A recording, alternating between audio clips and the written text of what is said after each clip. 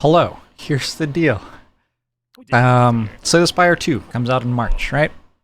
So, start of November. I was like, there are 4 months before March. There are 4 characters. I will do 1 month of focus on each character. It is now December 21st, for those wondering. So I've finished Ironclad month. I have pretty much finished Silent month because I am heading out of town tomorrow morning. Very shortly, actually. I'm like in the process of packing. And I realized as I was packing that at the end of Ironclad month, I set out to talk about Ironclad for like 12 hours. I recorded 6 hours of me talking about Ironclad. I didn't finish. Silent month happened. Also, other stuff happened. You may notice in the video about Ironclad that I started coding a bunch of stuff, simulating Slay the Spire and stuff like that. That happened. We kind of focus on that. So, I haven't published that video yet, which means like it's just not viewable, so I'm going to just put all the stuff up. You may note at the end of the video, I'm like, and I'm going to cut now and then come back and talk about the rest of the stuff that I have that I want to talk about. I didn't do that. I'm sorry. You just get 6 hours of me talking about Ironclad, and hopefully you will enjoy it, and that's what this video it is. Roll it past Steven, introduce the thing. Hello! We are nearing the end of Ironclad month. I've been playing a lot of Ironclad. A moderate amount of Ironclad. Slay the Spire runs. I think I got 30 wins or 29 wins or something like that. My goal was 30, so I got about that. Not a huge deal. Played some pretty good runs. Took a while to get warmed up because I haven't been playing much Spire over the last like 2 or 3 years really, but you know, got back into the swing of things, got up to like the 80%-ish kind of range that I feel like Ironclad has set at for me before. Having played Ironclad for 30 days, I am actually like kind of sad to be stopping. For those of you who don't know, I'm doing like an Ironclad month, a Silent month, a Defect month, and all the characters month because I don't want to do just a Watcher month. And then it will be March, which is the month Slay the Spire 2 is meant to release. So that's like my 4-month plan, and we are at the end of month 1 here. And I'm actually kind of sad to be seeing Ironclad go. I have had a lot of fun. I've been surprised at how different the runs have actually felt. My concern with playing the same character over and over again has always been like, but the runs will all feel the same. And with Ironclad at least, I haven't actually found that to be the case. Maybe it's a quantity thing. Only 30 wins in a month is like not a massive amount of volume, but like the character genuinely has a lot of different stuff it can do. And I came into the month with a novel approach to Ironclad for me, which was basically like go to as many fights as I possibly could, which I've played Defect like that before, but like I was taking this to a real extreme with Ironclad this month. Like I was prioritizing hallway fights over campfires, stuff like that. In order to kind of justify this for you, I promise this video was not this high effort all the way through, but I did like tinker around a little bit to make a little Java program that shows you what do you actually get from rewards if you go to a path with lots of fights versus a path that has very few fights. And so, looking at this, like I just kind of looked at a random act 1 that I had. That's why the Slay the Spire window is open, and looked at like what's a like pretty heavy fight act 1s. This is 3 elites and 8 hallway fights. And that gets you showing I think probably a million's close enough that this is about right. This gets you showing about 19 commons, 12 uncommons, and a little over 1.5 rares. So 1 to 2 rares if you are maximizing your path to generate rares in Act 1 is pretty normal, and like that's I feel like what I see when I'm prioritizing fighting.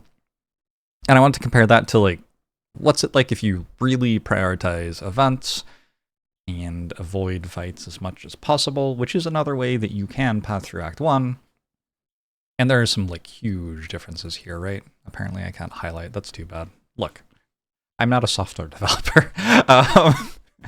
But this path generates an entire extra rare card reward versus this path with an extra 5 fights and I mean, an extra 8 commons and 5.7 uncommons. Ironclad's uncommons are pretty good. So that's a lot of stuff. Cat has decided this is the moment to use the litter box. Thank you, Cat. So that was the general vibe. I feel like as I got more and more into the swing of things, I started to make the appropriate adjustments to be at a local maximum. The cat is now informing me he has used the litter box. Thank you, Zephyr. Good job.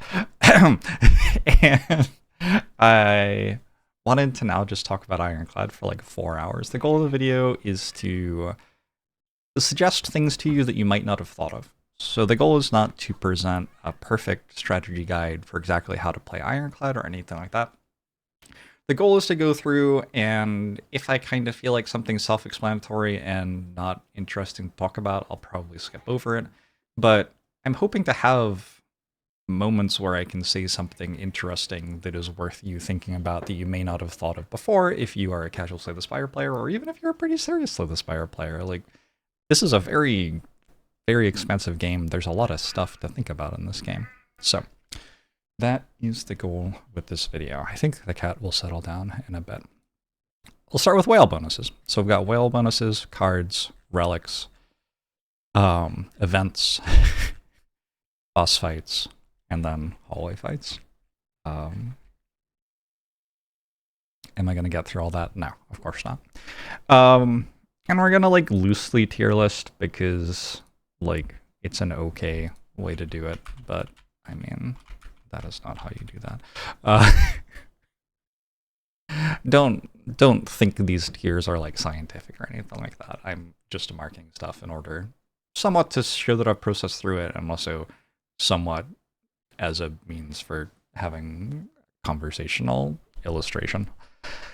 So, whale bonuses. There's a first whale bonus option. This is assuming that you have reached the Act 1 boss, which honestly, at this point, I just have a mod that always gives me all 4 whale bonuses because I think it's more interesting. The reason to not be able to do that is to stop people from just re-rolling at the whale over and over again. That's like, in terms of the design of the game, that's why you get a worse bonus if you don't reach the Act 1 boss. But that's not what I'm doing, right? I just want to play an interesting run of Slay the Spire, and when I get offered the 2 bonuses that you get if you die in Act 1 before the boss, I don't know, I've played that a million times, like, bored. So, remove a card. Removing's okay on Ironclad. Ironclad does definitely have a lot of small deck strategies. These are aided a lot by the ability to exhaust down to an infinite with a card like Fiend Fire or Burning Pact or True Grit or Second Wind or Corruption. There are lots and lots of ways for Ironclad to get rid of a lot of cards that start in the deck in order to only have a few cards left, which can do something strong. It doesn't even have to be an infinite. It can just be a turn where you do 200 damage with a few cards, and that's enough to get through the champ fight. Stuff like that. So, yeah, like, remove a card's fine. It's not good. I'm actually going to say it's situational. What situation is it? I don't know. Here's the thing. I would not usually be removing a card at the whale. Probably something terrible has to have happened to the other options for me to be doing that. Transforming a card, I think, is quite strong. Transforming a card, we used to be in a place in Slay the Spire where so many of the cards were so bad. And also, like, if anything went wrong, you died. And transforming in that like balance setting in Slay the Spire, this is like a long time ago, like 6 or 7 years ago, was quite bad. And people talked about like, oh, the variance just gets so high, I don't like it, I don't think it should be in the game, etc., etc., etc. Then one, a lot of the bad cards got buffed a lot. 2, a bunch of like new potions got released that made it so even if your cards are bad, you can still get through fights anyway. And 3, we got better. We got better at understanding, oh, you can use this card with this other thing in order to win the game. And so nowadays, transforming a card at whale is like pretty good. You should be able to work out how to use just about every Ironclad card from whale if you are like a very solid Ironclad player. They all have some sort of role to play somehow. I just won a run where I had 4 clashes in my deck, okay? Like, used to be Clash, unplayable, garbage, joke. Nowadays, Clash, yeah, we understand what you can do with that card and how you would use it to win a run. We've played a lot of this game at this point. So, transforming cards, you know, strong-ish. I think upgrading card is solid. Typically, I go for the Bash upgrade. Bash upgrade, actually quite relevant for getting through the early hallway fights on Ironclad, taking as little damage as possible. Ironclad takes a decent chunk of damage from the early hallway fights.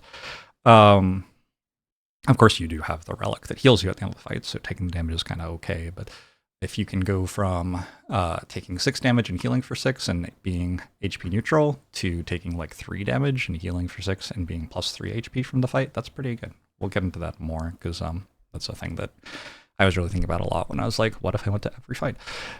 Yeah, so upgrading card, fine. Typically go for Bash. I do want to say, like, if you get a War Paint from the Whale or something and upgrade to Defends or something like that, I actually think the Defend upgrade is very good on Ironclad. There was a time when I was upgrading Defend over Bash, like, for a little while to see how it went. And, like, it goes pretty well. It's a bit worse than Bash, in my opinion. And also, the fact that at the end of Act 1 you might be offered Pandora's Box, which will transform your upgraded Defend, but won't transform your upgraded Bash, I think is, like, a pretty substantial tiebreaker, because you're going to take Pandora's Box, or at least I think you should be taking Pandora's Box, like 10 plus percentage points, 10 plus percent of the time, which is a fairly large amount of the time for your like beautiful upgraded Defend to just turn into a different card. So yeah, I just think Bash versus Defend is like a little closer than you might realize, but it is still Bash. Choose a card to obtain. Choose one of 3 random cards from your cast. This is fine. Like, I can't make everything strong, so I'm going to say it's solid, but I would prefer it slightly to upgrading a card. Getting a card into your deck is good. Every time that you're talking about, like, making card reward choices in Slay the Spire, the better you are at the game, the more valuable that will be. And a lot of people thinking about card rewards are going to think better at the game. That means being more able to build like a really good late game deck with the right cards in it that all work perfectly together, and understanding like you should skip the bad cards and build the stuff toward your strategy and understanding all that stuff. And I don't actually think that's what it means. I think it means when you look at the 3 cards rewarded to you, even if a card is like completely at odds with your entire strategy for the run, if it makes the chance that you win go up by 0.01%, the tiniest amount, over skipping, I think being good at understanding how to take card rewards means you take the card and you work out how your deck's going to get into the run from there. Now, how do you tell if it's plus 0.1% or whatever? 0.01%? That's, I mean, a beautiful thing about the game. You can't. But you do need to be able to say, like, okay, my deck is, like, having an inflame in it and going for, like, some sort of strength scaling thing at the moment, but I'm being offered this other card, which has very strong synergies with other stuff, and it happens to be pretty good against, like, 2 out of the 3 most dangerous hallway fights for me coming up, and one of the elites coming up, and so I'm going to take it, and we're going to, like, see what happens, and I'll do the best out of whatever comes from there. So, coming full circle back to choosing a card from the Whale, there are 2 things that I've thought about a lot this month in terms of card rewards. One is, how do I get my deck strong enough that I can take the late game cards in Act 1? If I get offered a Dark Embrace from the Whale, I'm not taking it right now. Dark Embrace, incredibly powerful card, lots of potential to win the run, but there are plenty of strategies that can win without a Dark Embrace, and Dark Embrace is not very good at the start of Act 1. It just like doesn't do that much in those fights. So, that's one thing I'm thinking is like, how do I get the deck strong enough to take those cards? And then the other thing I'm thinking is like, when is strong enough to take those cards, and how can I build strategies that aren't reliant on those cards? So if I'm offered them in Act 1 and don't take them, I win the run anyway. And that's been a lot of working out like How do I get enough card draw on the deck? How do I get enough output in the deck? How to use the relics that I'm offered, etc., etc., etc. But what I'm trying to say is when I choose one of these 3 random cards, I'm basically looking for the card that makes the Gremlin not black villain in Sentry's fights as good as possible, as quickly as possible. So I'm much more excited about a Hemokinesis than a Dark Embrace. Stuff like that. And there are some iffy attack commons. We'll talk about this more on the cards. But there's stuff like Perfected Strike, which is like, ooh, this is not so incredible, but maybe I should take it, maybe I shouldn't. I don't know where I am at with all of those. But I've typically been trying to take the thing that just, if I think about Gremlin Up dealing the starter deck, like 48 damage on average or something like that. I don't know exactly, but Gremlin Up beats out the Ironclad starter deck pretty bad. How do I get that 48 damage on average down to like 6 damage on average as quickly as possible with the card rewards that I'm offered so that I can fight all the elites in the act? Because sometimes I'm going like 5 hallway fights, elite, hallway, elite, hallway, elite, hallway, elite, and that's like my act. And I want to not die that act. And for the most part this month I haven't. Choose an uncommon colorless card to obtain. You know, I haven't been offered this very much at all. I don't know if I've taken this at all this month. I think just like mostly variance and not that many runs have been offered other things that are stronger. I think this is good though. Like Flash of Steel is fine. There are some pretty good uncommon colorless cards. Discovery is a very good card. So, and obtain a random rare card I also think is solid. So overall, like, I mean, I think all of these are decently balanced against each other. I think remove a card is the worst, transform a card is the best, but like not by that much. These are the like low variance whale bonus reward options, right? I guess obtaining a random rare card is very high variance, and we'll talk about the rares later, but Ironclad has like, I don't know, like 3 incredible hits and then a few other hits which are very, very strong if you understand how to use them well, and the better you get, the more you can get out of those. Another reason for going to as many fights as possible, getting as many card rewards as possible, is that Ironclad's rare pool is actually very good at late game. If you imagine a deck that has had like feed in it since early in the run and has a Reaper and a Demon form and a Corruption and a Barricade, if you add a Dark Embrace to it, which I guess is an uncommon, like that deck just doesn't lose to anything, really. As long as you like put some other block cards in it and like, I don't know, like a Heavy Blade or something, like there's no fight in the game that challenges that deck in any way whatsoever. So, I mean, this is probably not unique for Ironclad among the characters, but the fact that Ironclad has access to Feed and Reaper means that on top of like building a strategy out of your card pool, including your rares, which is very, very, very strong and just not going to have trouble winning any of the fights. On top of that, you're also going to heal in a whole lot of those fights if you have access to a bunch of your rare pool. So getting one of those rares in your deck early is, you know, pretty good. All right, other stuff, max HP. I almost never take max HP. The thing is, max HP is strong. But the reasons why it's strong have to be understood appropriately. On Ironclad specifically, like people talk about feed from the whale, like, oh my god, it's so insane. And everyone's like, how much is your highest max HP that you ever reached in a run? Because that's like the big number that you see happen when you get a feed, right? Have you ever gotten over 300? Blah, blah, blah, blah, blah. That's like a lot of the conversation about the strength of feed. Actually, I'm going to say literal unplayable. But the actual strong thing about feed is it's like a 1 damage attack that heals you. So yeah, your max HP goes up, but your current HP goes up as well. It's like a self-repair on defect, which also is a good like attack card to play against the early fights. And eventually you will reach a point where the max HP is relevant. The places max HP matters a lot are, 1, if you have a deck which is trying to strength scale a lot and then max heal with Reaper, like having 120 HP so that you can take 110 damage against Reptomancer and then be at full health at the end, is quite relevant. Then relevant again in the boss fight sometimes, but I think most relevant against Reptomancer because Reptomancer attacks you for 100 on turn 2. What the fuck? uh, you should probably work out how to kill some of the daggers instead of just relying on taking 100.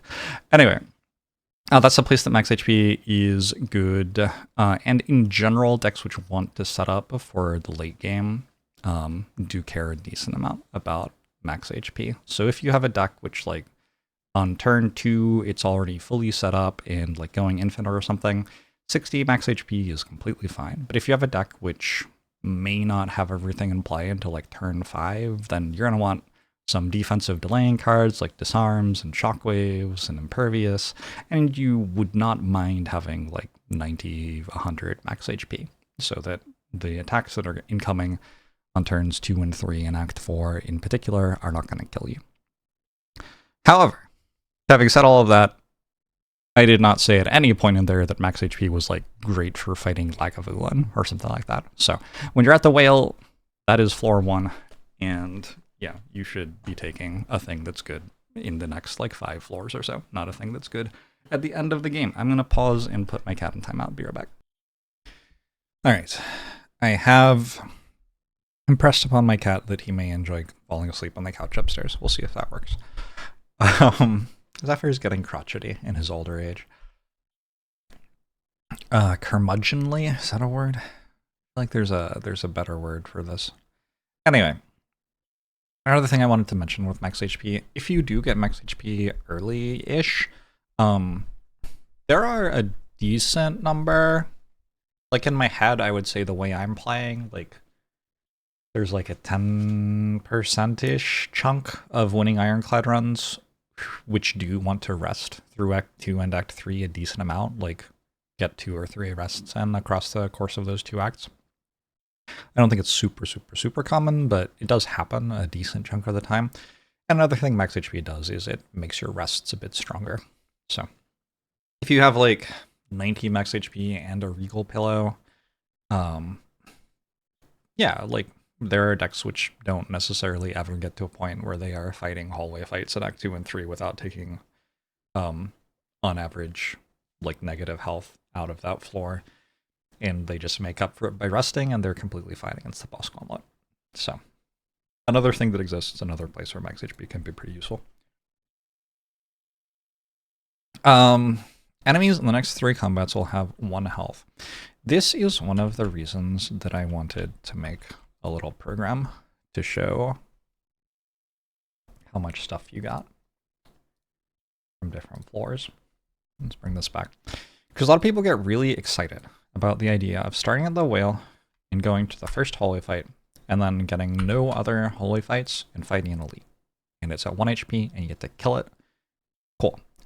What I've been doing a decent amount this month is I've been going to the first hallway fight, and then I've been going to 4 other hallway fights, and then I've been fighting the elite instead. Now, if you have 1 HP enemies for the first 3 fights, obviously this one doesn't get you a 1 HP elite, right? But does it maybe get you something else? So path 2, my path, is generating 0.46 more rares than path 1 by the time we reach floor 6. So if you are taking 1 HP enemies in order to snipe an early elite, instead of just like getting good enough at building your deck to fight early elites that you can go through a bunch of early hallway fights and then fight the elite, I am already 0.46 rares ahead of you, plus whatever other whale bonus I got instead of this, by the time we reach floor 6, or by the time we reach floor 7, by the end of floor 6. That is like obscenely fast for this much of an advantage to generate over the course of a run. This strategy of like trying to snipe elites is just very bad.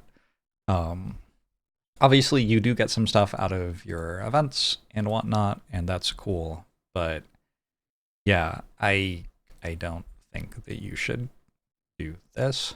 Like, the first 5 floors are a great chance to get a bunch of cool cards in your deck, get your deck really strong against the Act 1 hard hallway fights and the Act 1 elites, maybe even start thinking about what sort of thing you need to do to win the Act 1 boss fight. Although, I want to say, like, if you're going through this many fights in Act 1, I think generally speaking, the deck is strong enough to beat the Act 1 boss without needing much special consideration. So like fire breathing against Hexaghost, for example. I think if you're getting as many card rewards in Act 1 as I've been getting by going to every-ish fight, typically your deck can beat Hexaghost without that. Not always. Keeping an eye on whether you need to take a fire breathing or not is important, but yeah. Anyway, don't do this. Don't do this, I have shown you the numbers why. That's kind of cool. For like all of these years playing Slay the Spire, I've never known the exact numbers for that, so. Hallway Elite generates 7.11 commons, 4.42 uncommons, and 0.46 rares more than Hallway Elite. Those are such big numbers. I want to, like, I'm curious. This is another thing I've always kind of wondered, but I think I did some math on it, but didn't see exactly. So this is... Actually, we're going to put the better distribution here. I think it matters a decent bit at the end of Act 1 that you're getting hallway fights between elite fights to try to spike rares. So both of these are 11 fights, but this one goes hallway, elite, hallway, whereas this one goes hallway, elite, elite. I think the second one's better, but I don't just, like, I'm literally clicking the button to see for the first time ever.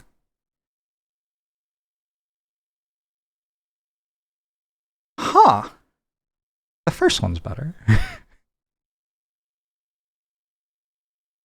Can I, like, do more sims? Because that's very, very granular. I have not, like, really debugged this program at all. Okay. It seems to be holding at 0.02. So you'd slightly prefer this to this. 0.02 rares. Like, we're good enough at the game now that that actually matters, believe it or not. I wonder, what if, like, it's... So the worst way I can think to do it is, like, getting all the elites at the same time. And then getting hallways afterwards. Actually, that's the thing you want to avoid, right? Is having hallways after you're done with the elites, probably. Yeah, so that one's massively worse. So, like, the order definitely matters. This is 0.22 rares worse, doing it in this order versus this order. That is so much. Did I do something wrong? Oh, this is only 10 total fights. Okay. That's probably why. I did do something wrong. Okay, we calculate again. Okay, 0.08. That's still a very large difference. So that's the thing to be thinking about when you're looking at paths. Like, if you don't even have to be worrying about potentially dying on these paths, think about how to get hallways between your elites in the right way, such that you get like 0.1 more rare per act, maybe. That's like an extra rare card every 3 to 4 runs. Oh. Feel like an extra rare card every 3 to 4 runs is kind of a big deal. Obtaining a common relic is solid. Sometimes you'll hit well here. Other times you don't hit very well at all. Having a good idea of which act paths do a good job of using common relics and rare relics is a big deal. And especially when you're doing a rare relic, understanding how to maximize those relics is a big deal. Like Incense Burner, for example, you have to play the game in a certain way to get as much value as possible out of rare relics, which I think that's a strong whale bonus. All right, receive 100 gold. I think quite strong. Caveat though is you got to go to a shop, right? So my shop strategy for this entire month on Ironclad became very defined and like kind of repeatable. My shop strategy on Ironclad was usually do not go to a shop in Act 1 at all. Go to a shop at the beginning of Act 2 after I saw what my boss relic was, what my rare card was. At that point, you want to go to a shop. Okay, this is a thing to take away and think about, maybe. I think people who are good at the game will probably already know this or already like intuitively know this, even if they haven't thought about it like out loud in their head. You want to go to a shop once you have a lot of gold, sure. But you also want to go to a shop with lots of gold before the thing that's really hard. So if the thing that's really hard for your deck is like Act 2 hallway fights and elites, which is very commonly the case, you want to go to a shop right before the Act 2 hallway fights and elites start. Because you'll have as much gold as possible before you have to do those things, and you'll know as much as possible about what else is in your deck so that you can use the option value created by the shop the right way. When you go to a card reward screen, you're only offered 3 different things, and they don't have differing costs. It's just like you get one of them. And so there isn't that much option value. An example of option value on that screen, though, might be if you're choosing between a flame barrier or a whirlwind. There's value on the screen because it's giving you a big block card or a big attack AoE card, and knowing which one you need, therefore, is extra valuable. And so the further through the one you've gotten, like if you get 5 good attack cards and then 5 good block cards, and then you see the whirlwind versus the flame barrier, you'll know which one you need more. Or if you go through 10 rewards and you get like 8 good attack cards and 2 good block cards, you'll be like, oh, I could really use the flame barrier because I'm a little bit attack lopsided. Whereas if you get that right at the start of the run, you just have to kind of like take the best thing. But if you then get 8 attacks and 2 good block cards, if you decided that the best thing was whirlwind, you might by the end of the act be thinking, oh, I really wish I took the flame barrier because look at all these great attacks I've been offered. And so shops are like that, but at a much larger level. You get offered more options. You've got card removes if you're going toward like a smaller deck strategy. You've got relics. You've got all the different cards, powers, skills, attacks. You've got the colorless cards even, and you have potions. And if you go into a shop right before an elite fight, you're going to be able to be like, okay, I really need this fire potion for the slavers fight if I hit that one, and I really need this AoE damage card, etc., etc., etc. And you're going to be able to work your way through what the best way to use the shop is to patch the holes in your deck. If you do this at the start of Act 2, you also have the benefit of knowing which boss relic you're playing. And boss relics, the more I play Slay the Spire, the more I think about boss relics in terms of the deck they want you to build, instead of in terms of how strong they are. When I was a little wee baby Slay the Spire player, I was like, Shneko is really strong, and a 4th energy every turn is really strong. And part of that was because I understood the deck that I was meant to build if I got those 2 different things. They're like the 2 most obvious things to build. Sneko, sure, you take the big impact cards, you put them in the deck. Kind of plays itself. 4th energy, pretty complicated, but so many relics give you a 4th energy every turn that you get a lot of practice at it very quickly. I was much worse at understanding how I meant to win the run if I get a Pandora's box. But now that I've played more, and also some balance adjustments have happened that have changed the strengths of the other relics, like now I understand, like, what does an Ironclad deck look like that wins the run if it has a Black Star? What does an Ironclad look like that wins the run if it has a Tiny House? Like, these are all kind of different archetypes kind of Ironclad deck in my head that are heuristically tied to like different local maxima around cards and stuff like that. And because of all that, it's a really big deal to get to spend my gold after I know which boss relic I have instead of before I know what boss relic I have.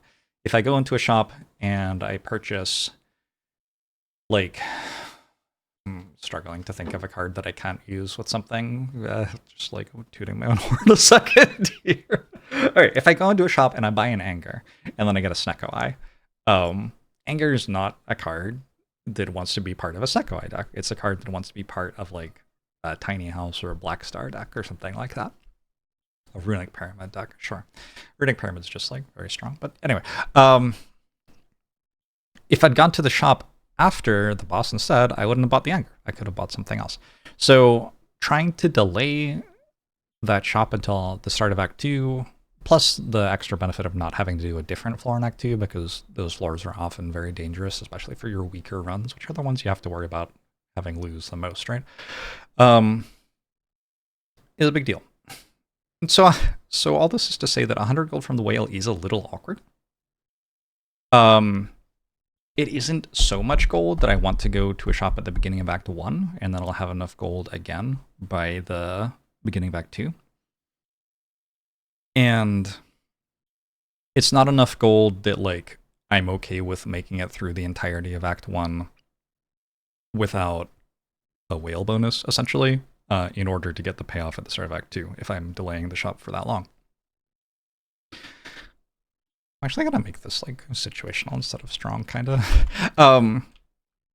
But the thing is, the situation which is good in is still strong. The place where I think this 100 gold is good is if I have a path that's like 4 hallway fights, shop, elite, fight, elite, fight, elite, fight, elite. Like, if the thing that is dangerous, where I want to spend that gold in order to become as strong as possible, and the way that I need to become strong, is visible on the Act 1 map, then sure, like, give me the 100 gold right now, because I need that burst of strength in the foreseeable future, instead of, like, I don't need it until Act 2, really.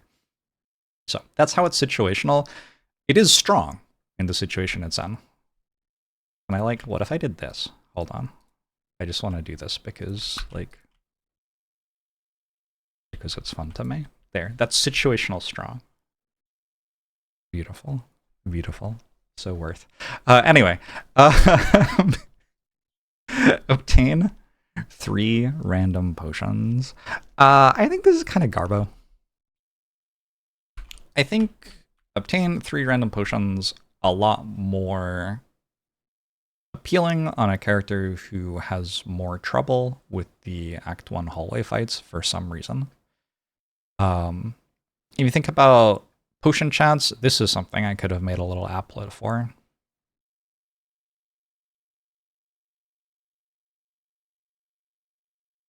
Be right back. All right, cool. We're coding kind of rough here, but this program's taking shape. What I want to do next, I think, is like, if we can click on these, we get the distribution of them instead of just the average. That'd be pretty cool. But anyway, this is showing the distribution of potions. And the reason I wanted to bring this up was to point out what the difference is in how many potions you have when you fight your first elite, if you can go through 5 hallway fights versus if you can only go through 2 or 3 hallway fights. Some characters really don't want a hard hallway fight before an elite, and so if you have a path with question marks on it and you don't want a 4th hallway fight, the first 3 hallway fights are easy hallway fights in Act 1, and then in Act 2 and 3, the first 2 are. If you don't want a hard hallway fight, though, you can't go hallway, hallway, hallway, question mark, because the question marks can have a hallway fight in them. And so you might go hallway, hallway, question mark, for example. And so, yeah, the point I wanted to make was the difference between how many potions you get. If Ironclad can fight 5 hallway fights before an elite, we are getting more than 1 potion. What is that? 83% of the time or something. And we're almost never having to fight the elite with no potion. This is a very, very small chance. That is, if you do this path, that is a substantial chance of loss, honestly. Like, if you're in that 0.72% of the time, you are going to have a rough time of it. But that's fine. You are meant to lose sometimes in Slay the Spire. We're not solving for 100% win rate. We're meant to be able to see cracks in the strategy. We're like, oh yeah, if this thing happens, that's really bad. And seeing a 0.72% chance of something really bad happening is not really that concerning on a character who, like, I think Ironclad maxes at 85 to 90% right now, probably, in my opinion. I don't know that humans are capable of doing that, but like, in my conceptualization of Ironclad, I can see how you get there if you play like all the turns perfectly and make all the decisions right. I can even go higher, right?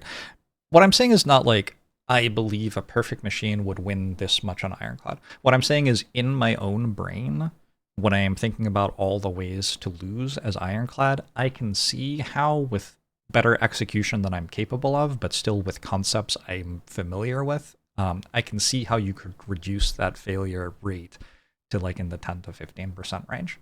And as I get better at Ironclad, probably I'll get better at executing to that level, and also I'll get probably better at conceptually understanding, oh, there's another 0.01% that I could shave off the failure rate in this spot.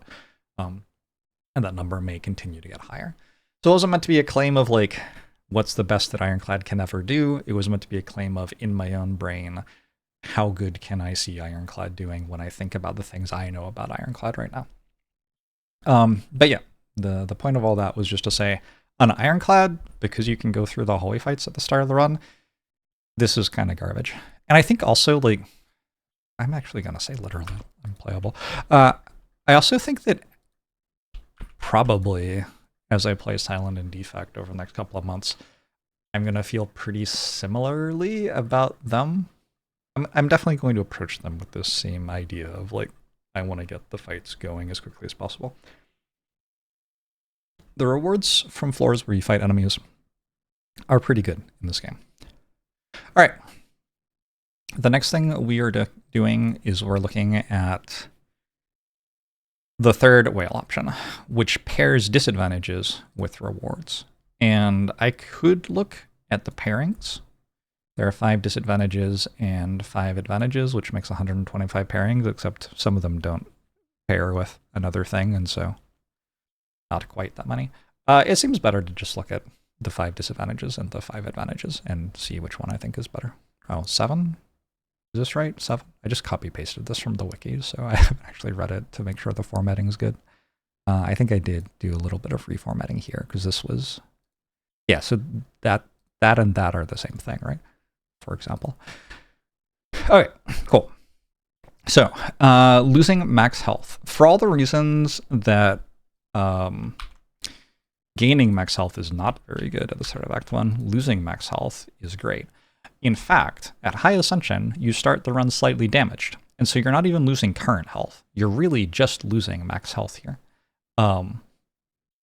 If you have a lose max health third whale bonus, I think you are almost always clicking on it. Hold on, literal unplayable. I should clarify something right now. I don't click on boss swap. This is not a comment on how strong boss swap is. In fact, I think on Ironclad, boss swap is quite strong. So what I'm going to do is I'm going to pattern this as strong, literal, unplayable. This is a comment on I don't enjoy it. I think if you boss swap at the whale, it actually lowers the complexity of the run massively. If you compare the number of things that can happen when you don't boss swap to the number of things that can happen when you boss swap, I think the number of things that can happen when you boss swap is higher because of stuff like Pandora's Box. But the amount that the difference matters is pretty low a lot of the time with boss swap. So for example, if I get a Pandora's Box off my boss swap, then I'm transforming 9 cards that results in a ludicrous number of possible starting states for my run. But like almost all of them are very easily winning, so it just doesn't matter that much. It just isn't interesting. The balance is broken, basically. We want to have a game that is balanced such that lots of the states that we are reasonably in are close between winning and losing, so that when you play the run, you have a lot of decisions which are massively important, like important inflection points, engaging, fun game. And Pandora's Box results in lots of possible states, but they're not that interesting. There are boss swaps which are, for sure, interesting in my opinion. Like I think you can get some really interesting, I don't remember the name of the boss relic that gives you a curse and 3 relics right now. Oh my god, I keep on thinking of Cursed Key, which is not what it is. Anyway, whatever that one is, You can end up with really interesting runs where you start with random common, uncommon, and rare relic and have to do something with that. I think that's cool, you know? The problem is, like, a lot of the time you just, like, get a fusion hammer or a cursed key or a philosopher's stone or something like that. And every time that happens, it just kind of feels both unbalanced and the same. I've played enough with boss swap that, like, getting a coffee dripper isn't exciting to me. It's like, oh, well, I mean, this game was built with the idea that you could rest at campfires, and that was an interesting mechanic, but now I go the entire run without ever doing that, which kind of makes the game worse. And it's not really novel, because I've done it before a lot of times, so I'm just kind of playing a worse version of the game where the balance isn't as good, and I have to do the entire thing now. So you have that, and that's like when it is a relatively, like, balanced reward. So, like, Coffee Dripper, it's not like it's now a 100% win rate or a 100% loss rate. It's like, you know, somewhere in the middle, for sure. Like, the run is still winnable or losable. It's just also worse because we've randomly turned off one of the major mechanics of the game, and I'm no longer thinking, oh, is it worth it to, like, take these 3 extra hallway fights if I have to rest at the campfire? Because I can't rest at the campfire. So the decision-making breaks into a different space, which I don't like as much. So I don't click on boss swap, which means when I see lose max health on the third option at the whale, I'm, like, almost always going to click it because this is just not a very sizable disadvantage. I think taking 18 damage is actually very strong on Ironclad because we can heal in the easy hallway fights and even in the hard hallway fights coming up on the elite fight. This is contingent on building a deck which is good at fighting the fights, which I've been talking about for, like, the entirety of the video so far, so I don't need to rehash that, I don't think. Obtaining a curse. I think this one is situational strong. The place where I like obtaining a curse quite a lot is if I'm going to go to a shop, so that I can remove the curse if it's a bad one. Another place that I like obtaining a curse is if the reward is, like, strong enough that I can do something with it on the act path. Try to understand what I mean. Let's say it's letting me choose a rare card, and the act path has a shop on it, which goes somewhere, but it also has a different path, which has lots of fights and elite fights and stuff like that. So if I choose a rare card and obtain a curse, not only am I in a situation where if I get, like, a mediocre rare card and want to get rid of my curse, I can go to a shop and guaranteed get rid of it quickly, which might be a big deal if the curse is bad. But I'm also in a situation where if I get a good rare card, like an immolate or a feed or something like that, and the curse isn't that bad, like it's maybe a clumsy, then I can go take advantage of the really good path. This is, like, a common concept with variance in this game. If you have ways to take advantage of hugely disparate outcomes, you're more open to the idea of having hugely disparate outcomes. If I get a bad outcome, I can go for, like, the safer path where I just remove the curse and play a pretty normal act otherwise. And if I get a good outcome, I can really take advantage of that to try to maximize my win rate as quickly as possible. So that is a thing to think about when we're obtaining a curse. It does have a decent amount of variance in it as a disadvantage. Lose all gold. Lose all gold's, like, situational strong as well, I think. I'm just going to, I think, copy that formatting down. There are definitely runs. I know I've said I like to save money for the beginning of Act 2, but there are definitely runs where I do want to spend gold at a shop in order to prepare myself for elite fights, potentially. There are also runs where I'm, like, looking at a path and it's like, that's a pretty hard path. Oh, but it does have a shop as an option that I could deviate to when I'm going through it. So if I'm doing that harder path and I happen to have 200 gold, then if it's not going super well, I can grab the shop and keep the run alive. So there are situations like that where losing the gold is pretty painful because it takes that away from me. But if I wasn't able to take advantage of that anyway, sure, very into it. So lose all gold is very dependent on the map. Rewards, remove 2 cards, I don't think is that strong on Ironclad. It's like, okay, I like to remove Strike Defend. If somebody liked removing Defend, I wouldn't say they were wrong immediately. I'd be like, oh, okay, cool, why? Because, like, yeah, I think you can do that too.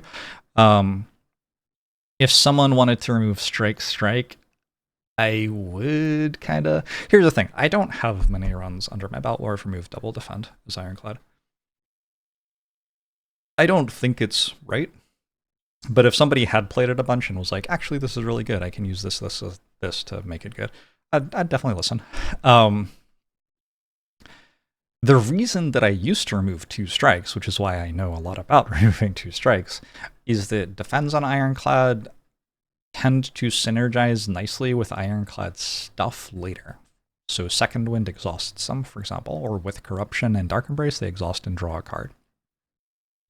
Whereas strikes on Ironclad do not do quite as well later. Like, Perfected Strike is not a late game build you are aiming for. Do they strength scale? Sure, but like, so does Sword Boomerang. Sword Boomerang just happens to strength scale like 4 times as well. So there aren't that many runs where I'm excited to have strikes in my deck at the end of the run. Whereas there are plenty of runs where my defends are like, why would I remove this card? It's perfectly fine. It's like inoffensive. Even if I draw it before I have my stuff that makes it good, I can just play it for block to stay alive for the turn, which is like a large part of what I'm doing too, is trying to survive for a few turns while I put my super good powers in play and stuff like that. So, I used to remove 2 strikes, thinking that the defense were fine. I just found that that makes it up too lopsided for early game. If you are given like a good block card in your first card reward, you kind of can't take it. This is a concept which I'll talk more about with boss relics probably, is the idea of being able to take as many things as possible profitably. If you have a situation where, let's invent a unit, like, I guess util, we'll use utility theory for this. If you have a situation where getting like a demon form would give you plus 50 utils, but no other cards useful to you, that's a lot worse than a situation where there are like 30 different cards you could see, which would be worth 2 utils each. Because you don't need 50 utils to win the run. You can just get there by nickel and diming the enemies, like getting a little bit stronger every floor. And also, every time you don't see a demon form, you like have to skip. It's kind of terrible. So I want to be in a situation where I can benefit from taking as many different cards as possible, as often as I can be. Which means if I remove 2 cards and I don't have 2 strikes in my deck anymore, and then I'm immediately offered like Shrug It Off as the best card in my first pack, I'm really not very excited about taking that Shrug It Off, and I've kind of shot myself in the foot, because I'm not getting to take a card which would otherwise, if I'd removed a strike and defend, be a card that was definitely improving my deck for the fights that I was fighting and stuff like that. And so I lose the value of that card reward. So I'm thinking about like trying to have a deck which can take lots of different things. And that goes for attack cards. You know, if I already have lots of attack cards, I might take a block card. And that way, if I get offered a really good attack card, I can take it, because like, sure, I have another attack card in my deck, but I also have another block card to balance for it a little bit. It goes for block cards. If I have pretty low damage in my deck, I might be upset about being offered another block card, like I need to kill Gremlin up before I die kind of things, right? So I'd be really prioritizing taking attack cards so that then if the next floor I got offered a good block card, I could take it. And it also goes for the late game cards. The stuff like Dark Embrace, where I want my deck to be enough ahead of the thing I'm fighting right now that I can take a card like Dark Embrace or Disarm and still be doing well as we go through the rest of the run. So there's an interesting balance where you might think if you're taking too many cards for Act 1, that means you can't win late game because your deck is full of stuff for Act 1. But on the other hand, if you're taking lots of cards for Act 1, you get to a point where you can do the hardest Act 1 path, so you get more relics and stuff like that, which is cool, so you can use your relics to win late game. But also, if you've like built your deck for that, like that for the first 4 card rewards, and then you get offered a really good card that could be good later in the game, you may actually be able to take it, even though you're still in Act 1. And so by building your deck to be so strong at Act 1, you're able to sneak cards for late game into it sometimes. This is a tricky one because anytime you're thinking about a late game card versus an early game card, you have to think about the entire game. The value of the late game card isn't seen for a very long time, a lot of the time. Whereas the value of like your whirlwind, like you immediately are seeing that in the next hallway fight, pretty much. So when you're comparing those two things, it's very hard to be like, well, this one seems like it's giving me that much win rate later, but losing me this much win rate right now, so who could say? And sometimes it will be really close in ways which are very asymmetrical. Like, imagine a situation where you could have a choice to reach Act 4 100% of the time, but your deck would only win 50% of the time you reach Act 4. And compare that to a situation where you have a choice between losing in Act 1 50% of the time, but if you beat Act 1, you always win the run. The decks which would do that, I mean, it's imagined, like you don't actually have situations that are exactly like that, but like as a concept, kind of like this. The decks which could do something like this are completely different, like in terms of like what cards they have and whether they're prioritizing potions or card removes or things like that. But their win rate is exactly the same. And that's one of the really fascinating things about Slay the Spire is the game is balanced well enough that very, very disparate strategies, which like prioritize completely different things, can end up having around about the same amount of success. Because you can like take the danger of Act 1 and mitigate it completely, but open yourself up to danger in Act 3 or 4 by doing so. Or you can do it the other way around, etc., etc., etc. So, finding out the like best way to play is both very complicated because there are all these very different strategies, which it's very hard to like compare them to each other. And also, if you're used to being like, okay, I'm going to make sure I never die in Act 1, and then someone's like, well, you could instead play in a way that makes you never die in Act 4, you're not going to know all the shit to do. Because, like, you need to try doing that for 1,000 hours before you even get close to having mastered it. So it's very hard to, like, compare between the two. I try really hard to like have some focus and focus on getting as good as possible at that minute strategic choice, or sometimes very large strategic choice. And then I try to like flip into doing something else later and focus on that a lot, because my goal is just to like learn how to do the different things in the game. And, you know, there's some idea maybe that by learning all the different things to do in the game, I could work out which one the best one is. But really, like more realistically, what I'm trying to do is be like, okay, let's try to say like I'm going infinite and Ironclad all of the time. How good is that? Like, can I do it? Is it fun? What's the best way to do it? And like, if it ends up winning 75% of the time, whereas a different way wins 85% of the time, that doesn't matter that much to me, because there may be runs where the start of the run pushes me into trying to go infinite instead of trying to do the other thing that wins 85% of the time, just because of like the nature of the whale bonus or something that happens in an early fight that takes a lot of damage away from me and I have to do a different path or something like that. And having spent 1,000 hours learning how to go infinite, I'll be better at that run. That's kind of the idea that I have with all of this stuff. Why was I talking about all that? Because we were talking about removing 2 cards. And I was saying I want the option value to be available. All right, cool. Transform 2 cards. Transform 2 cards is pretty goated. Transform 2 cards is almost too strong.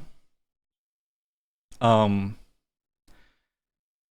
I was talking about boss swap and I was like, yeah, you got Pandora's box a lot and like all of those runs you just auto win, etc., etc., etc. Transform 2 cards is like a lot like Pandora's box, actually.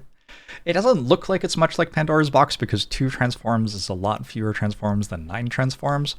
But over the course of a run, you like probably get I don't know, 4 card removes or something like that. So like at some point you're just down to the transformed cards anyway, a little bit.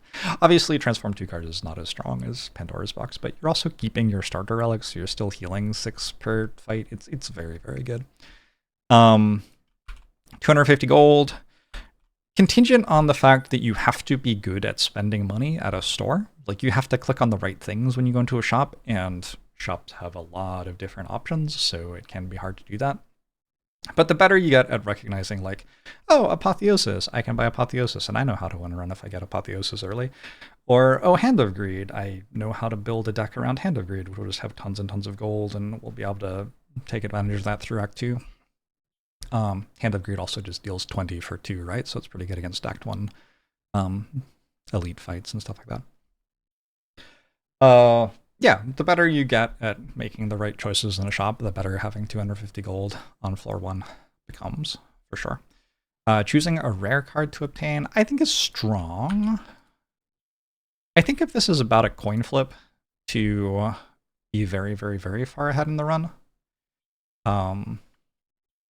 we'll talk more about this when we look at the rare cards. Actually, I'm going to just go talk about them right now, because like at the whale is a useful time to think about them, right? So, with the caveat that the things I'm doing right now are based on the whale. So I'm not saying like, this is how good this card is over the course of an entire run or whatever. I'm talking about how good is this to get at the whale. Barricade's not great. Berserker's not great. Bludgeon is not great. Brutality's like okay. Bludgeon's like also kind of okay, but it's not very good. Corruption's not great. And we get into a bunch that are actually pretty good. Limit Break's not very good. So these ones I think are, I would call them Garbo from the whale. Exhume as well, it's not good here. The stuff that's really strong, I would say, is like Feed, Offering, probably, Immolate, probably, Fiendfire, probably. And the stuff that I think is strong is like Reaper, Juggernaut, Impervious, Double Tap Demon Form, and then I think Brutality is like solid. This was very rough. Like I kind of did this in the amount of time that you saw me do it, and I reserve the right to change my mind on these. This was very rough. But if you hit some of the real good stuff, you're going to like be very, very, very far ahead in the run very quickly. I think I could see Fiendfire going down 1 tier, and I could see Juggernaut going up 1 tier here. I really like Juggernaut. The fact that Juggernaut lets you build into block cards straight away and not have to worry about damage opens up this entire different set of Ironclad synergies, which you don't get to use very easily in other runs. So I think Juggernaut's like one of the most run influencing cards available here. Offering is a pretty big deal too. Offering combos very well with armaments if you happen to find an armaments early, and armaments is common, so you will find it early a lot of the time. Take an offering, upgrade the armaments, just your deck is all upgraded and you win. Offering is also very good later in the run where it helps you set everything up very quickly. Immolate, I mean, this kills a bunch of enemies. Fiendfire is, if you play 3 strikes from a hand of 5 cards, you deal 18 damage. And if you play Fiendfire from a hand of 5 cards, you deal 28 damage. So it's only like plus 10 damage, which is like good, but it's not outrageous on floor 1. And the ways that it gets better are a little hard to find. Like a lot of them are uncommon or rare cards, like Battle Trance, for example. A lot of them are also good all the time. So whereas Juggernaut makes it so like Shrug It Off becomes a much better card, which is exciting because now there's another card in the card pool which wasn't always good, but he is good in this spot. Fiendfire making Battle Trance better doesn't really like do that much. Battle Trance was already really good.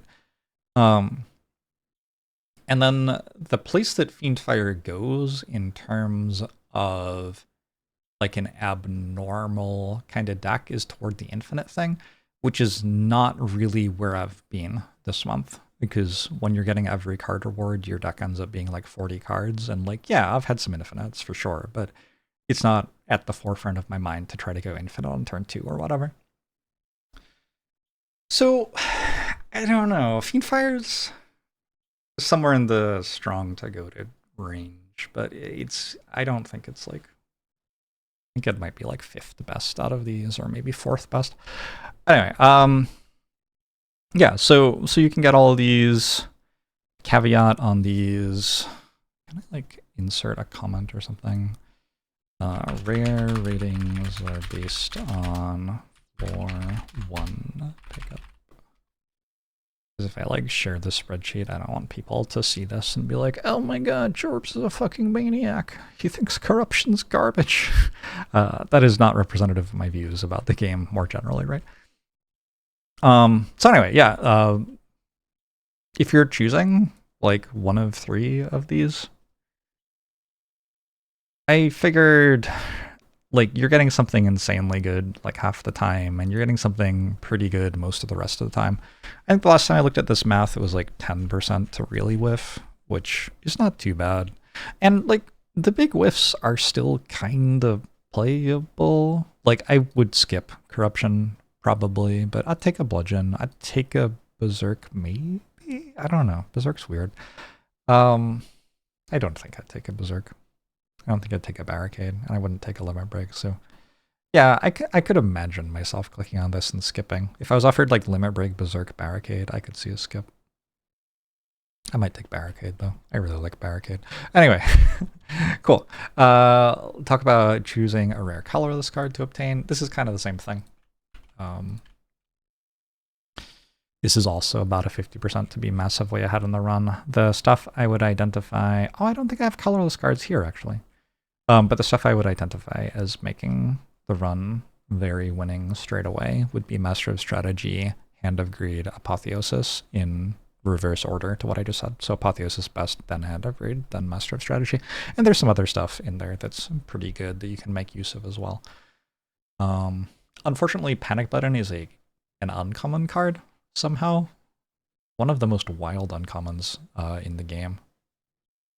Like, somebody look at Panic Button and explain to me how that is not a rare. But anyway, it would be cool to be able to get Panic Button from this, but it is an uncommon card, not a rare card. Max HP for all the same reasons that I've been talking about all the other stuff. I just don't think this is very good here. It is worth noting that this number is much higher than this number.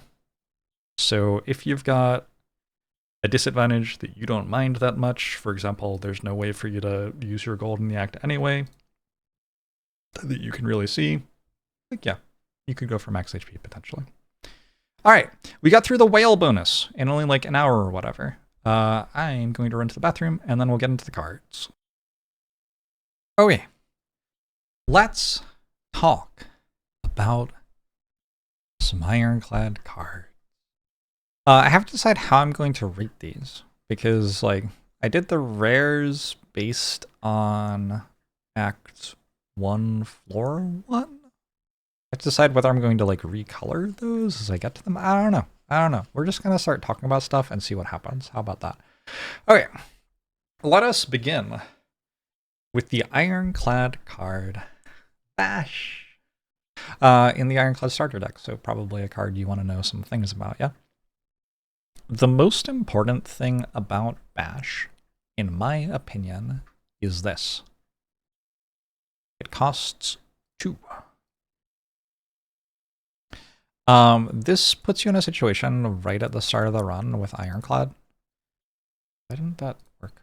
I don't know. Anyway, this puts you in a situation right at the start of the run with Ironclad where you are energy saturated on damage already.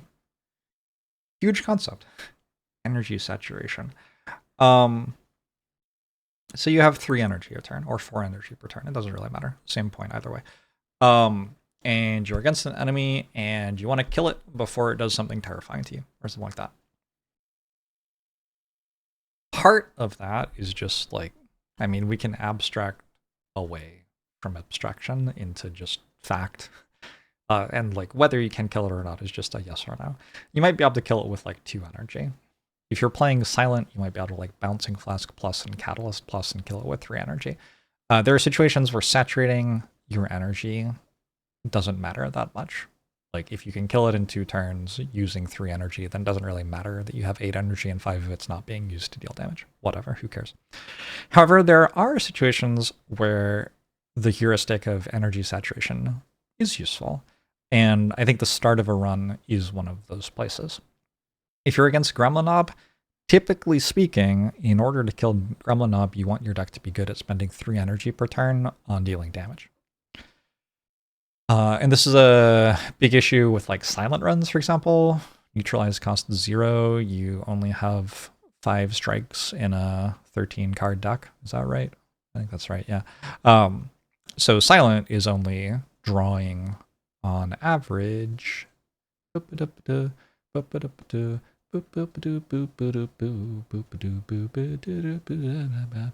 1.8 or something. That's probably wrong, but Silent's drawing like 2 energy worth of attacks per turn, not 3. So Silent really loves to add a way to saturate energy in order to deal damage to her deck early. In the way that I was talking about how I'd want to be able to take either Flame Barrier or Whirlwind, depending on which one was offered for Ironclad, Silent kind of starts in a state where she can't take the defensive cards, because she just has to take the offensive cards to be able to saturate energy with damage and start a run. Not so with Ironclad. And the fact that Bash costs 2, so you're immediately pretty good at saturating energy with damage, also colors a lot of things about which other cards you want to be taking. So saturating all of your energy to deal damage is one thing, sure, but another thing you might want to consider is like, how do I deal more damage if I'm already at max energy saturation? And the answer is like, get cards which deal more damage for that much energy, or get cards which deal damage for 0 energy. So Anger is a very strong Ironclad card, because in order to build your deck toward killing Gremlin Knob, you're very excited to add a 0 cost attack, since you're already spending 3 energy on damage in a lot of your turns, and so adding a 0 cost attack is like the only way you can get another damage card played. You could also add something like a Pommel Strike, sure, and Pommel Strike's strong for various other reasons, but Pommel Strike isn't making it so you're playing more attacks in the turn by means of being like a 1 cost attack. You could probably already play strikes that work in your hand. Pommel Strike makes it so you're, why does this say draw 2 cards? I've got like the upgraded version of the text. I don't know. Anyway, Pommel Strike makes it so you attack more times per turn by making sure that you actually draw enough attacks by drawing a card. And then also it's a useful card to add to your deck early, because it can matter a lot later in the run. Having card draw on your cards later in the run is a big deal when you're wanting to like put Dark Embrace in play and you don't care about playing like Cleave. Like the enemy has 800 health. I don't need to play a Cleave right now. I need to draw my engine cards to win. Pommel Strike as an attack which says draw on it is at least not a completely dead draw, because you can draw a card with it. Whereas Cleave, if you drew it instead of Pommel Strike, sometimes you'd look at your hand in the Heart Fight and it would be like Void Wound, Ascender's Bane, Cleave, one other card, and you'd be like, well, I literally would prefer not to play that because I'll take 2 damage from the Beat of Death. Like, whereas with Pommel Strike, at least you're drawing a card, which, you know, maybe that draws you into an offering, and all of a sudden your turn is awesome and you're saturating all of your energy doing useful things. Compare this to like Slice on Silent.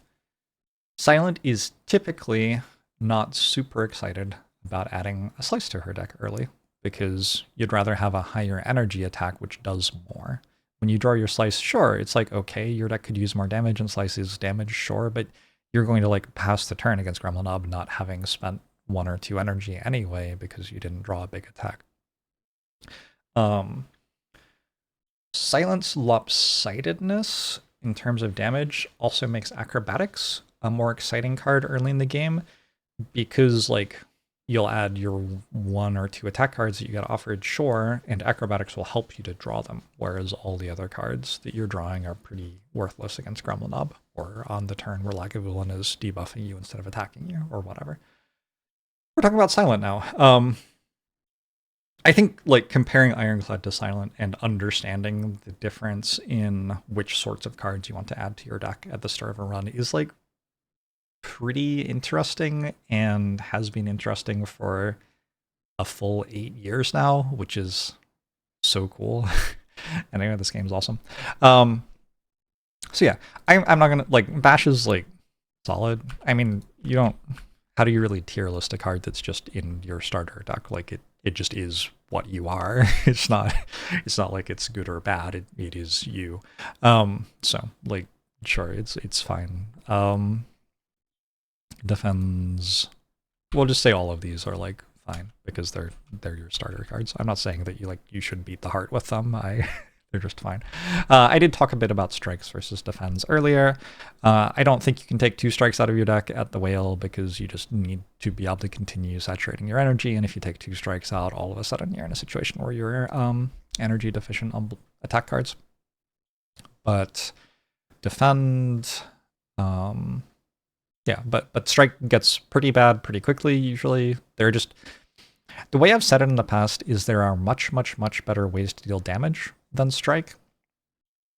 And defend is actually a useful card for making defend an Ironclad for the entire run, because of like corruption or second wind or like feel no pain comboed with exhausting it. But also just because like your best block cards don't block for that much more than what defend does, unless you're getting into engine stuff. Flame Barrier for 2 energy blocks for 12, defend for 1 energy blocks for 5.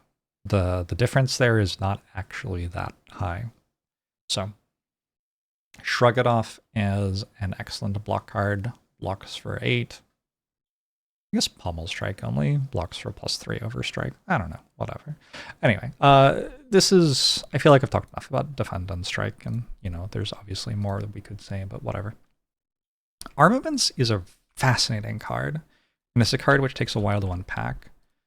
One of the first Spire, what did I call them back then? Because this was before they were Spire side chats, I'm pretty sure.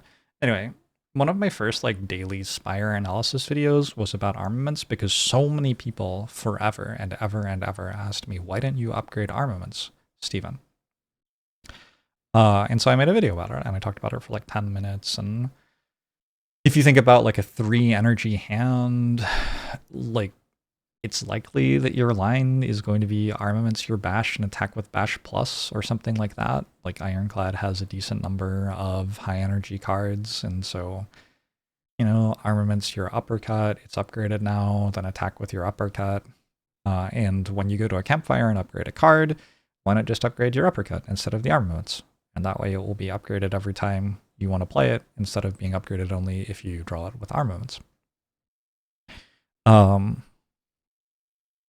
And I mean, I think I was doing some useful analysis there, which wasn't immediately obvious to a lot of people. Like, just thinking about like turn by turn, like most fights are meaningfully over by turn 4 or 5, and so the fact that you've upgraded all of your cards, but then you go through your entire draw pile and don't see them again because they're in your discard pile now, doesn't actually help you in the fight. A lot of people were not kind of like thinking about that in the turn by turn way. Sure, whatever. This month, in particular, though, I have actually been upgrading armaments quite a lot. And the reason for that is that I haven't been going to campfires. So I've been getting a lot of card rewards, which has led to me having armaments in my deck plenty of times. Cool. And I haven't been going to enough campfires to upgrade, really. There have been runs, I'm pretty sure, where I've gone to like the campfire before the Act 1 boss, the campfire before the Act 2 boss, the campfire before the Act 3 boss, and the campfire at the start of Act 4, and like maybe one other campfire because I couldn't get around to going to it. I really have not been going to many campfires on some of these runs. There are occasional other runs where I will go to a campfire, but like I'm really not visiting many campfires or events. Playing Ironclad right now. And if you're only getting 2 upgrades total, you can think about upgrading armaments. And another thing that's changed about how I'm playing the game is that I've been prioritizing 0-cost cards much more highly and prioritizing 2-cost cards much lower. So cards like Clothesline, I would call... honestly, I would just call this garbage. There are situations... I'll say garbage situational, actually. I forgot I could do that, but that's a thing that I've said. There are situations where Clothesline like can be good, but they're not exciting situations. Cards like Clothesline, Heavy Blade, Perfected Strike, these cards I'm like kind of never taking. The issue is that your damage is already saturating your energy just off the bash and strikes in your starting deck, and so having a 2-cost attack added to your deck isn't that exciting. And then on top of that, if you draw Bash and Clothesline in the same hand, you can't play both of them. So like Bash is one of your higher damage attacks, Clothesline is this other attack you're adding to your deck supposedly to make it better, but then you're drawing them together and you can't even play them. So this is a big issue with 2-cost attacks. Once you stop adding 2-cost attacks to your deck, Armaments actually does get quite a lot better. If you're prioritizing Anger, which I've gotten much more into prioritizing, yeah, starts to be pretty good. I'm going to do one of the weirdest things ever here and say that Clash is a situational solid card, not a situational garbage card, and not literally unplayable. And yeah, this is because of how much more into 0-cost sorts of things I've been getting. A part of wanting this, wanting to really prioritize 0-costs, Body Slam very situational, but Strong Wind is situational and can become a 0-cost when upgraded, right? A part of wanting these 0-cost cards in my deck is I want to be able to take the non-energy relic boss relics at the end of Act 1. In fact, I would guess... Here, count with me. I'm going to go into the Spire thing. We're going to look at like my last 30 runs in Ironclad or something. And we're looking at the end of Act 1. So Snecko Eye, kind of an energy relic, but not technically an energy relic. Coffee Dripper is an energy relic, so there's 1. Pandas is not. Blackstar is not. This one died. Runic Dome is... This one also died. Pandas is not... Where's the boss relic? Philostone. Philostone is... Mark of Pain is... That was not a great relic reward screen. Astrolabe is not... That was the fastest loss of the entire month. Snecko Eye, kind of. Pyramid, not. Cursed Key, yes. Snecko Eye, not. Where's the boss relic here? What does this run? Oh, Black Star is not. Snecko Eye is not. Cursed Key is. Empty Cage is not. Astrolabe is not. Yeah, I feel like I'm taking an energy relic, like, probably under half the time this month. Just going through a little bit of these. And so, part of that is wanting to get lots of 0-cost cards into my deck so that I'm not reliant on having 4 energy per turn, and my deck is functional. You also may have noticed that I've taken a lot of Snecko Eyes as we were going through there. And you might think, what? What's going on with Snecko Eye versus wanting all these 0-cost cards? That doesn't make any sense. I've tried really hard this month to make it so that my deck at the end of Act 1 can both take Snecko Eye and take a non-energy card. A non-energy relic, rather. In particular, I set out, and a lot of my purpose this month was to try to make sure I could take Snekawai and Runic Pyramid at the end of Act 1 in as many runs as possible. That was kind of like my driving decision goal. I was like, I don't feel like I'm getting as much value as possible out of Act 1 boss relics, because sometimes I arrive at the end of Act 1 with a deck which cannot take some of them, even though some of them are pretty strong. And so, what I decided I wanted to do was just try to make decks which could take any of the boss relics, depending on like which ones I got offered. And it turns out that that's like pretty doable. Like Flame Barrier, for example, is an okay card with Runic Pyramid and with Snekawai. So Flame Barrier went up in my evaluation quite a lot. And I kind of went through all of my Ironclad cards at some point toward the beginning of the month and just kind of like noted to myself which cards are really good with Snekawai and Runic Pyramid, because those are two very high potential relics, which are also very influential in which cards you can pick for the run, because a lot of your cards that are offered will not work very well with a Snekawai or might not work very well with a Runic Pyramid. Something like Clothesline does not work very well with Runic Pyramid because you are card draw saturated. You need like 0-cost cards so that you can play the stuff and do something, because you don't have enough energy to play as many cards as you're drawing with Runic Pyramid. You can think about Runic Pyramid as a card draw relic where you draw extra cards equal to how many cards were left in your hand at the end of the turn.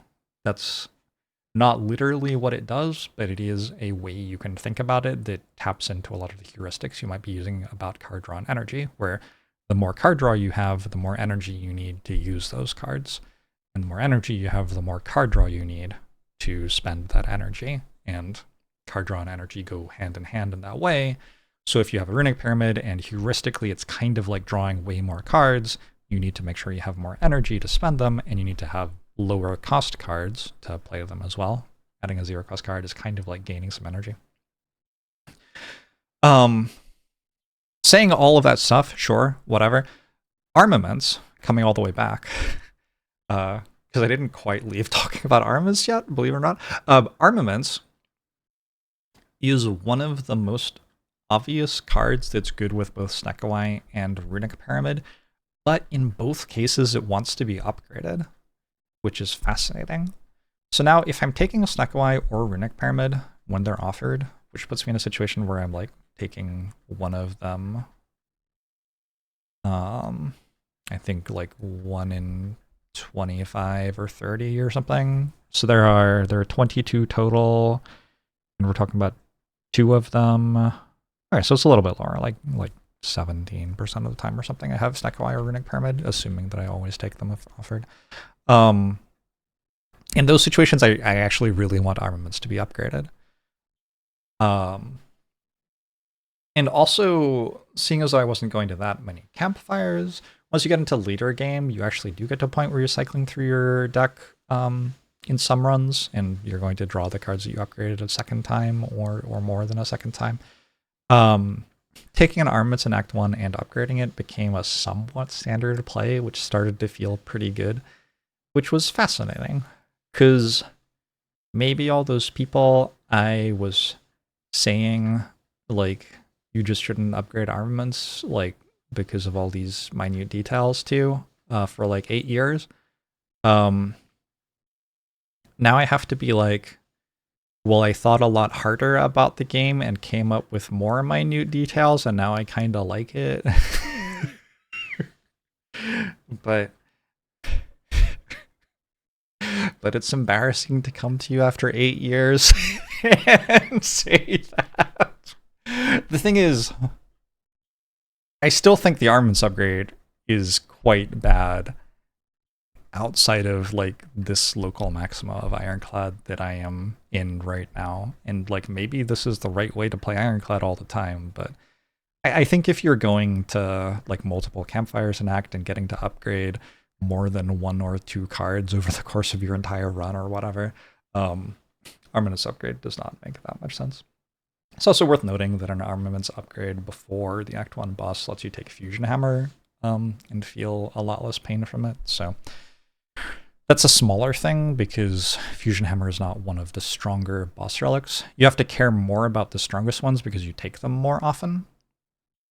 It might sound sort of counterintuitive. You might think like, if I get a Runic Pyramid, I win the run most of the time, so I shouldn't have to care that much about how my deck does with Runic Pyramid. But actually, if you get offered Runic Pyramid, you're like going to take it most of the time, so it's really important that your deck is good with it. Like increasing your win rate by 2% with Runic Pyramid is way more valuable than increasing your win rate by like 10% with Tiny House. I don't even know what you do to increase your win rate by 10% with Tiny House and only 2% with Runic Pyramid, whatever. Because you don't take Tiny House very often. Whereas you do take Runic Pyramid like all the time, so the extra help for Tiny House just doesn't matter very frequently. So it doesn't matter that that number was higher because it's multiplied by like the 2% of the time that you actually take Tiny House or whatever. I might take Tiny House more than 2% of the time these days, maybe. Who knows? Am I done talking about armaments now? Maybe. Cleave is fine. Cleave is fine. Cleave's interesting because it's not the best way for Ironclad to deal area of effect damage. Immolate or Whirlwind or Reaper in some wonderful land where you get to full heal are the best ways for Ironclad to deal AoE damage with cards. And then there are also relics, which are very good at it, like Letter Opener or Mercury Hourglass or something like that. If you have one of those relics, you don't necessarily need to be dealing AoE damage with cards at all. You can even have a deck which is good enough at single target damage that it doesn't really need AoE damage anymore.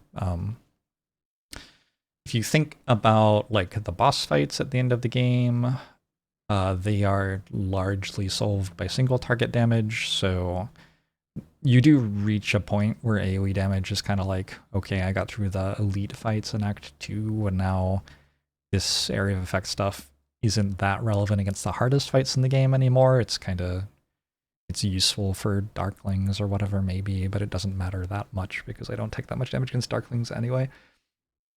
We're now getting kind of into the weeds where different runs will have different like kind of danger profiles of enemies.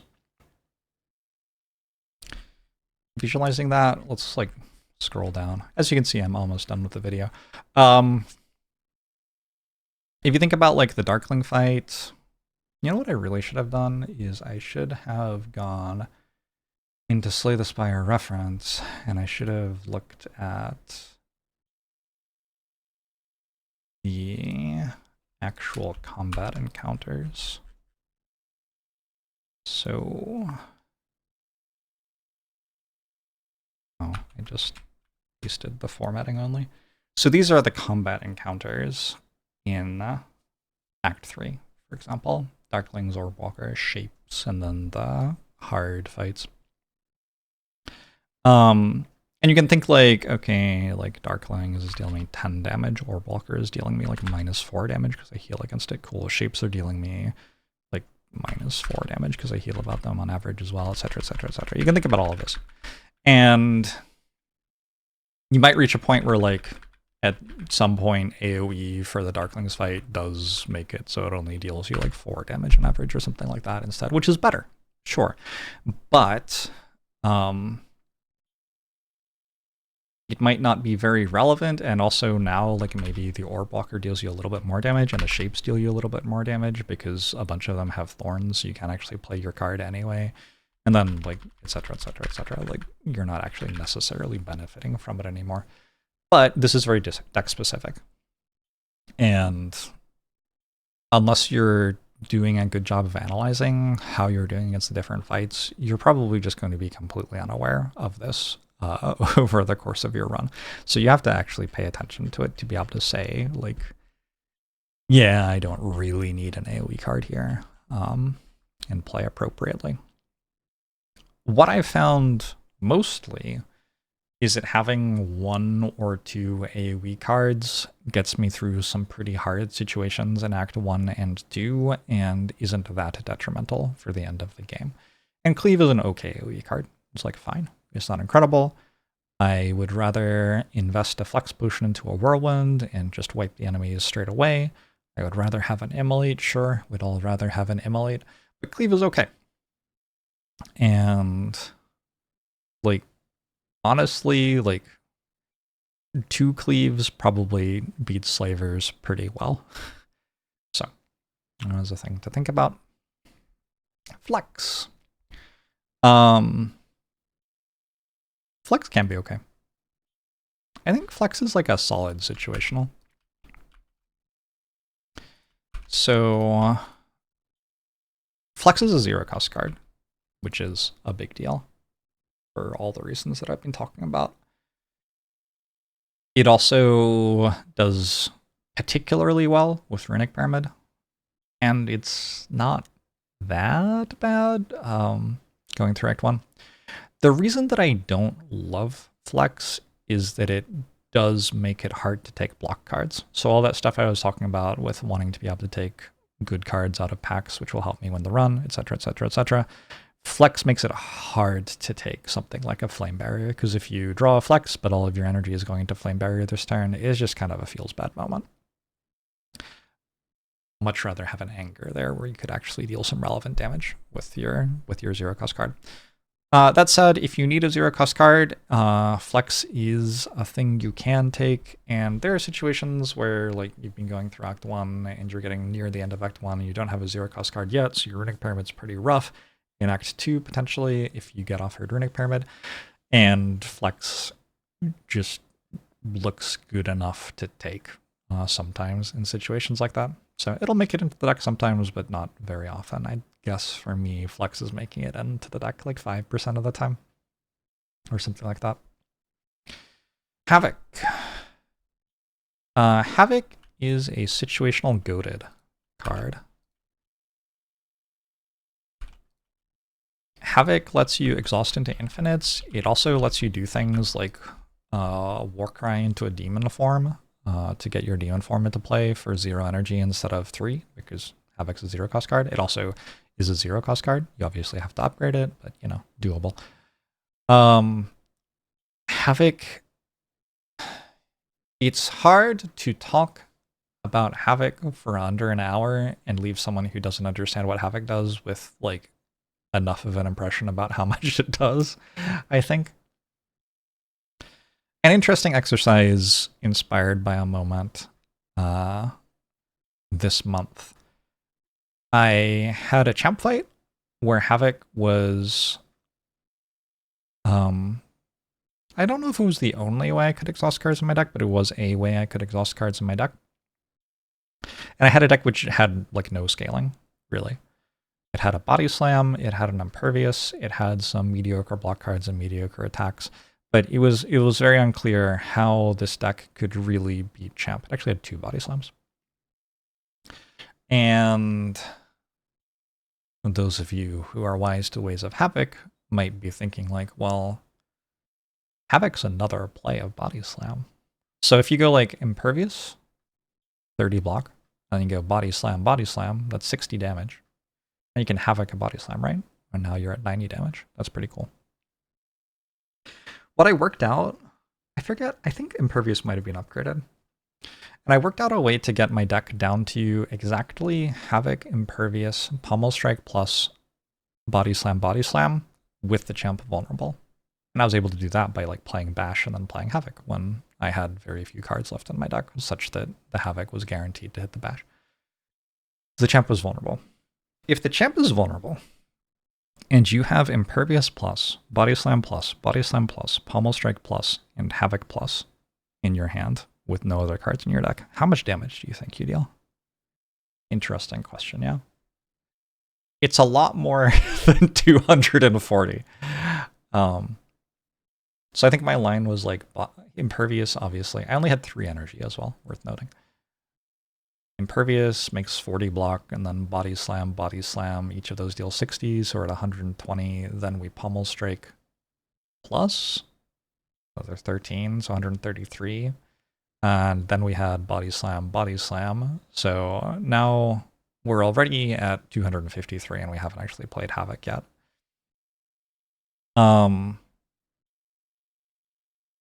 Wait, did I like... It turns out that actually what's strong was Impervious, Pommel Strike, Body Slam, and this entire Havoc thing has been irrelevant. Havoc managed to exhaust me down to that point. And then I'm pretty sure I Havoc'd a Pommel Strike, because I got to a point where I had Pommel Strike, Body Slam in my discard pile, and I Havoc'd and happened to hit Pommel Strike, which got me another 120 damage or something like that. But anyway, the champ was already dead regardless. Cool. So Body Slam's good. That's what I accidentally told you there without actually making a case for Havoc. Havoc is the reason that I was able to draw all of that stuff, though. Like, if I'm just trying to use Impervious with double Body Slam and Pommel Strike to kill the enemy, but I don't have Havoc, like, how do I exhaust the other cards in my deck down to a point where I can draw those cards and then have no other cards so that I can draw Body Slams? Kind of hard. So Havoc being able to exhaust cards is tremendously powerful. I also, like, if I'd had a Dark Embrace in play or something like that, all of a sudden Havoc actually does deal another 200 damage in that hand. So I didn't have a Dark Embrace that time. Hard to have Dark Embrace every time, but Havoc's very, very, very, very, very, very, very good. Good with Frozen Eye. My most fun loss of the month was a run where Havoc hit Fiendfire, exhausting my feed. Hit feed when I had Fiendfire in hand, failing to heal max HP. And then at the end of the run, Fiendfired like my entire hand or something when I didn't realize Fiendfire was still in my deck. No, I remember now. I was at 1 HP against Awakened One and I had the fight under control and I played Havoc not realizing that Hemokinesis was still in my deck and it killed me with Hemokinesis. So if you're not playing Havoc well, it can kill you pretty hard. So part of the situational strength of Havoc might be like being able to click it at the right time and not click it at the wrong time, because you don't want to play Havoc every time you draw it. Especially in a deck with Fiendfire and a feed that you want to make sure you're feeding on the enemies with and stuff like that. Cool. Headbutt's strong. I think I would slightly prefer a Pommel Strike in my deck than a Headbutt usually. That's because I tend to build strategies later on in the game which are based around playing powerful cards once. For example, Corruption, Dark Embrace, Feel No Pain, Barricade, Demon Form. These are cards which like I play once. Instead of built around playing powerful cards multiple times, where like you might play a Flame Barrier Plus and then want to headbutt it and play it again next turn or something like that. Yeah, I think Headbutt can be a bit more exciting in the early game though, compared to Pommel Strike, where Headbutt on Battle Trance is pretty good in like an early deck. Headbutt on Impervious, so you can finish killing your AoE fight enemies, really good. Headbutt with Havoc can be very nice. I wonder if that's how I exhausted, actually. Maybe I had a Headbutt to target my Havoc's exhaust. I don't remember how I exhausted in that champ fight. We've gotten lost talking about a champ fight that you were not even, like, watching. It is what it is. It's a cool game. So, that's all fine. Headbutt and Pommel Strike, both cool. Both make it more likely that you can play your best card in the situation. Headbutt a little bit more directly, but a little bit slower maybe, because you don't necessarily draw it until next turn. Anyway, good stuff. Both decent attacks. You definitely want to put some cards that just deal more than 6 damage for 1 energy into your deck to make sure you can get through Gremlin up and stuff. Iron Wave, strong. It just makes 10 output for 1 energy, basically. It's a block card against Gremlin Nub. Iron Wave is not going to like heavily synergize with stuff to win you the run. And sometimes things are going to happen which make you think it will. Like you're going to get offered kunai and 3 Iron Waves, and you're going to think, oh my god, the Iron Waves stack the kunai and block more from the kunai. I can just play the Iron Waves and win. No, you really can't. The kunai is just not going to go off that often. Your Iron Waves will block for a lot, sure, but they only deal 5. Maybe you'll win, but was there something else you could have done that was stronger? Almost certainly, yeah. However, sometimes Iron Wave does matter as an attack which blocks, because you'll have a like Corruption run where it's the only recurring block you can actually end up playing because the other cards exhaust. So it is possible for that to happen. The way I know that that's true is I have lost a run because I exhausted my Iron Wave. And then reached the end of the heart fight and needed to deal a bit more damage but not had a block card. And like, if I'd exhausted a different thing, not my Iron Wave, I would have won that run. So I remember that. That's in there from like 2 years ago, along with a variety of other fears and doubts, and thoughts about a champ fight, which I can't remember half of apparently. Cool. I think Shrug It Off is kind of bad. And this is an interesting thing to try to explain. Shrug It Off is at its best when you're playing a fairly fair energy that a fairly fair deck that gets to use 4 or more energy per turn. That's where Shrug It Off is really good. And I think while Ironclad theory was coalescing from the Void, that was how a lot of us played Ironclad. We thought you have to take an energy relic at the end of Act 1. The game balance was such that to some extent that was a thing you were kind of more so aiming to do. And we thought like the deck needs to block for 30 a turn by the end of the run and deal like 400 damage in order to win, maybe 500 damage. But that was like before Act 4 existed. That was before a lot of the cards got buffed and stuff like that. The idea of going through the run and fighting every single hallway fight at that point in Slay the Spire's balancing, I don't think would have worked very well. I could go back and try. Anger used to deal 4 damage instead of 6. There are other issues, but like that's kind of a big deal. Potions used to be worse. I feel like relics also used to be worse. Ornithopter didn't used to exist. It's kind of wild. Anyway, cool, sure, whatever. Nowadays, if I'm paying an energy to play a Shrug It Off, I'm like almost never happy. I just want to pay an energy for something better than that. And so yeah, I've been increasingly skipping shrugs. A lot of my winning decks have not had a single shrug in them.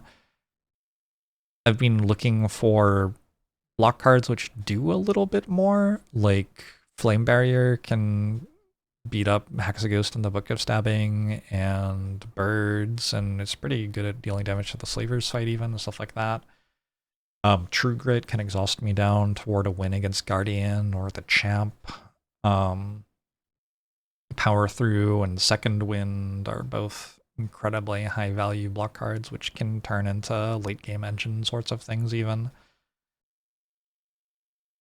Armaments can upgrade a bunch of cards in your deck, and Iron Wave can deal damage against Gremlin. Like, I feel like other cards have some role in some fight, or some fights plural, where yeah, they're block cards, but also there's something else that they do that's extremely valuable. And Shrug just like doesn't really have that.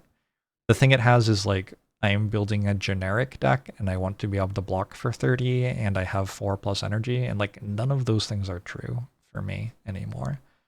I'm now building like very specific decks which want to leverage some sort of strong thing, sometimes different strong things in different fights, but still I want to leverage some sort of strong thing in each of the fights. And I'm increasingly not taking energy, or if I have taken energy, it's going to be something like a Bloodletting that gives me energy on a specific turn. And so I don't want to like draw a Shrug every turn, because like Shrug might be good on the turns where I have lots of energy, but it's not good on the other ones. And on the turn where I have lots of energy, I'm trying to build my deck to do something better than Shrug. I'm trying to use the lots of energy to like double tap a whirlwind or play 3 different powers or something like that. So that is my spiel about Shrug. Yeah. Sword Boomerang is like a strong/solid card. I'm gonna say solid. The fact that it deals 9 damage for 1 is nice. The fact that it misses a lot of the time is really bad. If you think about some of the harder hallway fights in Act 1, it's like pretty bad to put damage on the wrong enemy, because I think all of the harder hallway fights in Act 1 have more than one enemy in them. I'm pretty sure that's true. You might be thinking about like Gremlin mob and the lots of slimes fight and stuff like that. I don't think those are meant to be hard. I think if you're building a deck which seeks to put answers in it to different hallway fights, those are actually fairly easy to solve. You just like put a cleave in your deck, or put enough attack cards to kill one of the enemies every turn, and like you take a little bit of damage, but it's not that bad. But the like fight where you get a blue slaver and slime or something like that, those fights are very hard to solve with cards. And like each enemy has 30 plus health, and you really want to kill one and get it dead. And Sword Boomerang just can't do that. So Sword Boomerang's okay. I am going to take it on floor 1 if there's no better attack card being offered, because I want to be able to kill Gremlin Knob, and also because I want to make sure that strength scaling is valuable to take. So once I've taken a Sword Boomerang, all of a sudden I can take Inflame pretty happily, stuff like that. But I certainly don't think it's like the best attack. It does have some late game value where if you're playing a deck that gets like 5 strength pretty easily, it all of a sudden is hitting like a truck. So that's cool. Thunderclap. Thunderclap's a fascinating card. I think it's a situational solid. This was actually a conversation in the comments on my YouTube recently, in response to a run where I guess I talked a little bit about a Thunderclap or something. If you are taking cards like Clothesline, Heavy Blade, Perfected Strike in Act 1, Thunderclap as a way to be able to vulnerable on the turn where you play them is quite powerful. Because you can't play Bash anymore if you draw them together with only 3 energy per turn. Mind you, all of these evaluations are based on the idea of not boss swapping on Ironclad. If you're going through Act 1 and you have 4 energy already, then that changes the evaluation of something like Clothesline a lot, right? But anyway, I'm not doing that for the most part. So, if you're doing that, then Thunderclap's pretty good. Thunderclap can also be good in lots of other situations. It's a cheap way to remove an artifact charge, which can matter if you're like trying to disarm enemies at the end of the run. It's a way to combo with Whirlwind, which can matter a lot going through Act 2. Can also matter a lot healing with Reaper. So there are lots of little useful ways where Thunderclap can do something. Also, if you just draw a Thunderclap and strikes, Thunderclap strike deals 30 damage, where like strike pommel strike only deals 21, right? Oh, I was upgrading the strikes in my head. Sorry. Thunderclap strike deals 22 damage, where strike pommel strike only deals 21. So, like, yeah, the number on this is only 4, which seems low, but actually Thunderclap strike deals more damage than like headbutt strike. So it's still an okay damage turn for you. The biggest issue with Thunderclap, okay, there are 2. One, I'm not taking those 2 cost cards anymore, so I can just play Bash. Which I guess directly jumps into problem 2, which is if the enemies are already vulnerable, this card's so bad. And if you like upgrade your Bash and you're against Gremlin Knob, like a lot of the time the enemy's already vulnerable. So its value is getting counterfeit is the word that I like to use for it.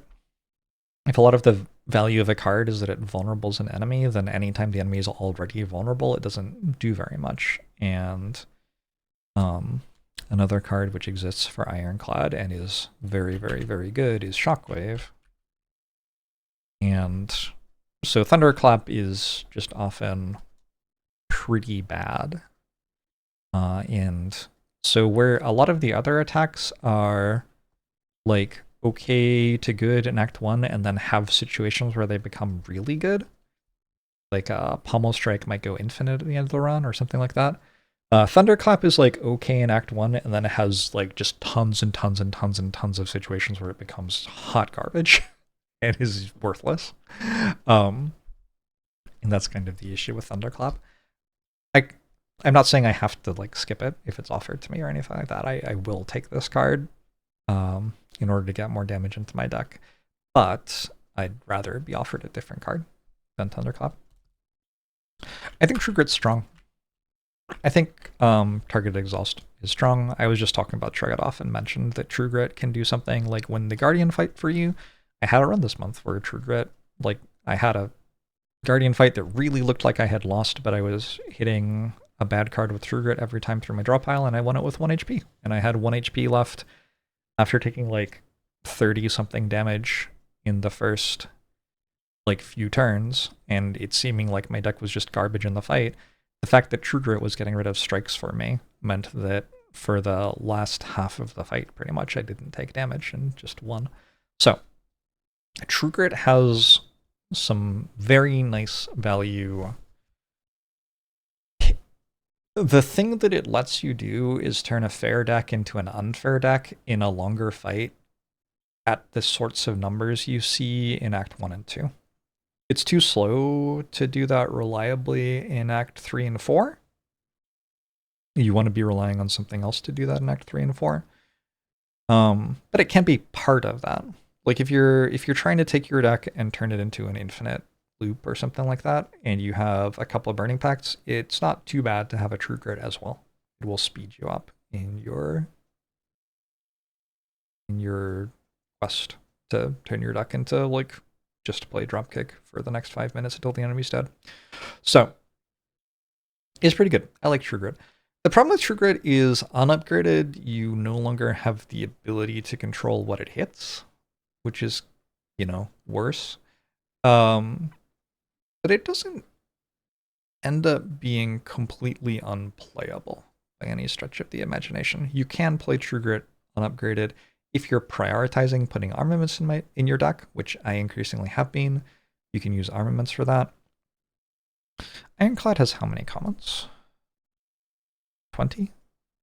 Ironclad has 20 commons. So if we go all the way back to this little program thing and say we want to do like hallway, hallway, hallway, elite, hallway, hallway, hallway, elite. No, that's too many things.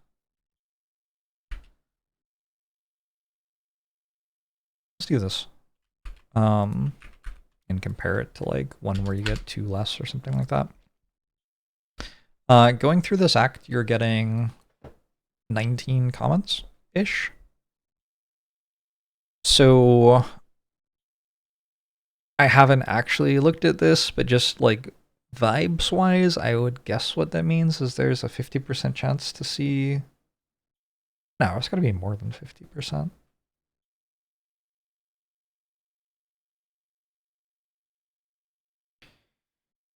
That should be the... It should... I think how distributions work is that if there are 20 different commons, on average, you see one every 20 commons you see, right? But most of the time you see it in under 20 commons the first time. So if you get 200 commons, on average, you will have 10 armaments in them. Sure. But if you get 20 commons, there's more than a 50% chance you've already seen one, and less than a 100% chance. It's probably like 65 to 70. I don't know. This is another thing that I want to add to this, but I'm actually kind of running low on time. I have to go to the airport to pick someone up in 2 hours, so so I don't want to do more coding. That's fine. Anyway, I'm guessing like armaments is in my deck probably like 60% plus of the time by the end of Act 1. And so that makes True Grit not being upgraded less painful, because if I need it to do something like refine my deck for a Guardian fight, I can hit it with armaments and then it can start targeting the right things. Also, I can often like play defend, and then play True Grit and exhaust a strike because that's what's left, that kind of thing. So that's all cool. Twin Strike's fine. It's solid. It doesn't... He does deal 10 instead of 9, which is nice. It's definitely solid. It doesn't really scale super incredibly in any way for the end of the game. The place where Twin Strike pops off is when you get Strike Dummy, weirdly. Which is a thing that can happen. Strike Dummy is a relic. It is uncommon. I think Strike Dummy is solid. Strike Dummy is like between solid and strong, actually. So, yeah, that's like a thing that can happen. Cool. Again, this is like going in my deck if I need more damage in order to hit a good inflection point against Gremlin, and basically not going in my deck if I don't need that. Inflection points are a big deal in Slay the Spire, and one of the most simple to understand, and also one of the most important, is against Gremlin. If you kill Gremlin before it hits you on... So Gremlin enrages itself, then it vulnerables you, then it hits you. It vulnerables you and hits you for like 8, but small amount. When it hits you for 24. If you can kill it before it hits you for 24, you take a lot less damage in the fight. That's a huge inflection point. And like this is a thing which is possible to do. You can put enough attacks in your deck, you can get enough aggressive potions to be able to kill it before it hits you for 24. It is going to be probabilistic because it's a card game where you shuffle your deck. So it's going to be like 90% of the time I kill it before it hits me for 24 or something like that.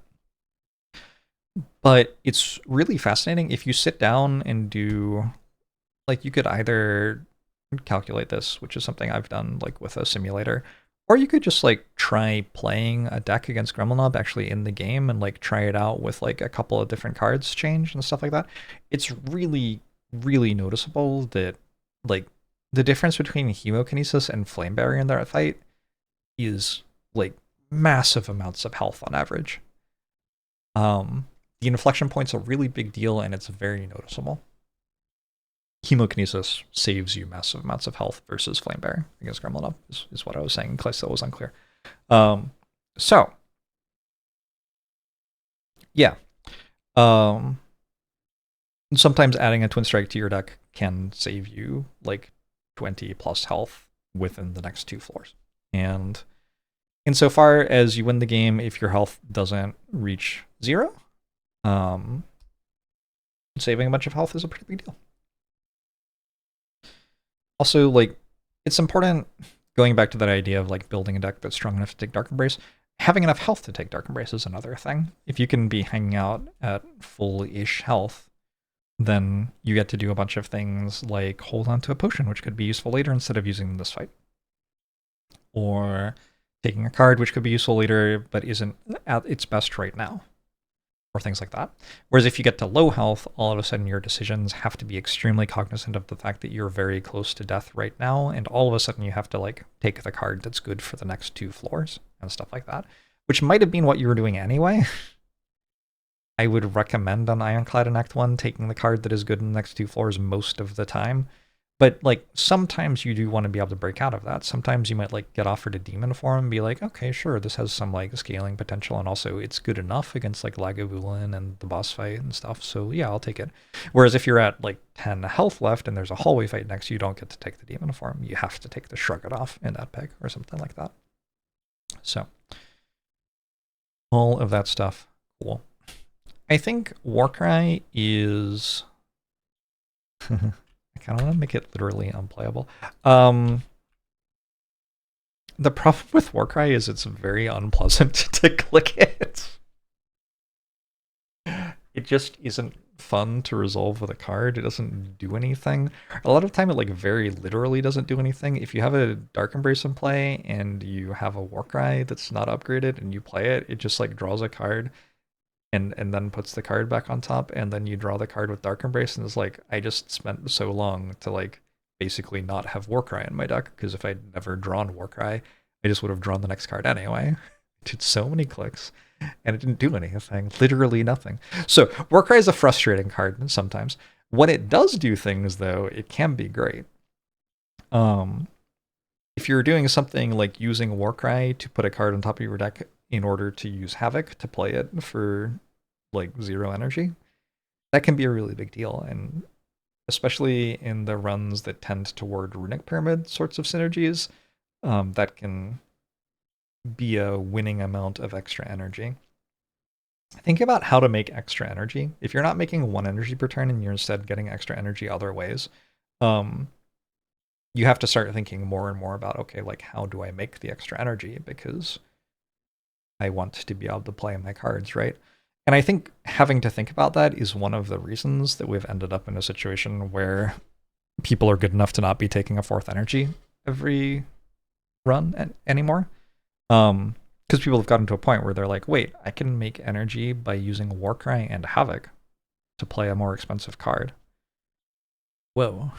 And if you're good enough to notice as many kinds of little things like that as possible, and if you're going super hard to set your Nunchaku up on 9 for the next fight and stuff like that, all of a sudden the extra energy per turn from a cursed key doesn't end up mattering quite as much. So, Warcry is situational. I'm going to say it's situational strong. Definitely the spots where it works, it's quite good. But it doesn't always work. And there is actually a downside to taking it in Act 1. It's very bad with Snekoi. It's quite bad against the Chosen fight at the start of Act 2. There is a Sneko enemy in Act 2, which it is bad against even if you don't take Snekoi. And then when you get up to the end game and you're fighting against Time Eater and the Heart, it's quite bad there as well. So there are plenty of reasons that putting a card in your deck that's pretty low impact can actually hurt you quite a lot in this game.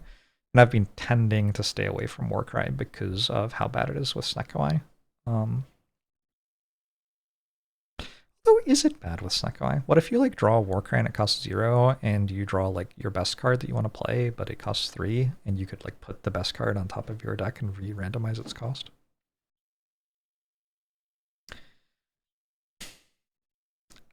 I think I've had Warcry in my Snekoi decks enough to know that that's not how it happens most of the time.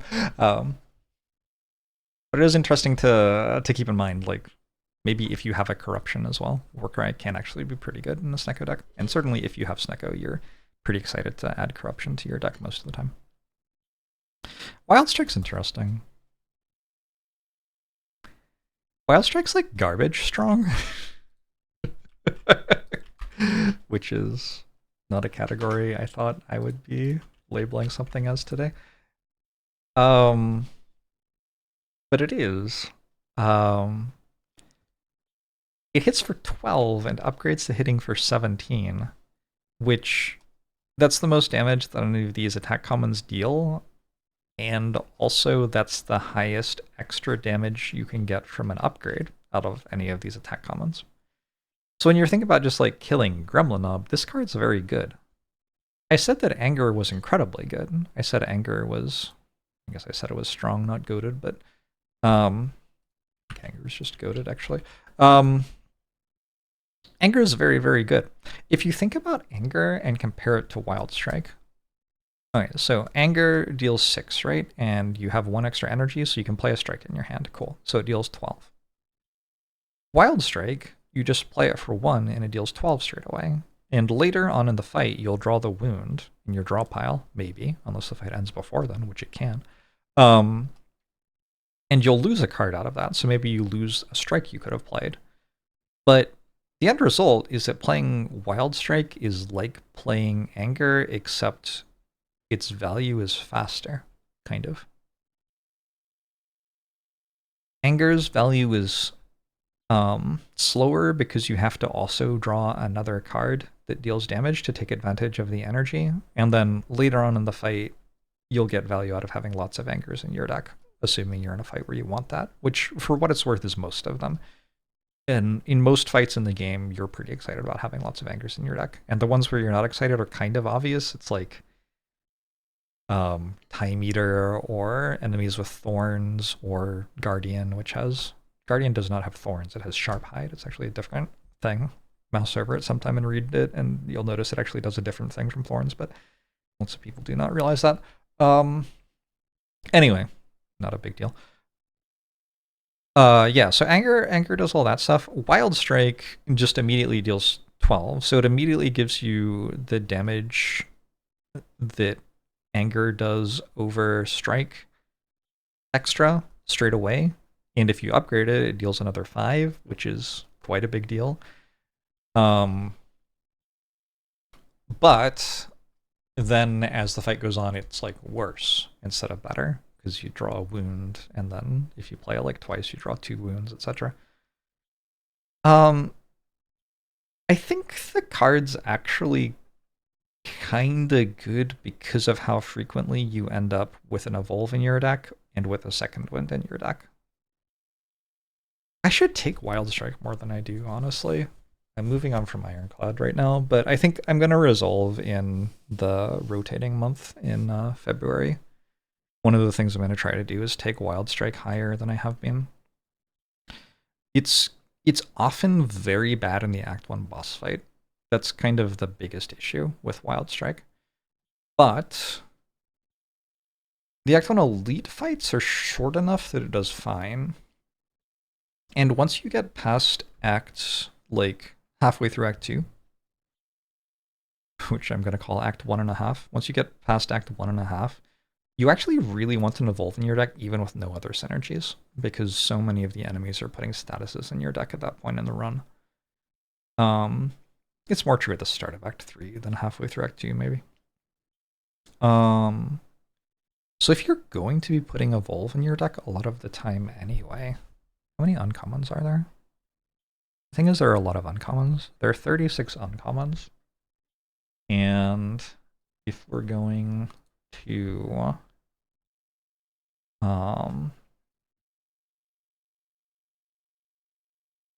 I like copy paste this again. What happens? It's just gonna like double how many uncommons there are, and also this is wrong because it doesn't consider that the elite fight or the boss fight reset stuff. Probably see an evolve like 70% of the time, spitballing over the course of a run. Kind of an important number to know, knowing how many uncommons you see.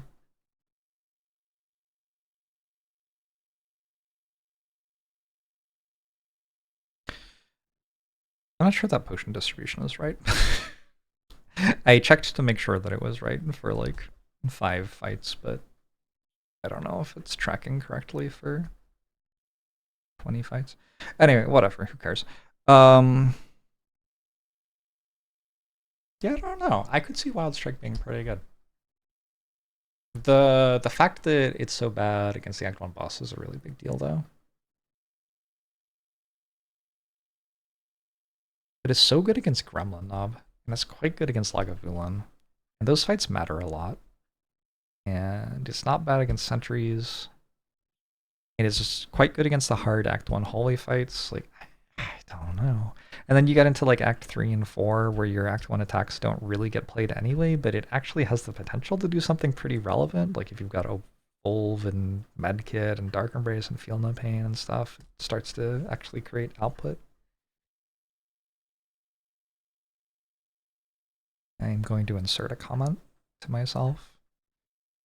Need to try playing with Wild Strike more. Alright, cool. Battle Trance. Goated.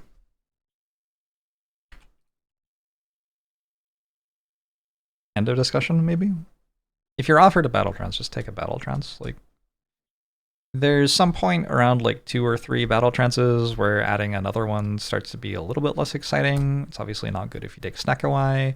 It's not incredible if you take Runic Pyramid, but every other boss relic really wants Battle Trance. If you're playing 0-cost cards, they really like Battle Trance. If you're making energy with cards, that really likes Battle Trance.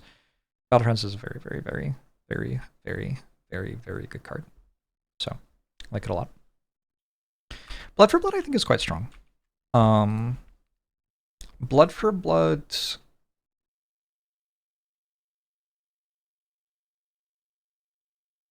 Blood for Blood's weird because it's like a late game engine that pretends to be a damage card. The thing that Blood for Blood does is at the end of the game, you take a bit of damage in a boss fight, and then you play Dual Wield Plus on it, and it costs 0, and the enemy just dies. And that's a cool thing for a card that's also okay against Gremlin Knob to be able to do. Most cards that are okay against Gremlin Knob are not going to be late game damage engines. Not true of all. Like, we've talked about how Pommel Strike becomes an infinite and stuff like that a decent amount. Blood for Blood does kind of need an upgrade. Going through Act 1 with Blood for Blood at 4 energy is not very palatable. An interesting question is whether it's worth a campfire. If you're offered a Blood for Blood and you can't go to a campfire before your elite fights, it's not a very reasonable thing to choose to take for your deck. If you can go to a campfire before your elite fights and you can upgrade it, it's all of a sudden okay. And getting a card that just has a big number on it into your deck has extra value because of things like Duplication Potion and Liquid Memories existing as well. So that's a thing to keep in mind.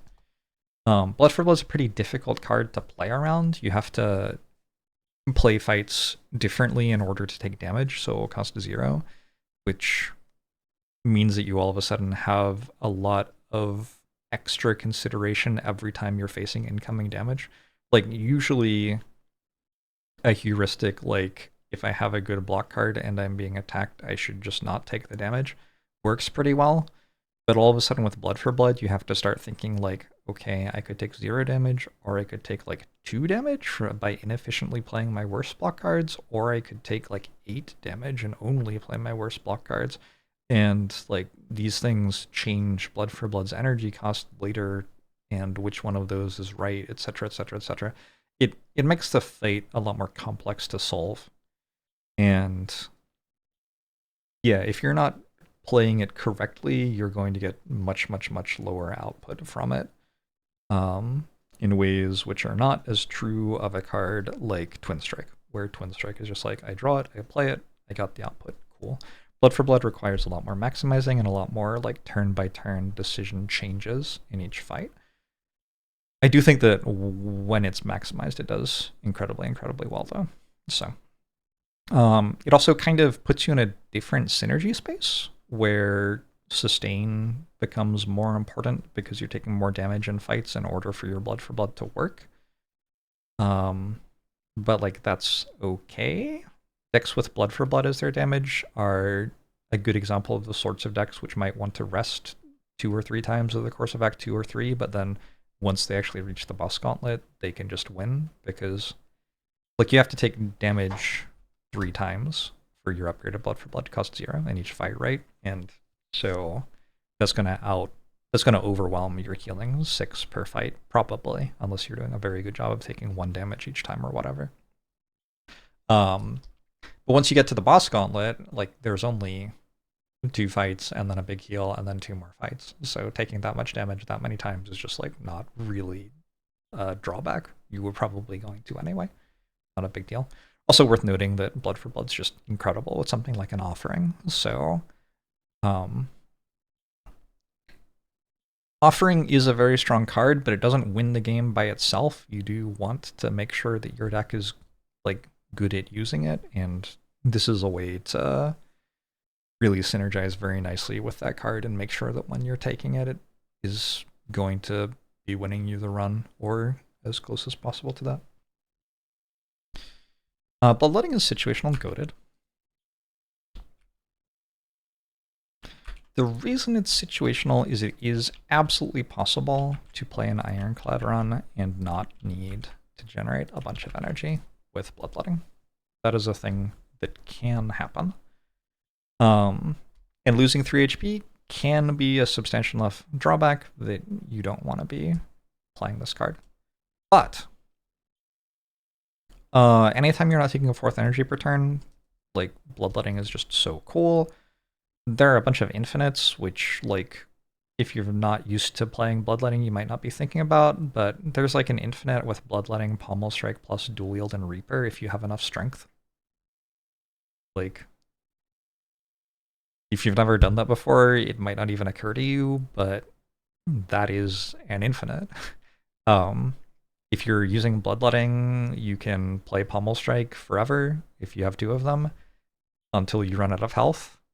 But if you also have a dual wield and a Reaper, then you're able to generate extra energy with your Bloodletting Plus because you can play it more. You're like redrawing it more than you need to play it with your Pommel Strikes Plus. So you can play it more and get more energy. And then with the more energy, you can dual wield a Reaper and heal a bunch. And it might seem like that's like a lot of cards to play, but like that all fits into a fight against a 400 HP enemy. At like, if you're fighting against Donu Decker or something, you can absolutely do that. So, and then you can leave the fight at full health kind of things. So Bloodletting has just massive potential. It also does a ton of stuff on turns where you're not trying to go infinite and you're just trying to like put powers in play or something like that.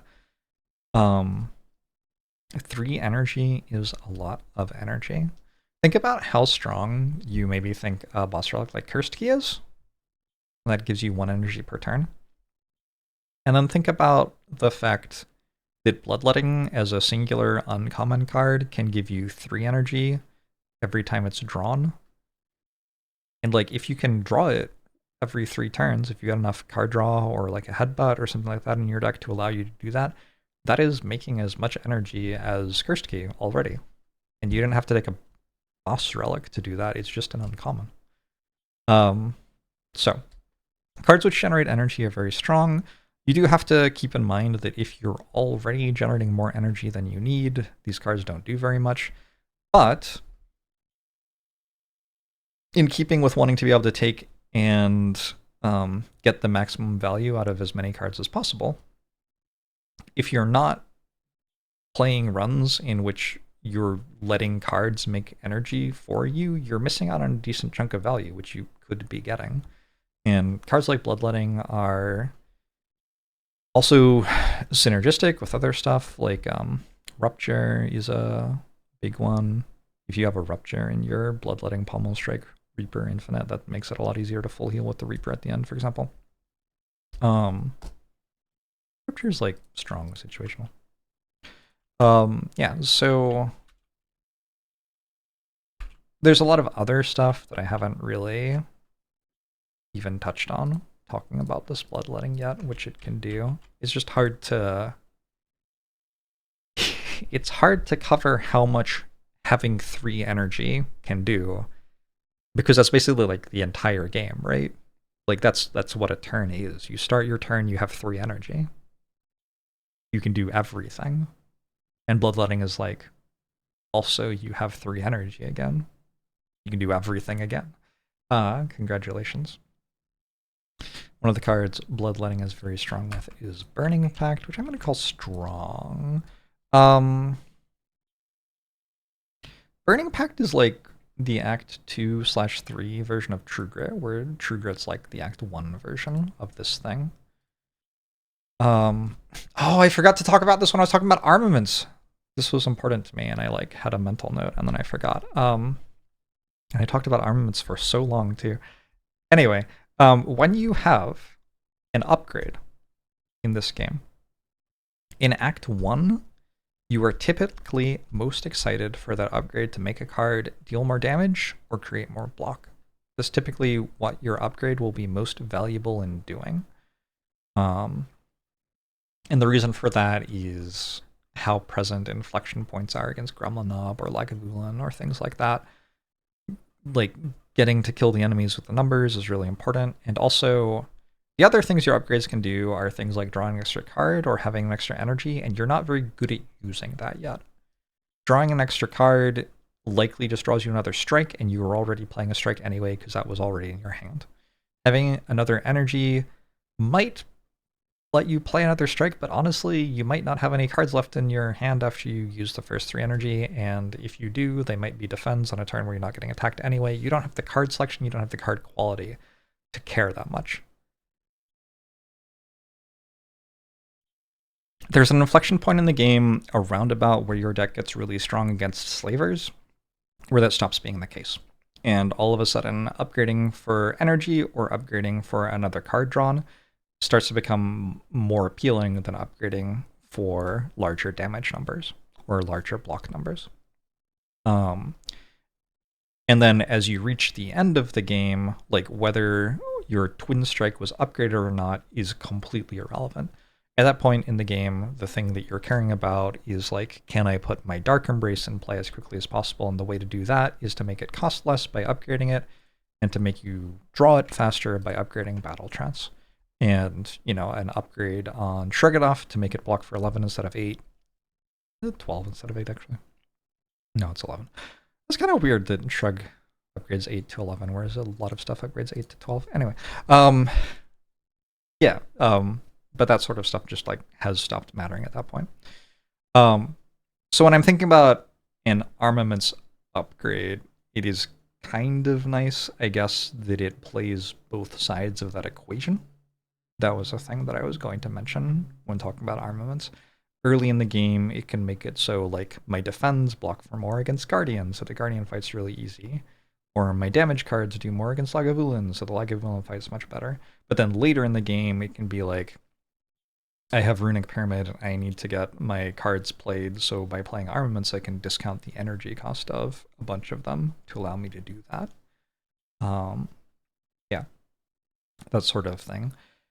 And coming back to this concept again, comparing True Grit to Burning Pact, typically True Grit's going to do a better job in Act 1 as a card which exhausts stuff out of your deck, and typically Burning Pact's going to do a better job in Act 3 as the same thing, because drawing towards your best card for the situation you're in is more valuable when your deck is developed and the situations are more extreme, which is what happens in Act 3.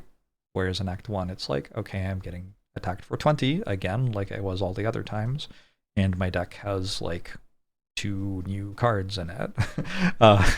So I guess I'll play like strike, defend this turn, or whatever. Burning Pact just doesn't change that much there. Whereas it can change a lot in Act 3, where it's like, if I draw 3 cards, I might hit my Offering, I might hit my Impervious, I might hit my Disarm, etc. So, yeah.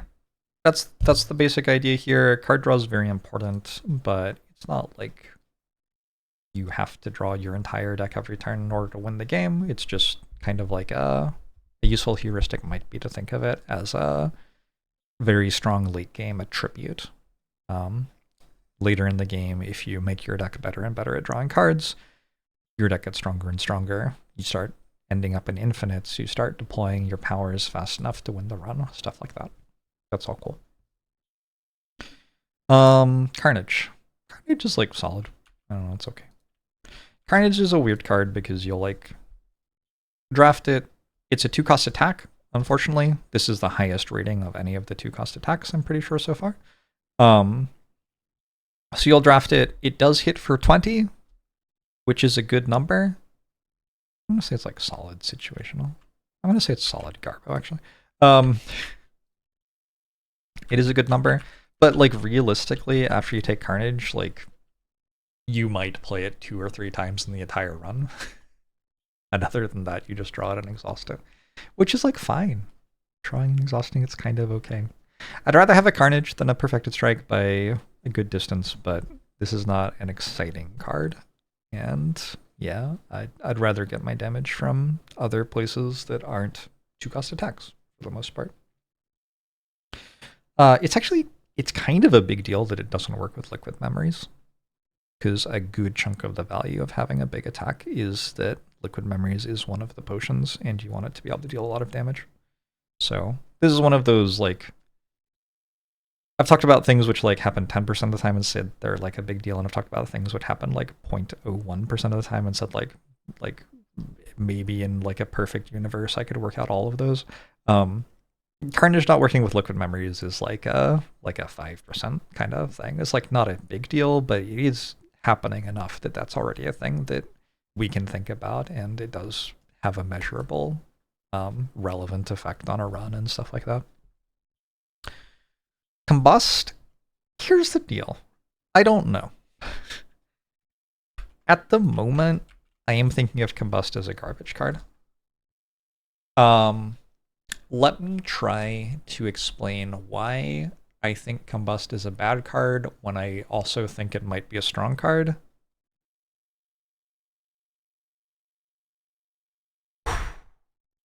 Okay. So we have a starting relic that heals us for 6 at the end of every fight, right? This is a lot of the impetus for us being interested at all in being good at hallway fights. Now, there are lots of other reasons as well. We've talked about the rewards we get from all of the cards, all of the rares, stuff like that. But if it were impossible for us to have a hallway fight where we healed net, like if every time we went to a hallway fight we either ended with the same health or less, we'd be a lot less inclined to go to hallway fights than the situation Ironclad actually finds itself in, where we can go to hallway fights and actually heal in them and leave at higher health than before. That's true of any character with sustain in fights built into their relics or whatever. Defect could get a self-repair as well in cards, but you could get a bird facer and you could get a meat on the bone. Things like this make it possible for you to heal in a hallway fight. But Ironclad starts the run like that.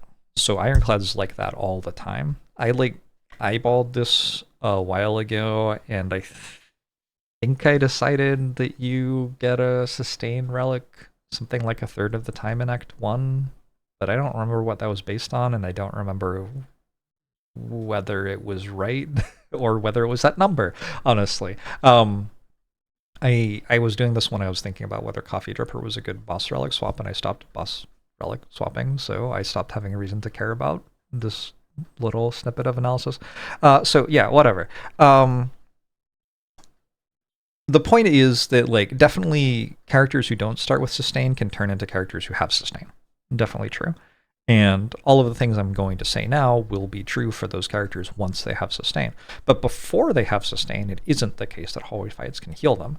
And so the incentive to go to hallway fights is lower, because hallway fights can't heal you.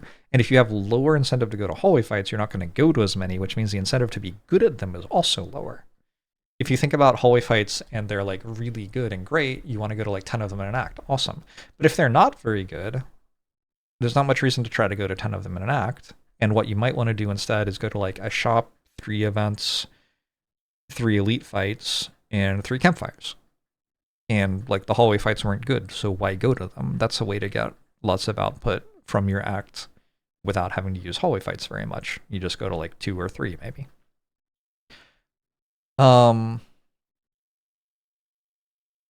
Okay, we're almost back to talking about Combust. We're not quite there yet, but almost. So because of that, Ironclad wants to become good at hallway fights, which means building a deck which is good at killing something with 30 health or whatever and blocking for 20 and doing that relatively quickly. And so we're taking lots of commons, and I've talked about these commons a bunch and talked about how we're taking attack commons, we're trying to make sure that we're having a good balance of attack and defense so that we can take the best card from the pack when we get to the end of the hallway fights, and then we're trying to be better than we need to be at the hallway fights, so if we get offered a Dark Embrace, we can take that, etc., etc. We're trying to get good at hallway fights, right? I think that Combust is a card which is good if you're bad at hallway fights.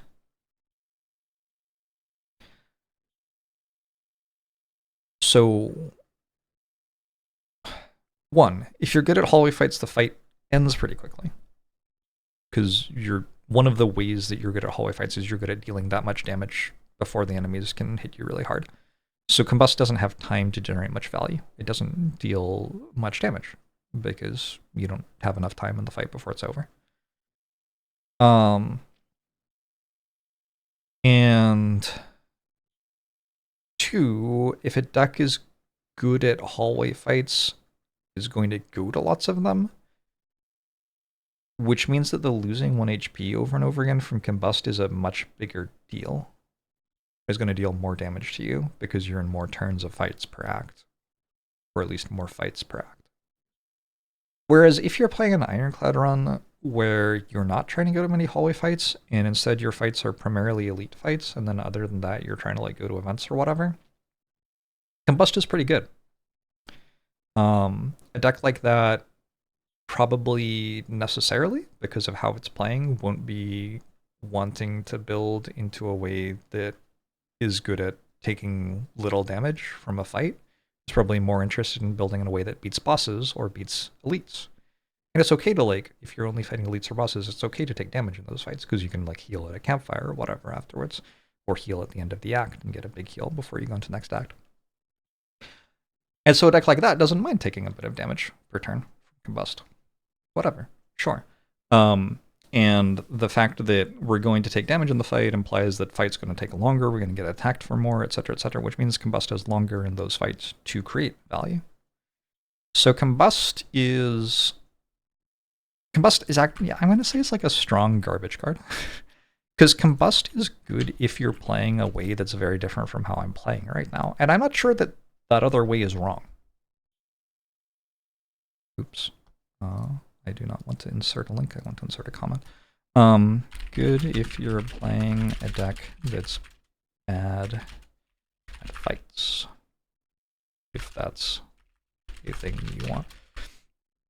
Even if this isn't the way that you should play, it can become the way that you are playing in Slay the Spire, which is why it's important to, like, understand it and know about it.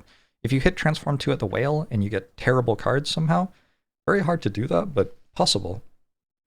All of a sudden you might be in a situation where you're playing a deck that is bad at fights.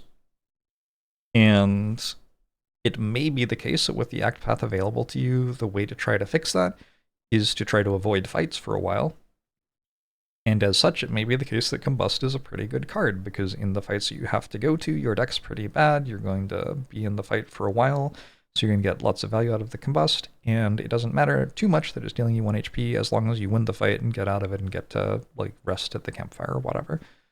Or maybe, I don't know, spend the gold you got from your whale bonus alongside a really bad curse at the shop that you're trying to get to, or something like that. I don't know. I think the entire conceptual tangent that I went on there, though, is a useful one to be thinking about in a broader sense in the game. Because, like I said, the other characters don't start with sustain. And so it's going to be more the case you're playing decks which are bad at fights with other characters than it is with Ironclad, and cards like Combust. I mean, the other characters don't quite have a card like Combust, but if a card has properties kind of in common with Combust, you might find that it's a lot better for the other characters than Combust is for Ironclad because of how the other characters are playing. An example I think is actually really good is Noxious Fumes for Silent. In my life, I have played a good number of Silent runs where my deck is pretty bad at hallway fights, and I have had a lot of success on Silent regardless. And I don't tend to keep track of how other people feel about cards, but one thing I'm pretty sure is true is that I think Noxious Fumes is a lot better than, like, most people do. And I think those things go hand in hand. Like, I've spent a lot of time at a local Maxima for Silent where you are not investing super heavily in being good at hallway fights, and instead you're playing a run where you try to win the game by going to elite fights and winning boss fights with a deck which is very good at that. And you can do that with something like Noxious Fumes because it has this effect which is very valuable in longer fights where, like, sure, you'll take damage, but the rewards are more valuable and you don't have to go to as many of them, so it ends up being okay. That is my thought on Combust. If you have thoughts, you can have thoughts. Let me know. I don't know. I'm hoping that there are some pretty sweet comments on this video with people having their own thoughts on this sort of stuff. Dark Embrace goaded. I have this month gone from taking Dark Embrace every time it's offered to taking Dark Embrace only when it seems good, which is not every time it's offered. Perhaps the more useful thing to say is I've gotten better with the number of card rewards I'm offered at building decks which are good at having card draw per turn, despite not having Dark Embrace. Snecko Eye probably helps. I've been taking a Snecko Eye more, so, you know, there are all the Snecko Eye runs where I'm drawing an extra 2 cards per turn, which is nice. I was in a solution space before this month where I wasn't trying to make Snecko Eye work very much on Ironclad at all, and I do think it seems better to be trying to make it work. So we're back to that again. Cool.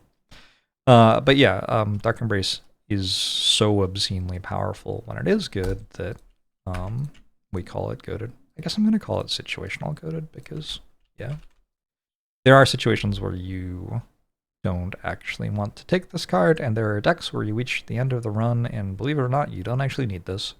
But it's definitely like mostly goated. You know what I'm going to do? I'm going to do more purple stripe and less gray stripe. So it's just a little situational. And now we have like these big U's. That's kind of fun. I don't know. It looks like looks kind of like a university logo, but for a university where they don't have a graphics design program. Anyway, disarm. Disarm's strong. Disarm's one of the like this wins the late game cards. So disarm is very good against Awakened One, Time Meter, the Heart. Pretty good against the Act 4 elites, even if you have a slower deck, which needs cards for those. A lot of the time, you'll just have a deck that kills the Act 4 elites, and it doesn't matter whether you have cards which are good for them or not. But if you do need to be good against the Act 4 elites because you are going to be in that fight for a few turns, disarm's a pretty decent one to have. At least if you can get through the artifact charges. But if you're in the fight for a few turns, you're going to want to. Yeah. Disarm's a strong card. Disarm is one of the cards which I start taking in Act 1 after my deck is good enough that I can take cards which aren't good right now. Because it's not good against Sentries and it's not good against Gremlin Mob, and it's, you know, passable but not incredible against Lagavulin. And it's not really good in any of the Act 1 hallway fights. So in Act 1, this card's kind of poop.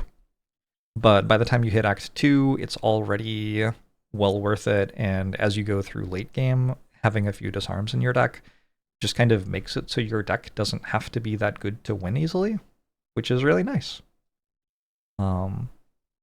If the Heart attacks you for 0 times 15 instead of 4 times 15, you take less damage. So that's cool. If Awakened One has 0 strength instead of 12 strength, it doesn't really matter that your deck is poop. You win anyway. And yeah, disarm. If you upgrade it and pair it with Exhume and stuff like that, if you have 2 of them, all of a sudden a lot of these late game fights are very trivial. So it's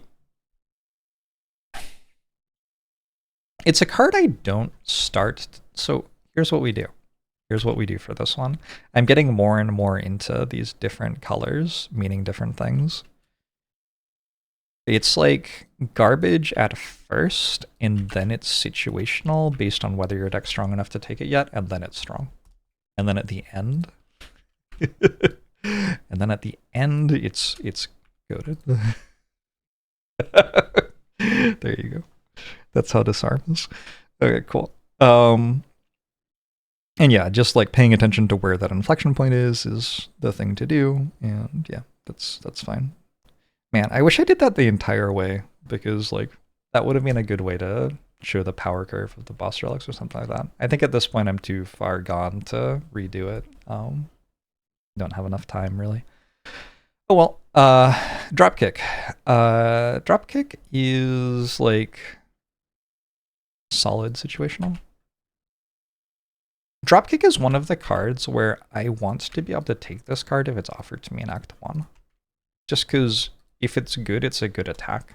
Now, it's not very good against sentries because it's hard to vulnerable them, but making Dropkick pickable is one of the reasons that Shockwave is so good, and is one of the reasons that Shockwave can immediately be a pick in Act 1, even though Shockwave isn't that good, like, mathematically until Act 2. Once you get to Act 2, Shockwave starts, like, really helping you in a lot of fights. But one of the things that Shockwave does in Act 1, where I think you should be taking it, for what it's worth, is it makes it so you can be taking Dropkick. And Dropkick gives you an infinite. It's like a very easy win the game option that's available to you. You don't need to do that. You can play a bad deck that wins the game without an infinite, and like it's fine, but it's nice to have. One of the places it's maybe most valuable is Act 2 for killing Champ. Or even Collector. Like, having an infinite available can matter a lot there.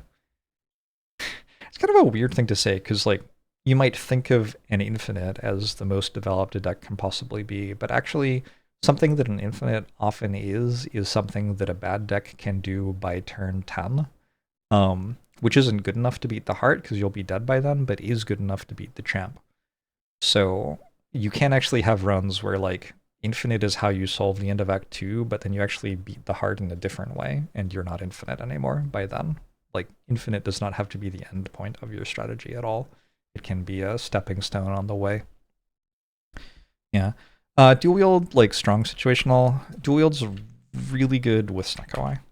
And taking Snecko-Eye has meant I get to take dual wield more, and that's fun, because I like the card a lot, but it's not very good with Runic Pyramid, which is what my strategy was heavily centered around before this month. Like, if you have Feed and Runic Pyramid, sure, but, like, you already won. Come on, if you have Feed and Runic Pyramid, you don't need Dual Wield 2, really. You're gonna take it. Do you need it? Not really. It's not incredible with a 4th energy. You just kind of don't have enough card selection or good enough cards to care about it. So it'll do like weird things where sometimes you beat champ by making infinite metallicize, or it can be an engine card late game with blood for blood. Sure, you can do lots of stuff with that. Dual wield's a very variable card in how strong it is, but if you're paying attention to the situations where it is strong, you'll get a good chunk of value out of it. It's a good card to think quite a lot about, to be honest. Because it doesn't sensibly go in a deck without a reason. But there are a lot more reasons than you might think. Like, the reasons don't just have to be, I want to dual wield Feed, or I want to dual wield Reaper. The reasons can be, I want to go infinite on metallicize in the champ fight, or I want to just make a lot of blood for bloods so that I can have a damage engine at the end of boss fights, or I have a Snecko-Eye, so there are often going to be good cards which cost 0 in my hand, so it's just a good value card. Yeah, things like that. I guess another straightforward one is I want to go infinite with Dropkick, which we were just talking about. You need 2 Dropkicks to do that, so dual wield is an easy way to get the second. But not necessarily the way you'd like to. Like, there are plenty of runs where I have 1 Dropkick in my deck, and if I were offered Dropkick and dual wield at the same time, I'd rather have a second Dropkick than a first dual wield. Because, yeah, you definitely can draw a dual wield on turns where it just doesn't do very much. It's also, like, it's better with Corruption and Dark Embrace than without Corruption and Dark Embrace, usually, because all of a sudden it costs 0 and draws a card. So that's always a caveat that you can be thinking about with all of Ironclad's skills, is that there are a good chunk of late-game decks where all of the skills are kind of going to be similar because they all get exhausted with Second Wind or Corruption, and it doesn't really matter that much. Sometimes you just like need another skill so that you can get more block from Feel No Pain. So, yeah, all of these things are true. That's another thing dual wield can do, is like give you another 2 copies of Feel No Pain and the boss gauntlet. Cool. I'm probably going to get through the cards, but not through the relics. That's fine. Maybe there will be another video sometime. I'm getting hungry is my current issue. And hunger not only makes it less pleasant to talk about Slay the Spire cards forever, but also just means the things I'm saying are probably gonna be less concentrated and salient.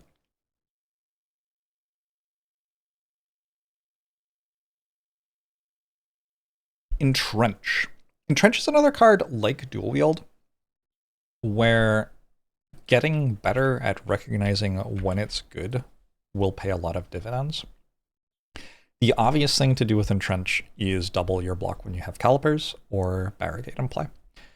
In which case you can reach the block cap very easily. You can get that achievement, Barricaded or whatever it's called. Congratulations, you've got your achievement. Well done, good Entrench. That's the obvious thing to do with it. There are a bunch of less obvious ways that it can be good to just double your block. If you get offered it upgraded, most decks can take it. Because, like, just going, like, shrug it off Entrench is okay. It's not, like, incredible, but it's okay. and having a card which performs okay and has the potential to completely break the game later, like, you should probably take that card. If you get offered it unupgraded though, 2 is quite a lot to pay for this effect unless your deck's really abusing it. And so you need a bit more stuff to make it worthwhile. One way you could find that is just like have it not be that good, but have your deck already be pretty good and just need something for late game. You can take Entrench and have it be like a below average card in the deck, but with potential to be really strong later.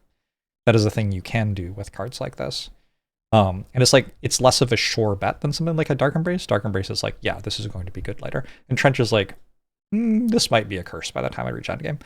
But again, it's a skill, so you might have Corruption or Second Wind, and so it just exhausts, and that's kind of fine. And it definitely has the potential to be really good.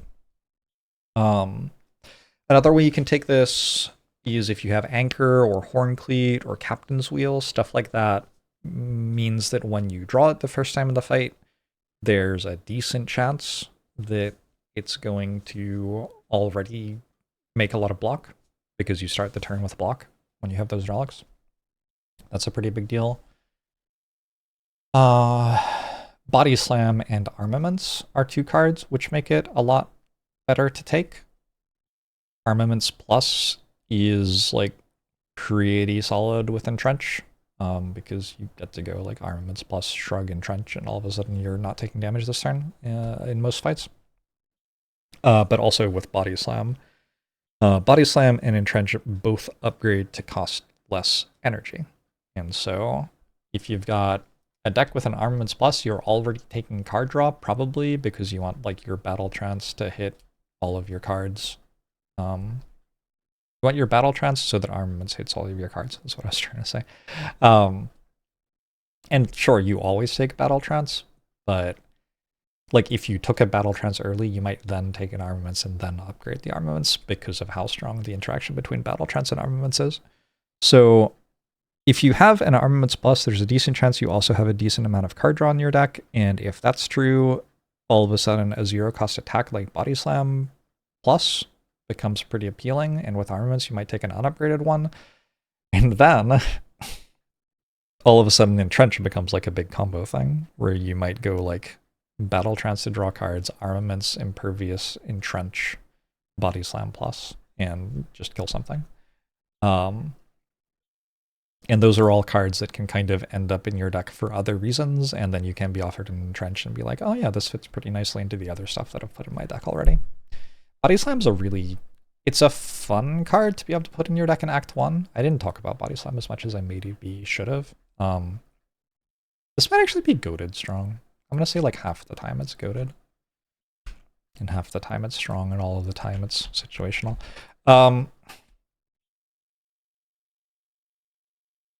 Body Slam's hard to put in your deck in Act 1 because like the default state is it deals 0 damage. Like you draw strike, strike, strike, defend, Body Slam, and Body Slam is not even getting played, whereas the other attacks, like, at least they're better than strike, right?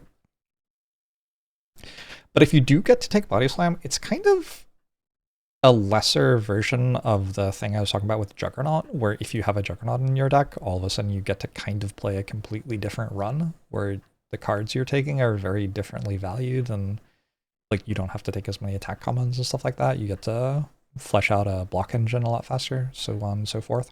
Body Slam does that a little bit as well, like to a slightly lesser extent. It really is very good with Armaments upgrade, and Body Slam's pretty good with Shrugs, so like some of the things it's good with are not things that I'm shoveling into my deck very happily at the start of a run, but they might be in your deck, in which case you should take it, and you should be aware that like if the situation is right, this is a card to take. Body Slam's also made better by Anchor, Horncleat, and Captain's Wheel, so keeping an eye on those as well can end you up in the Body Slam, Juggernaut, Entrench kind of synergy space. Yeah. Alright, so that's Entrench. I guess I said it was like always strong, but it's also definitely situational. We're gonna say it's situational at first, and then like kind of often strong at the end. So we'll say like half the time it's situational at the end, but it's always situational at the start. I kind of like this like communication method with color. I'm kind of into it. Okay, cool. Evolve. Evolve is garbage, and then it's goated, and there's like not much in between. If you look at what the enemies do in this game, for the first like act and a half. Okay, for the first act, they don't really put statuses in your deck other than like sentries. Then you get to the boss fight, and Hexaghost does, and Slimebust does, so Evolve can be good against them.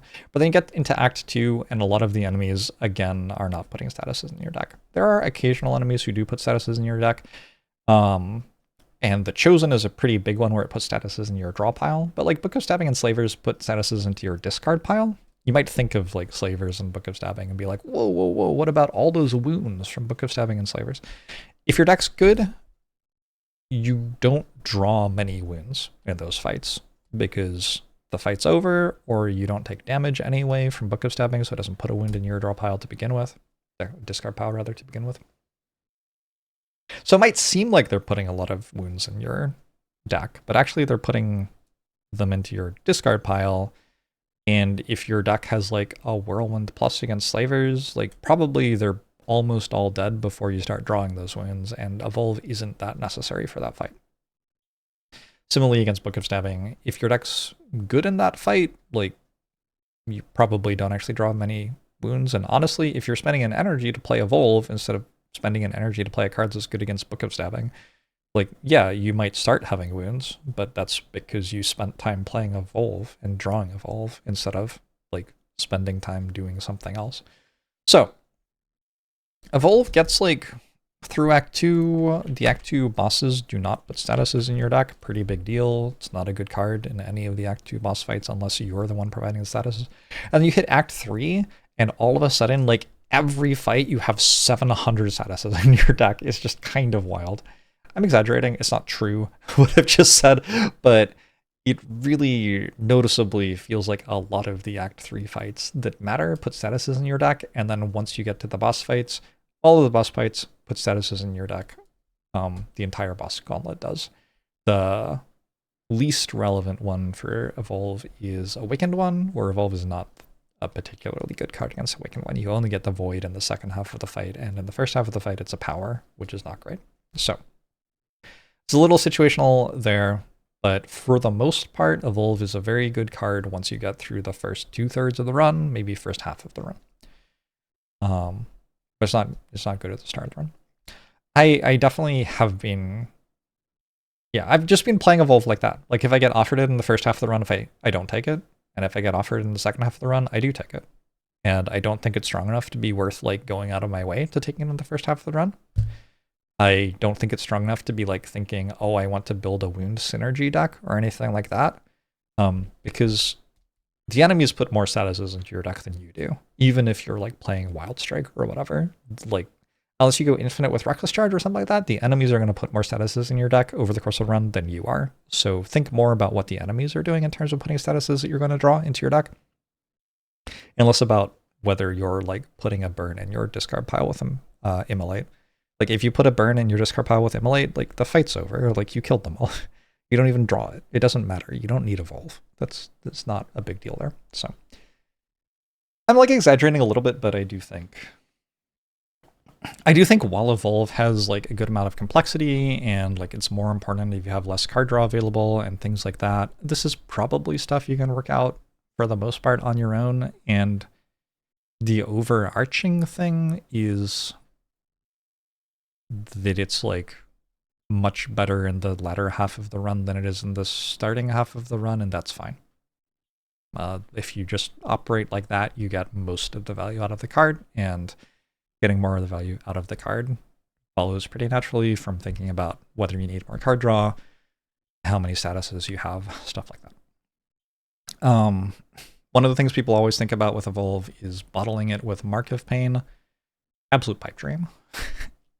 Even if you have a bottled Evolve, for some reason, when you get offered like your first boss relic or maybe second boss relic, you still probably don't want Mark of Pain. Like it just makes a 4th energy every turn, like take a Pandora's box or something.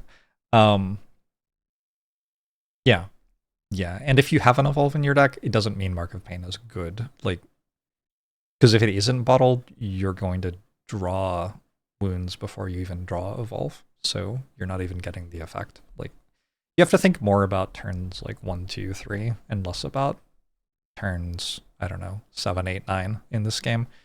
And like, if you have a bottled evolve, that doesn't do anything on turn 1 for you. So even in the perfect situation where it's as fast as possible, the evolve Mark of Pain synergy thing doesn't work until turn 2 at the earliest.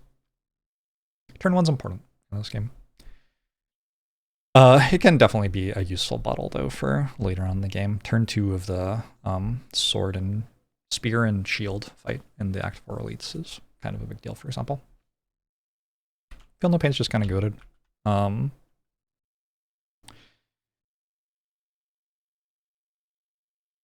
I imagine I've made more block with Feel No Pain than any other card in Ironclad in my life. That's only because block is capped at 999. Otherwise, it would be Entrench for sure. But since block is capped at 999, I'm pretty sure that I've made more block with Ironclad with Feel No Pain procs than anything else. Like, including playing Defend, which is in my deck 4 copies at the start of every run. Yeah, the card makes a lot of block. And if you're going to lots of hallway fights, you're getting offered lots of cards, so you have lots of cards to exhaust. Lots of them just say exhaust on them, like they exhaust themselves. Others say exhaust another card, so they exhaust something else. Feel No Pain's a real good one. It does tend to be better in the later half of the game than the first half of the game. So maybe we say like situational into goated. But there is some inflection point where it's like, okay, Feel No Pain is just like blocking more than any other card now.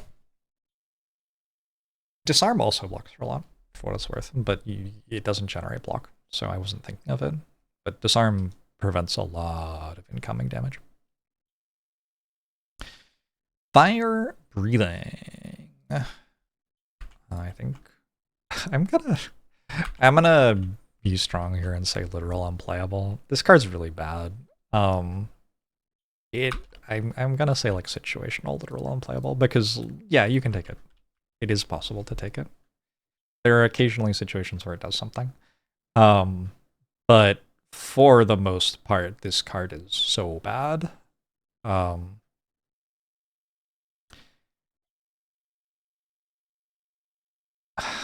trying to like conceptualize for you what deck wants this card, and it's kind of hard to do. It goes into your deck to beat Hexaghost sometimes, because it does deal 50 to 100 damage against Hexaghost or something, depending a bit on how long the fight goes and whether you upgrade and stuff. So that's a big deal. But if you're thinking like fire breathing counters Hexaghost or fire breathing counters Slime Boss, like no, it does a measurable amount of damage to those fights, but by itself it loses the fights still. And like with other cards, the other cards are capable of winning without it. So like, yeah, you can put it in your deck for those fights, but couldn't you also just build a deck that could beat those fights without fire breathing? I think so. This card pool's pretty strong. You can go to lots of fights and get lots of card rewards. So it's pretty garbage. There have been runs I have played in my life where fire breathing carried. But yeah. You know, when I said like Clash was solid situational, that was, it turns out, a joke. It's actually garbage situational. I was lying the entire time. All right, cool. I wasn't, like, card's fine with second wind and stuff. And with an emphasis on 0 energy stuff, you're able to get the skills out of your hand. The problem is Ascender's Bane and any status and stuff like that, right? But I have a run that I just played where I had 4 of them in my deck at the end of the run, and you can watch that run to see how it performs when it's good. And, like, it can be good. It's still an attack common, is the thing. So, like, you get up to, like, the second half of the run and it just stops doing things even though you can play it for 0 to deal 14 damage. It's just like, okay, it isn't good anymore. Like, I can do other things that are better than that. Flame Barrier. I think Flame Barrier is just a strong card. Flame Barrier is one of the most flexible cards in this card pool. Not in terms of being able to do anything extremely well, I guess I should say, but it's like good in just maybe the most situations out of any card. How many ways is this card good? So it blocks, so that's great. It deals damage, so it blocks and it deals damage. Cool. It has some like really strong spots where like against the birds fight in Act 2, it just solos them. Against Hexaghost or against Book of Stabbing, it does a ton of damage in those fights, especially if you like have a headbutt to draw it on the right turn. So okay, we've got the block half of it, which is pretty useful. There are a lot of turns in this game where you want to block. We've got some damage, which even has pretty impressive upside. It's a skill. So it synergizes with Corruption, Dark Embrace, Feel No Pain, sorts of things, which are a big part of this card pool. That's really cool. It is a 2-cost skill. I believe this is the first 2-cost skill we've looked at. Is that right? So I talked about how we're trying to saturate our energy, and Ironclad starts off being able to very easily saturate energy in order to attack. Ironclad cannot saturate energy to block at the start of a run. We've only got 4 defends over an 11 card starting deck with the Sender's Bane. So we're drawing a little bit less than 2 energy worth of defense per turn, and we have 3 energy per turn. So there are going to be a lot of turns where we would like to block and we don't have enough cards in hand in order to spend our energy blocking. So 2-cost skill, 2-cost defensive skill, very relevant. Looking at the rest of the skills here, the only other ones that are sort of defensive are Shockwave and Uppercut, and they have weak on them, but they don't block. And also they vulnerable, and one of them is just straight up an attack. So this is, in the Ironclad common/uncommon card pool, like the 2-cost, the most expensive skill that is defensive. Yeah, just straight up. And that's a valuable card to take, because your deck cannot saturate for defense at the start of the run. It's good with Snecko Eye, because high output card, right? Also because drawing 2 extra cards per turn helps you match it with the turn where you're getting attacked multiple times in order to deal a bunch of damage.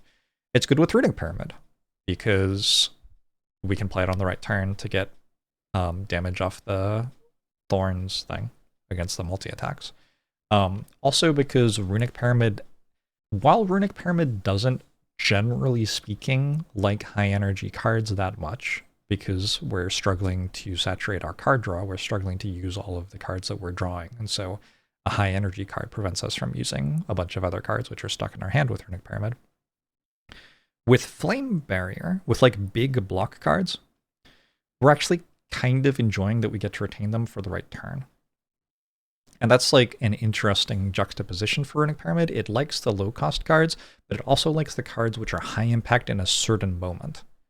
And Flame Barrier is a good example of one of those. I'm trying to think of another good example of a card which is high impact in a certain moment and costs a lot of energy, which benefits a lot from Runic Pyramid because of that.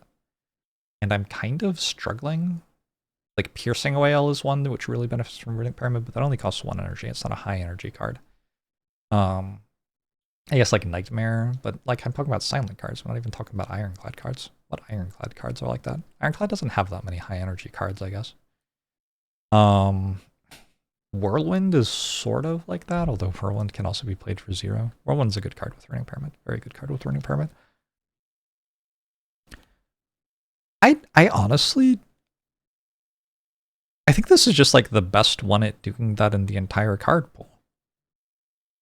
Most of these other like high energy cards either don't benefit that much from you holding them for the right moment with Runic Pyramid, or it's just fine to play them the turn you draw them anyway. Like Shockwave, for example. Shockwave you just play it the turn you draw it, and it's fine. Like you don't need to retain it for the right turn. Spot Weakness is not a high energy card. I guess there's Impervious, which is like kind of exactly the same thing as Flame Barrier, but Impervious doesn't have the other half of it. It doesn't deal damage against a multi-attack. Reaper, maybe? Reaper, because you can play it after you strength scale. That's not really holding it until the right turn. That's holding it until your deck is scaled. I don't know. It might actually be Flame Barrier. The card that, like, the high energy card that is most happy that you have a Runic Pyramid. Flame Barrier, out of the Ironclad card pool. If you have a different opinion, let me know, because I'm kind of curious, but that kind of seems like it to me. And so where I should, like, come back to here is we've talked about a lot of different things that Flame Barrier can do. If you're offered Flame Barrier, I think probably you should be able to take it and get value out of it. If you're offered Flame Barrier and you're skipping, I feel like something is probably going wrong somewhere if that's happening regularly. Because this card can do so many things, and you had to, like, spend an entire floor and go through an entire fight in order to get that card reward, and now you're being offered Flame Barrier. If your strategy isn't taking that a good chunk of the time, like, why not? It's one of the rewards, right? You should work out how to use it well. And there are lots of reasons why this card, like, rounds out Ironclad in a useful way. So, big fan of Flame Barrier. Ghostly Armor, weirdly, like, I just don't like very much, but maybe I should like it more.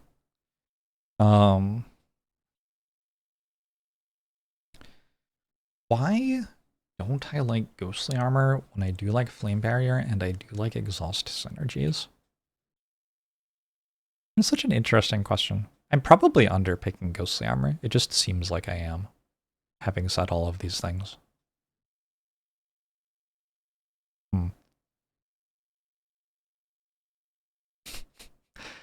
I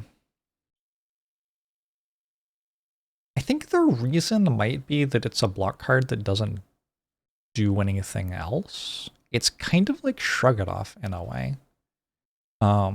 There's no late game space where Ghostly Armor really pops off. There's no, like, Act 2 fight where Ghostly Armor really pops off. It's just okay. And maybe that's why. Like, I'm trying to lean into the block cards like a True Grit, which can do a little bit more. Flame Barrier has some spots where it really pops off. Iron Wave's a little bit better at attacking early. That makes sense to me. That's probably the right way to enunciate the, like, vibe that I'm getting when I think about this. A decent amount of the stuff, like, lives in Brainstem for me now and doesn't, like, it doesn't necessarily come out when guests are around. I don't know. It's kind of hard to enunciate it all. But yeah, Ghostly Armor is, like, I think it's kind of garbo. I think it's just kind of bad. I'm gonna say it. There are certainly some spots where it's okay and will save you health. So maybe it's situational in a, like,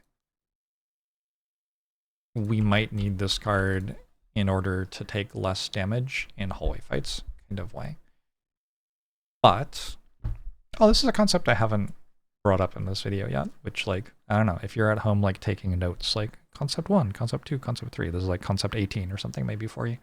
The general vibe of Act 1 is you start with almost full health and a deck that cannot block very well with Ironclad. And the goal of Act 1 is to use that health to make your deck stronger. Act 1, if you're not leaving with either an incredibly strong deck or, like, 5 HP left, you've done something wrong somewhere. If you leave with a mediocre deck and you have, like, 35 HP still, like, you should have upgraded somewhere instead of resting. You should have taken another elite fight instead of a heal. Stuff like that. So, Ghostly Armor doesn't build that well into that, in my opinion, unless you're at very low health because you've been doing it too aggressively and not getting enough reward. Like, you're not necessarily doing it too aggressively, but sometimes you, like, take a bunch of fights and you draw poorly and the card rewards are bad and you don't get a potion, and then you're in trouble. That can happen. That's just one of the ways you should lose the game sometimes. If that happens, you may have to take a Ghostly Armor, because Ghostly Armor will make it so that you take less damage in some draw orders against some fights in Act 1. But I don't think it makes it so you, like, take a lot less damage on average in very many fights. Like, I don't think you want it for Gremlin Nob. I don't know that you want it for sentries, actually. The problem with it in sentries is that they only attack you for 10 per turn. So it's very likely that the 10 block you're drawing is counterfeiting other block that you've drawn in your hand.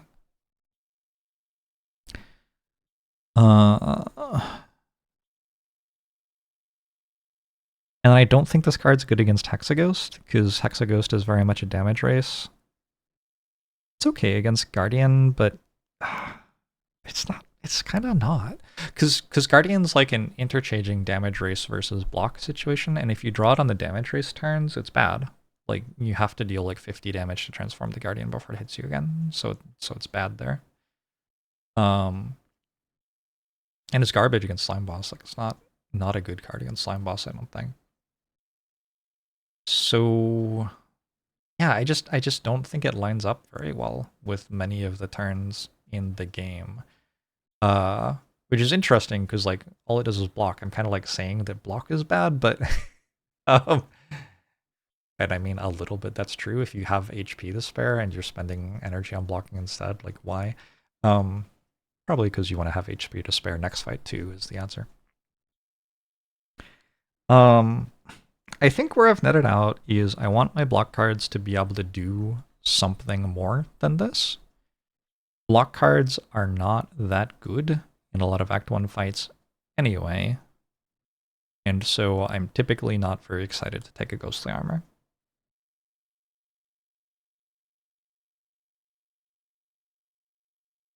Yeah.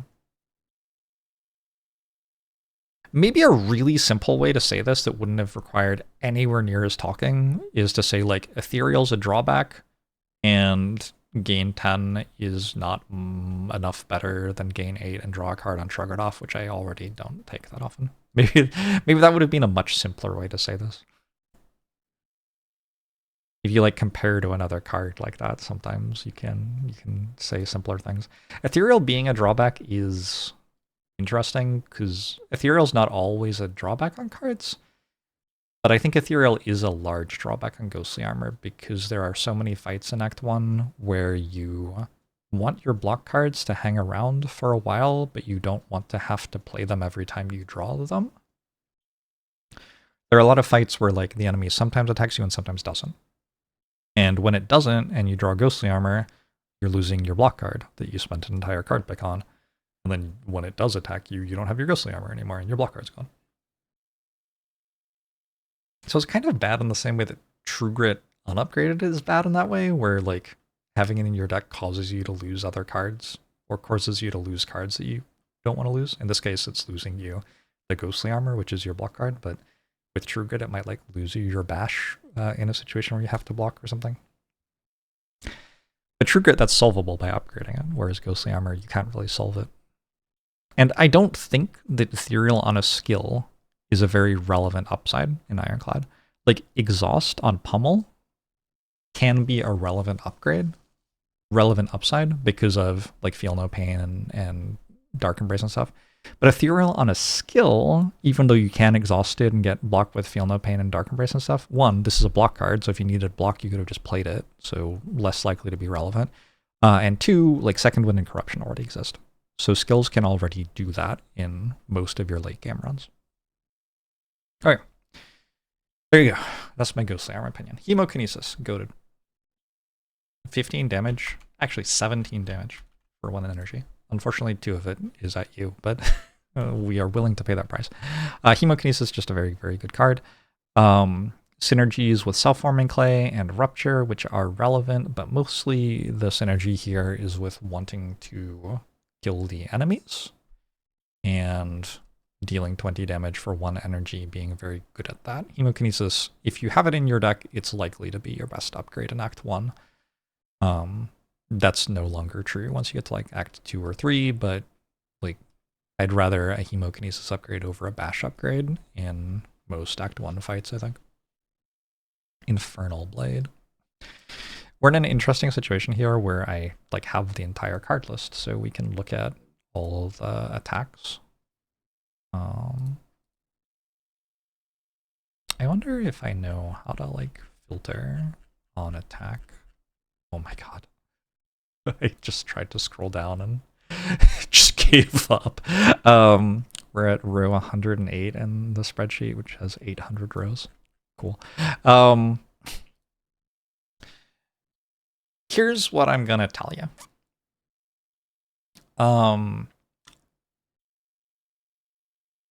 If you're going to go to all of the fights, you're going to build a deck which on average does pretty well in the fights, which means that large variance in your attacks doesn't have much upside for you because on average you win pretty comfortably, and does potentially have very large downside for you because if you randomly deal 10 less damage than you should have, a Gremlin up hits you for 24 instead of hitting you for 0.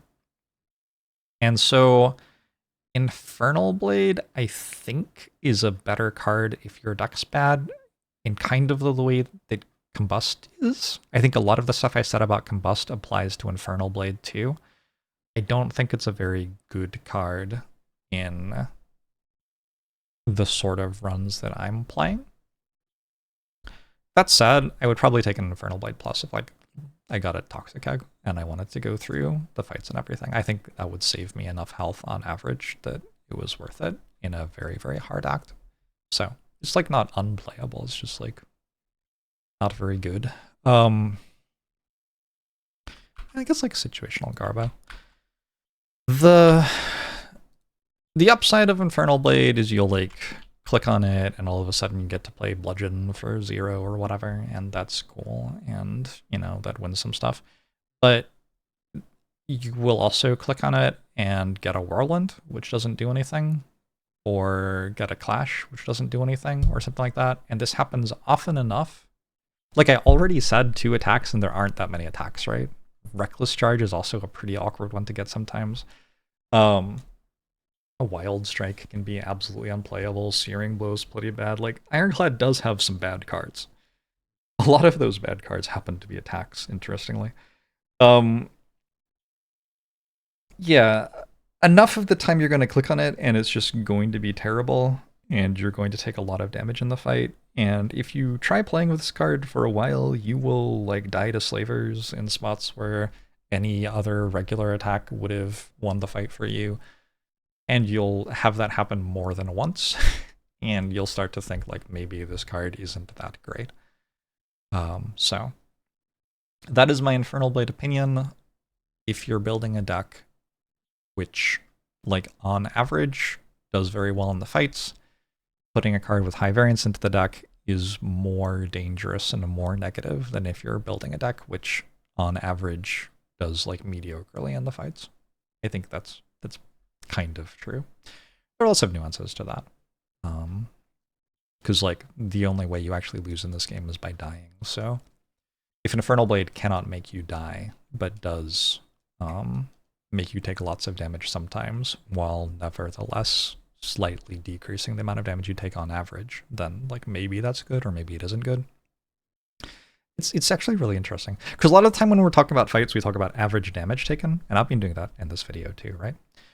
But if you think about Gremlin and you think like, I could take, if you're choosing between like taking 8 damage 90% of the time and dying 10% of the time versus taking 32 damage every time, you probably actually want 32 damage every time as Ironclad, with like how strong Ironclad is at the rest of the run and everything. And that's way more damage on average.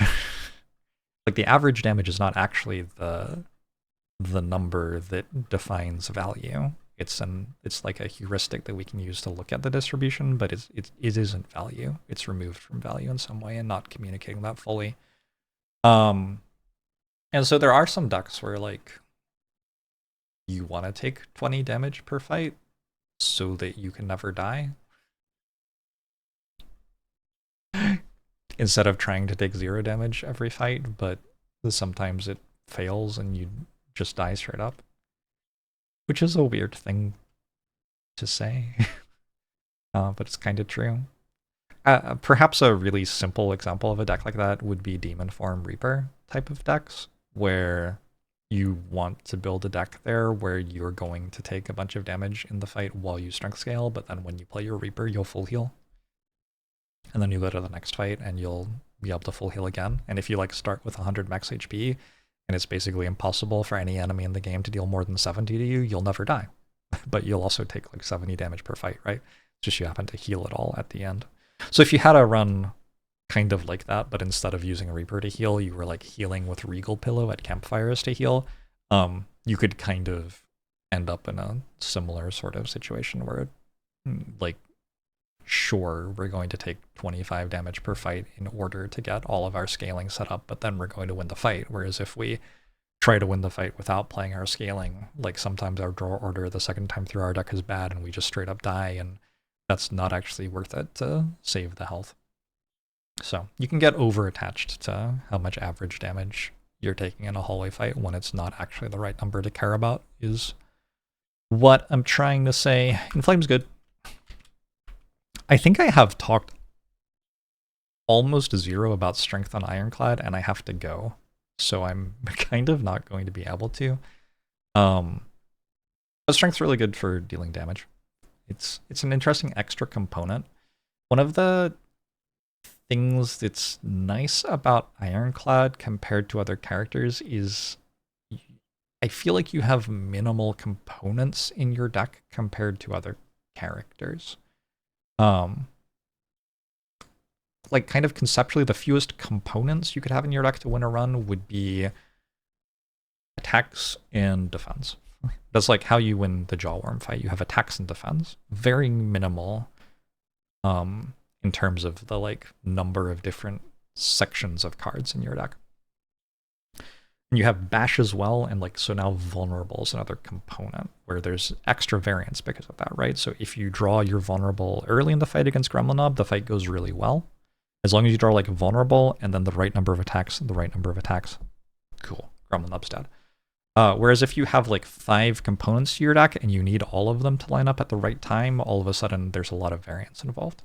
And like a defect deck, for example, might have lots of components where like I need to make more orb slots, and I need to make the right orbs in those slots, and I need to gain more focus, and I need to block while I'm doing this, and also I need to have attack cards to beat hallway fights where I need to kill them faster than that. Lots of different moving pieces that all have to line up in the right way for the fight to go as well as possible. Ironclad doesn't have as much of that stuff going on, and a lot of Ironclad's like powerful synergies are based around powers, which you can draw them whenever you want, and they just kind of work whichever order you draw them in. So like Corruption and Dark Embrace, eventually you'll draw both of those. It doesn't really matter which order you draw them in a lot of the time. Once you've put both of them in play, you can play all your skills for 0 and they draw a card that's pretty strong. Cool. Strength is an extra component for Ironclad. And it's like an optional component, but it wants to be in there a little bit most of the time. Adding a bit of strength to your deck lets your attacks get through enemies with a bit more health. Like it becomes relevant in Act 2 in particular to have more strength on your strikes so that you can kill stuff with a deck that is otherwise not that good yet even.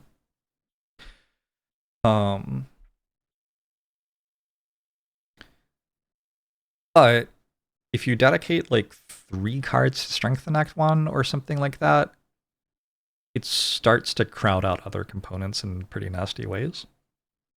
So for example, if you're in a fight like the Gremlin Leader fight, and you need to clear the small gremlins so that you don't get massively attacked by the Gremlin Leader next turn, because Gremlin Leader will attack you next turn if 2 gremlins are still alive, right? Maybe you didn't know. This is like enemy AI stuff that you'll pick up as you play, or if you look it up, you'll learn this stuff. Well, if you draw your like Inflame or Spot Weakness on that turn, you can't kill them with it. Whereas if you were more invested in just dealing damage with like upgraded attacks and you draw upgraded whirlwind, like they die. And then you draw upgraded hemokinesis the next turn with vulnerable from upgraded bash or something like that. That's enough to do a chunk of damage to Gremlin later and get it pretty close to dying. And you never need an inflame. You never need strength. So where I've tended to settle, and I do feel like this is kind of the most complex part of the entirety of the character, because strength interacts with every part of the game in ways that something like disarm or dark embrace do not. Like strength can be good against Gremlin leader in ways that dark embrace isn't going to be. But strength can also be your late game strategy with like limit break and reaper or something like that. So strength is a through line for the entire run. And it can be good or bad at all moments of the run.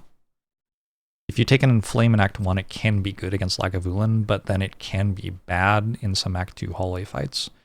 And it's kind of like every single time it's good or bad, depending on draw order and what exact fight it is and which other card rewards you get and stuff like that. So it gets very, very, very complicated. And what I've netted out on is like, take one of these.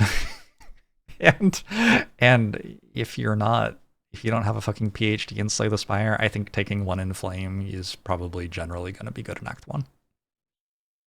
Probably don't take more in Act 2 if you didn't like get a lot of strength synergy sorts of things.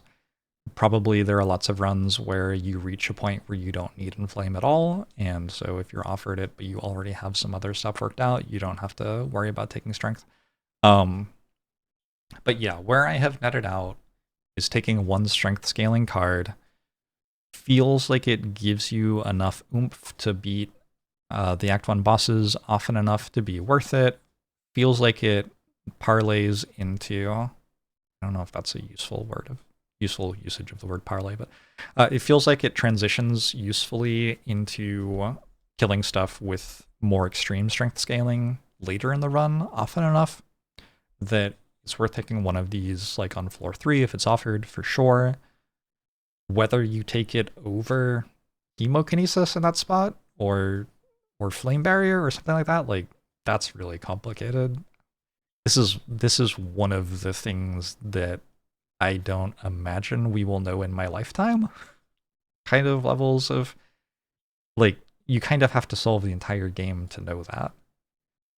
I wish the game was so poorly balanced that I could say confidently like yeah, you definitely take strength in Act 1. That's the only way to win. Or you shouldn't take Inflame because going for the infinite has a much higher win rate or something like that.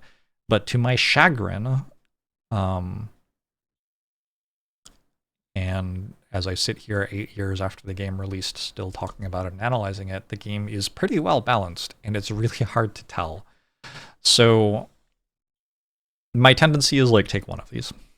And if it seems like we're going to strength more so, then I'll take a little bit more in the way of strength scaling later, but I don't tend to commit more than that into gaining strength in Act 1 very often, because I've had too many situations come up in Act 2 where I like need to deal damage, but I draw my strength gain cards, or I need to block, but I draw my strength gain cards, and just like having too many cards dedicated to that extra component of the deck, which is adding more variance and has variable value in different situations, is killing runs, basically.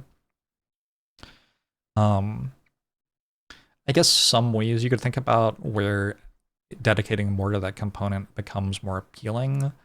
I think Runic Pyramid is one example, because if you draw this stuff on the wrong turn, you already have other cards in your hand to like defend you from getting it on the wrong turn.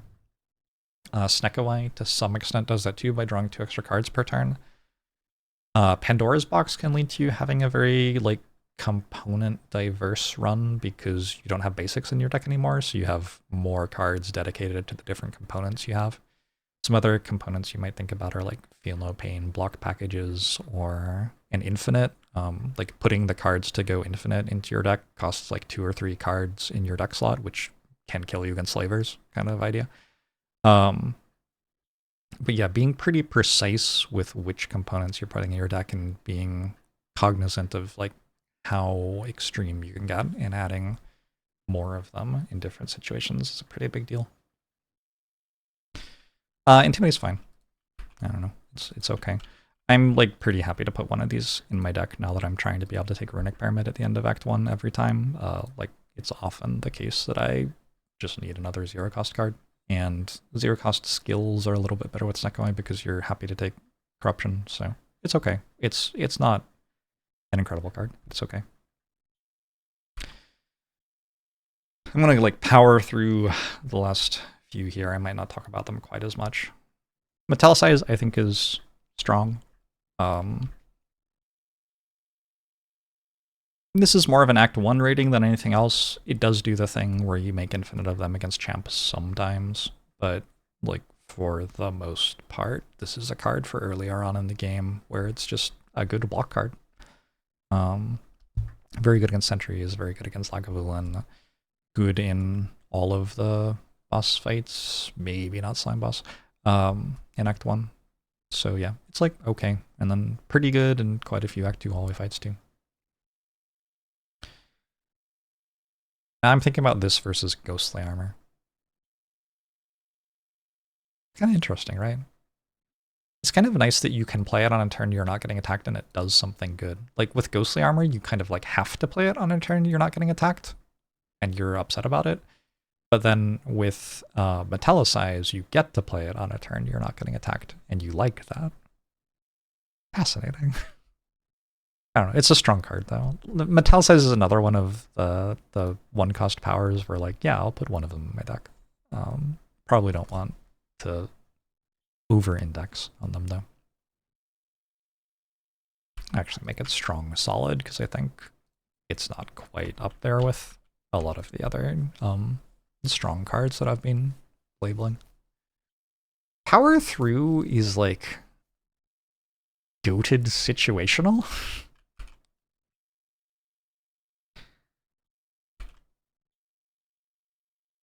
This is a very good card if you have Medkit.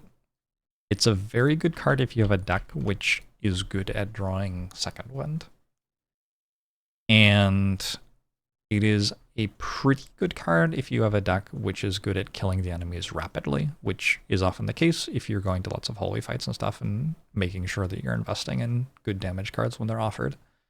Maybe like buying a relic which deals damage instead of buying a relic which is really good in late game as well. Stuff like that can help contribute.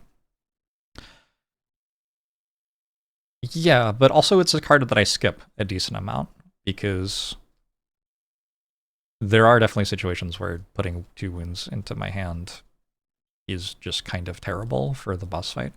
It's hard to take it in Act 1 because it's hard for it to be a very good card in any of the boss fights in Act 1. So you're kind of taking a curse for the boss fight, and the boss fight does require beating somehow.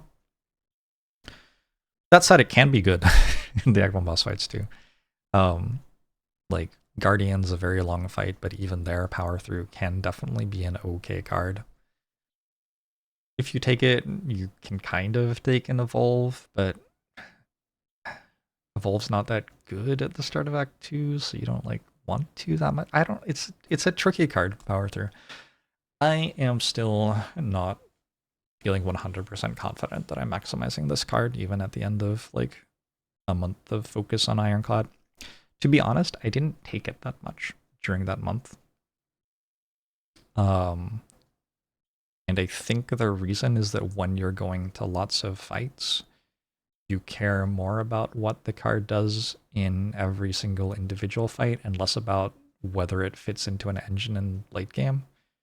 So that probably nudged it down a little bit in terms of selection frequency, whereas at other times when I've been playing Ironclad and being like a little bit more focused on going to campfires more often and even taking some events sometimes, I have fewer card rewards total, and so like the allure of going Second Wind power through at the end of the run has weighed more heavily on my decision making compared to the fear of playing power through in order to block in like an Act 2 hallway fight against Spheric Guardian, and then just having a bunch of wounds in my deck and not being able to kill the enemy, which is something I think about a lot more now.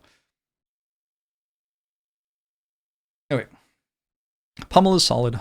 It is unfortunate that it only hits for 8 without any other stuff going on, because like when you get offered this against a Pummel strike, like they're both attacks with potential upside, and Pummel has a lot of upside in terms of like this could deal a lot more damage if I got strength or the right potion or something like that. And then it has some exhaust synergies, whereas Pummel Strike has like just, well, drawing a card is good, and also that's good late game, and it's good no matter what, etc. So Pummel Strike sort of deals more damage and has more upside, despite being the common, whereas Pummel is an uncommon. And yeah, if Pummel, like, we're in a granularity issue here, honestly. I bet they want Pummel to hit for like 10 for one like base, but you can't do it. Like, the numbers don't multiply that way. Because I don't think you want 2 damage 5 times. I think that's too strong with strength scaling, right? So like, I think you want 4 strength scaling, but you want 10 total damage, but you can't have it do 2.5. That's kind of how I feel about it. Anyway, it only deals 8, which makes it like, it's irrelevant 2 damage to be missing, unfortunately. Rage is solid. Rage is another card which requires like 15 minutes to talk about, and I actually do have to go. So yeah, Rage is solid. It's a 0-cost card, which makes it good with Pyramid. It leans more heavily into attacks, so if you are attack heavy and you're offered a Rage, you're pretty excited about it, and it can go into an entirely different synergy space where you're not as worried about blocking with something like Flame Barrier, and instead you're going for double Rage and like more heavily investing in stuff like Pummel Strike, and that's an entire different synergy space where like the deck you build will look different in order to take advantage of that in a somewhat substantial way. Rampage is just situational. It's just like, yeah, you take this if it's the only damage card offered to you, and it does okay against Lagavulin, and it hits for 8 for 1, and like you can't really skip at the start of the game because it puts you so far behind. So if this is the best thing that's there, you take it. And then you have, you know, something that can be useful for the boss fight. It can even like hold on until Act 2 boss fights and do okay there too, but not typically something that you're investing an entire run into. Rampage is in the awkward space of like the maximization principle that you might think about with Rampage is like playing it as many times as possible, but if you play anything as many times as possible, it deals infinite damage. So Rampage ends up being more of a card where like you assist it with something like Headbutt and a bit of card draw and expect it to get played like 3 times in a longer fight, at which point it's hitting for 39, which is okay for 3 energy and 3 card draws invested. And in like a really long fight, you might play it 4 or 5 times, and that's also fine. But like, you can't really call this card strong because there are so many cards where it only gets, there are so many fights where it only gets played once, and it just isn't good if you only play it once. So it goes in your deck if you have to put it there, but not very excited about it. Once it's there, it's important to keep in mind that it's a tool which you have available in order to beat the boss fights or whatever, and you know, don't over prepare for the boss fight when you have a Rampage that's already getting you through the end of Act 1, and instead you can focus a little bit more on preparing for Act 2 or something like that, and that has value. Like, if it's not a very good card in your deck, but it's letting you skip other cards which aren't very good in order to like build for something later, yeah, you know, you can get a little bit of value out of that. Reckless Charge is a strong situational. It's a 0-cost attack, which is fine. Unfortunately, it draws a Daze, and card draw is a very big deal, so wasting an entire card draw on a Dazed is bad. But then later in the run, it can actually be like infinite juice. So if you're thinking about an infinite as a component of your deck which requires a certain amount of cards dedicated to it, Reckless Charge is a card which can be dedicated to it, which has a little bit of value on its own. Like, it's not like you're drawing it and it's a dual wield and you can't do anything with it this turn. It's only there to make a second dropkick. It does, like, hit the enemy for 7 damage. Yeah, the way it goes infinite is with, like, Medkit, Evolve, and Dark Embrace kinds of things, which is a lot of specific stuff, but it's actually possible to get all of that going. There are a variety of other things you can do with it as well. You can exhaust the Dazed with Burning Pact to draw more cards and get infinite draw off of Burning Pact if you have a Blood for Blood, and like all the cards kind of like when you have 0-cost cards which deal damage and 0-cost cards which make energy and stuff, like everything kind of can go infinite, right? Searing Blow, a little unplayable. Here's the thing. You can win a run with Searing Blow. It is possible. If it's offered to you, it is possible to take it on the run. I've done it. You can see the YouTube video. It has a lot of views because it's lots of fun to watch somebody do it. It's not a good card. You shouldn't take this. If you have to take it to have an attack card in your deck because you're not being offered any other attack cards, like God bless your soul, I will see you in the afterlife, meet you in Valhalla, or whatever. Second Wind's goated. Second Wind's actually like so good that I've stopped taking corruption. It used to be that I would like exhaust all of my skills with corruption, and that seemed like the strong thing to do. Nowadays, I just like put enough card draw on my deck that Second Wind is impervious and also corruption for the same card, and it's pretty good. It's a pretty good card. I highly recommend taking Second Wind as early as like Act 1 in a slime boss fight kind of act, but usually in Act 2. And yeah, if you play Second Wind a lot of times in a run, you will probably win the run. Seeing Red's strong. Dark Embrace is incredibly good, and once you have Dark Embrace in play, Seeing Red is like a mini offering. Even without Dark Embrace though, energy is good to get from cards for all of the reasons that it's good to get from Bloodletting, which I already talked about, and Seeing Red can do that. Definitely doesn't give you as much energy as Bloodletting does, and you can only play it once per fight, but it is still very worth having and helps you get everything built out quickly. Sentinel is an interesting one. In kind of keeping with this idea of trying to get the value out of the cards when they're offered. I haven't been doing this as much this month, but like prior to this month, the last time I was playing Ironclad quite a lot, one of my like miniature goals was to be able to exhaust Sentinel in a profitable way with pretty much every deck that I played. And like it worked out pretty well.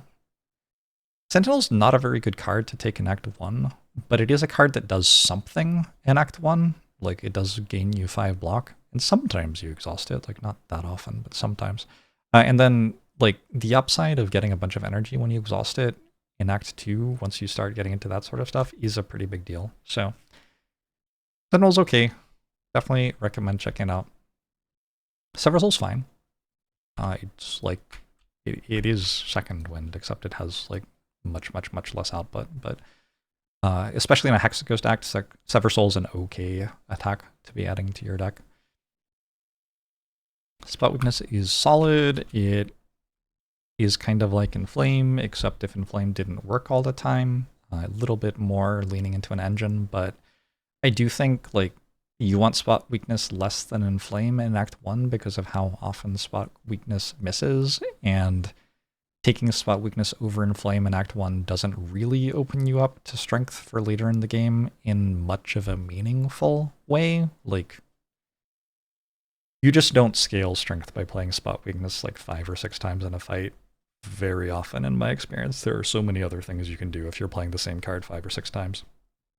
And like Demon Form exists if you want a very simple way to scale strength. So Spot Weakness is okay. I don't hate taking one of them in Act 1 at all. Uppercut's actually solid. Like, every other 2-cost attack I've said is pretty shitty, but Uppercut's okay. Extra Vulnerable and Weak are both very good. And then Whirlwind's very good. Like, strong. Just combos very well with powers. Powers and potions. and energy gain, and it combos very well with your deck getting better, basically. Relics, like Aka Beko, very good. All right, so we're an eighth of the way done, and I've talked for 4 hours. Realistically, I'm not going to get through all of this stuff. That's just not really going to happen. I'm glad we could talk about this for like 4 hours, but it's Silent Month starting tomorrow, so it's time for me to start thinking about Silent. I hope that this has given you plenty to munch on and think about. I think like probably the cards are the most important thing to talk about, but I might go through and talk about relics a little bit as well. But for right now, I'm gonna go get my partner from the airport. So thanks for tuning in, and I will see you next time. Bye-bye. Hello. I'm here to talk about Ironclad for another some amount of time. Also, yesterday when I did this, I didn't think to eat food beforehand. This time I ate food beforehand, which I'm hoping will make the things I say somewhat more relevant and true. Thinking about what I talked about last time, I feel like I like skimmed over uncommons faster than I really wanted to, but that's kind of just the nature of the thing. Like I could easily talk about this for 100 hours, and I'm trying to get this done in realistically, I think like 20 now. Kind of where I'm setting my sights, so we're not gonna be able to talk about every single thing. I did say that Carnage didn't work with liquid memories, which says a lot about my opinion of Carnage as a card, because like that isn't true, right? If you play Carnage, it does go to your discard pile and you can use it with liquid memories. I was just in my head being like, well, you don't play Carnage, so it doesn't end up in your discard pile to use with liquid memories, which probably in the Gremlin up fight you can get away with playing it, right? There's still some awkward stuff in elite fights with Carnage where like if you draw it on turn 1 against Lagavulin, you often do not end up playing it. If you draw it at the same time as Bash, especially if Bash is upgraded, you may not play it. So these are a couple of issues with it. An exciting thing that has happened between ending the video yesterday and starting this video today is I've become a software developer. I feel like the screen is getting just more and more and more crowded and haphazard as we go, which is very exciting. So I have been working my way through this little reward distribution calculator, and we have a bunch of functionality, added gold, stuff like that. The one thing that I wanted to show you, that I think I was talking about yesterday was the chance of getting an armaments in Act 1. I think I was talking about it and I was like, I feel like probably it's like 60%, and the chance is 58.21% with the path 1 I have here. 58.84% to see at least one with path 2. So, yeah, I feel like that was around about my intuition, and that's what it is. This isn't considering like the chance of seeing it in a shop, I guess, or the chance of getting it from an event or anything like that. This is only considering the hallway fights and elite fights. So the real chance will be a little bit higher than that. I think I might have said in the 60 to 70% range yesterday. I don't remember exactly. But that is a thing, and if I need to refer to that more, I will, but decent chance that I won't have to anymore. I'm gonna minimize that window now. Okay. So yesterday I got up to talking about like Pommel, I feel like, and then I was like, oh, I really have to go pick my partner up from the airport. So I kind of sped through the remaining uncommons. I already talked about how I said the wrong thing with Carnage. I feel like I underexplained Second Wind for how big a deal Second Wind is. And maybe Second Wind's strong enough that I don't really have to explain, because like anyone who's watching this many hours of someone talk about Ironclad without even playing the game is already going to understand, but I don't know, maybe not.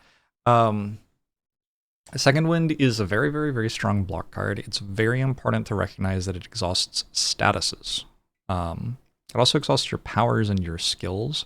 So there's like a bit of an anti-synergy with some things, like Exhume, for example. Second Wind does not play very nicely with. Exhume is a skill which you often want to play later on in the fight after you've like already played your good skill a first time to get it back and play it a second time. And if you draw it at the same time as Second Wind, that doesn't work. So there are some things which don't work super well with Second Wind, and ironically, as the card is called Second Wind, there will be some decks where the first time you draw it, it's not a very good card because of that, because there are just other things in your hand that you need to play and can't exhaust yet. But that's kind of fine, especially if you're playing a feed run and you have like 130 max HP or something. That is really not an issue at all. The place where Second Wind is very, very, very strong is if you're drawing a bunch of cards and you don't want to play all of them. It will turn them into block. That happens to be something that occurs when you're playing with Runic Pyramid and with Snecko, which is really cool. With Snecko, you draw 7 cards and some of them cost 3. You don't want to play a defend that costs 3, but you'd love to exhaust it with Second Wind to make block instead. So the Second Wind's very good with Snecko, it's very good with Runic Pyramid. This is something that I've been trying to note as we go through, because this has been one of the themes for the month, is kind of like getting a sense for how can I play in Act 1 in a way that allows me to take both Snecko and Runic Pyramid, and Second Wind as a card which isn't incredible in Act 1, because you just like don't have enough card draw for it yet. Mostly, there aren't enough statuses in your deck yet, to some extent. It is nice that it's good with both Runic Pyramid and Snecko, because it like bumps up your ability to take it as a speculative card in Act 1 quite a bit, knowing that it's going to do very well with 2 of the major boss relics that you're considering. Okay. I think we kind of vibed through the rest of these uncommons, and like I feel okay about how I talked about it. I don't think I did an incredible job of giving you like a this is the right amount of strength to go for, but that's a really big thing. When we're talking about different deck components and different like late game synergies that your deck can have and stuff like that, you can kind of calibrate that the way that you want. And there's a lot of give in the system you're in, which will allow that to work for you. Say you think that you're meant to win with an infinite, like 80% of the time on Ironclad. You can like skip the card rewards which are close, and you can prioritize taking cards with decent potential toward making an infinite over cards with decent potential towards doing something else, and end up going infinite a ton of the time in the end of the game. And that won't cost you much win rate, because the cards that you're skipping in order to keep your deck trim in order to go infinite were not cards which were like slam dunk auto picks. They were cards which were like maybe slightly plus EV. EV means expected value, like chance to win the run. Whereas if you decide that probably the way to win late game is to always scale strength and stuff like that, you can like take a speculative strength gain card instead of skipping it. And that also probably won't cost you that much. And so there are a lot of like on-ramps to certain synergistic packages of cards where the choice to go that direction is very close to having no effect on whether or not you win the run. The game's just balanced well. There are a lot of card rewards where like some of the cards being offered to you are barely better than the other card, or barely worse than the other card, or barely better than skipping, or barely worse than skipping. And so your decision to take or not take them doesn't actually change the outcome of your run by that much, the expected outcome of your run by that much, but it does change the deck that you end up by a lot. When you talk about like the different play styles for Ironclad, kind of, that's the thing that you're referring to, or at least that's the thing that I would be referring to, is like if you have a strength-based play style for Ironclad, that means that you're tending toward taking an Inflame or 2 in Act 1, and tending toward prioritizing a Sword Boomerang over a Cleave, maybe, when you're offered attack commons or something like that. And these choices, like, in theory, there is one that's right. Like, either you should take Sword Boomerang or you should take Cleave. In theory, one of those is correct and the other is wrong. But in practice, the difference between the two isn't that large compared to how large it looks like the effect is in terms of what your final deck is. And so you can have players who think almost exactly the same thing about Ironclad, but one player like slightly prefers Inflame and one player slightly doesn't prefer Inflame. And when you watch their runs, the decks that they can end up with might be substantially different, even if they're like playing the same seed with the same rewards, because everything snowballs. Like one decision on floor 5 changes what your decisions are for the rest of the run in the context of that first decision you made. Yeah. So that's the problem with telling you like, oh, you should go for strength cards 20% of the time or something like that. Like, that's not a number that I know. If you want to go for strength cards a lot of the time, you'll be able to win with them a lot of the time. Will it slightly decrease your win rate or slightly increase your win rate? One, I don't know in terms of like a perfect player who's doing everything else perfectly. And two, I don't know in terms of the best players. Like, I don't know for myself, for starters, but I also don't know for the other people who have differing levels of skill at executing the different strategies. And three, will it help you or not help you? I have no idea. I don't know you at all. 4, will it help or not help someone who's like a beginner to the game or like a casual player who's not thinking super hard about win rate and is instead maybe just like playing fun runs? I have no idea. It depends who they are, and I'm not them, so I just don't know. Hello, Cat. Would you like to participate in this video as well? Zephyr is a little grumpy today. I think he might have fallen into his water bowl. Zephyr's getting old. Anyway, I don't know. The next thing I want to do is, it looks like I'm done talking about all the cards, but these rare cards, I was only talking about how strong they were from Whale. So I want to revisit them and talk about how strong they are in the rest of the run and like more generally. And we'll start with Barricade. I think Barricade's a pretty tricky card to evaluate. The first instinct I have personally is to say Barricade's good if your deck makes a lot of block.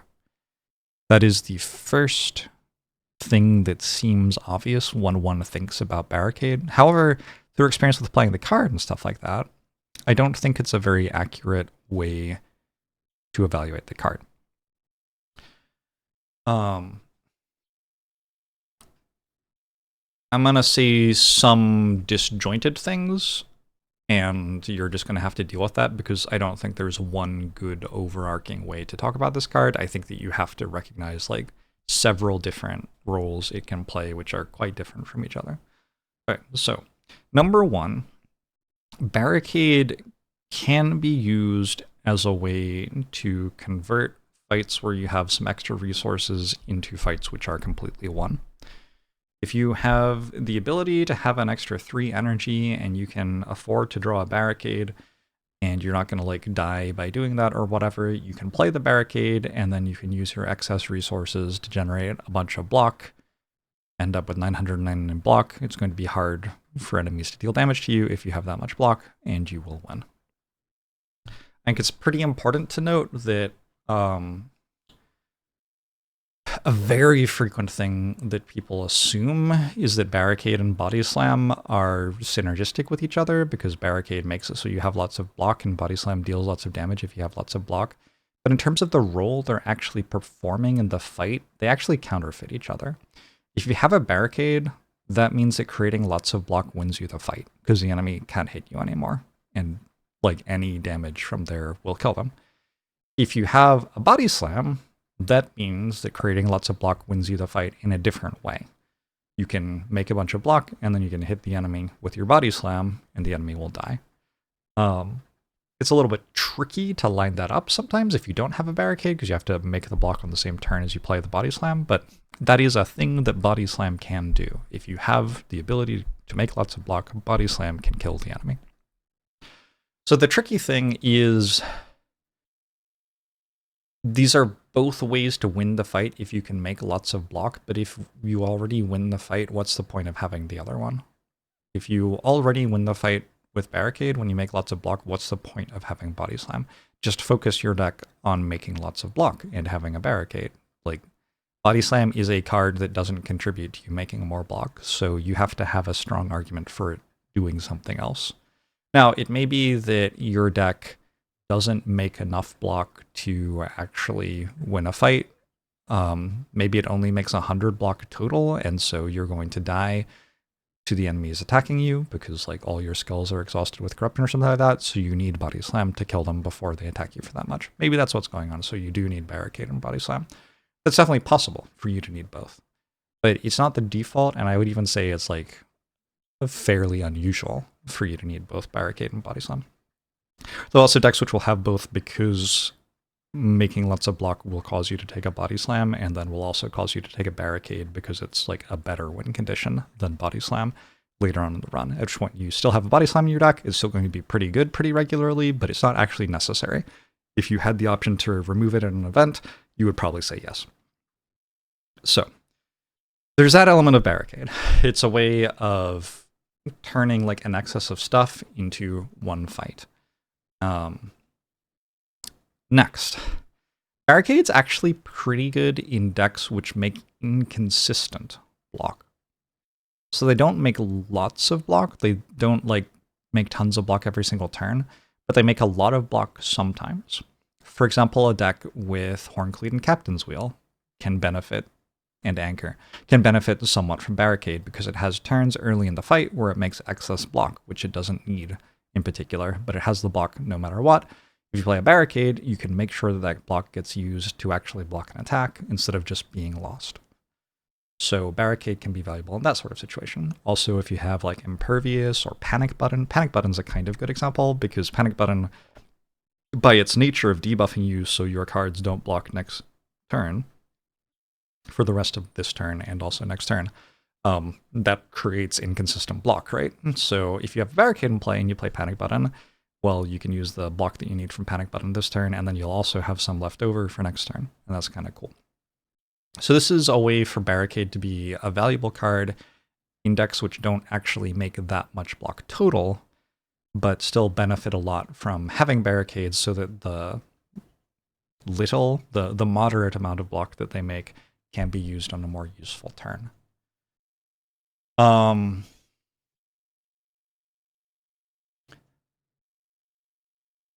The next way that I like barricade is just kind of as a value card. And barricade is a value card in decks that just make a lot of everything. So decks like that will usually win anyway. The deck I'm envisioning is like kind of a pile of cards where you have like all sorts of synergies going on of all sorts, and you've like taken some offerings and some card draw and stuff like that. So you have lots of energy and card draw and just everything's happening. A deck like that's pretty happy to have a barricade just because the card's pretty good. And if you have an excess of resources in order to play it, then you don't have to be completely focused on it as your only way to win the run in order for it to be good. So it can also just be like a pretty good value power. That would be especially true if you had a Snecko Eye, perhaps. Like, if you have a Snecko Eye and you're offered a barricade, well, it doesn't cost 3 energy anymore, so that makes it significantly better. And with a Snecko Eye, you're in the situation where your block output is inconsistent, because some turns you'll draw block cards which cost 3, and some turns you'll draw block cards which cost 0. So barricade is like just a pretty good value card in a Snecko Eye deck. And so, these are lots of different ways that this card can be pretty good. And I think they add up to barricade like usually being at least solid in the second half of the run. and sometimes being quite strong. But it's definitely not always strong. It's like, it's usually, you get to a point where it's at least worth considering over skipping at some point in the run, and you don't necessarily take it, but a lot of decks, even ones you might not at first think, oh, that's a really good barricade for, are going to consider barricade. There are some situations where this is like kind of hidden, but surprisingly relevant. One way that you can really want to barricade is actually in a deck which is very focused on attacks, but has a self-forming clay. So self-forming clay gives you block when you take damage.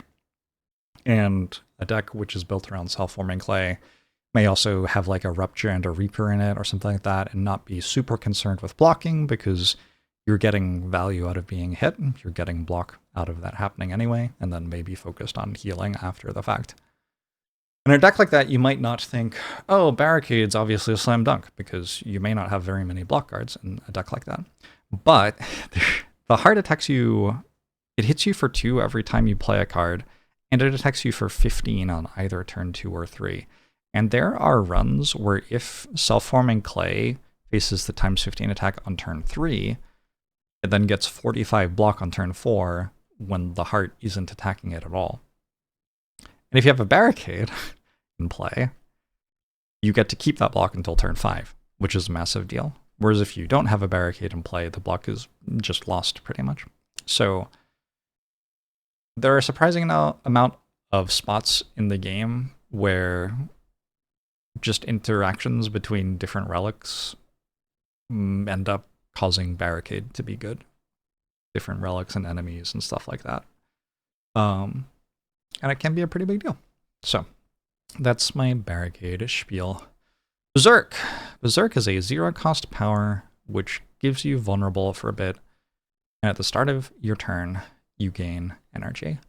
Now, Berserk is not completely unplayable, but I do think its tendency is to be garbage for the entire run. I think situationally, you can be a little bit excited about putting Berserk in your deck if you have Runic Pyramid, but even then, it's pretty rough. And in order to kind of justify this opinion, I wanted you to consider the difference between it and Bloodletting.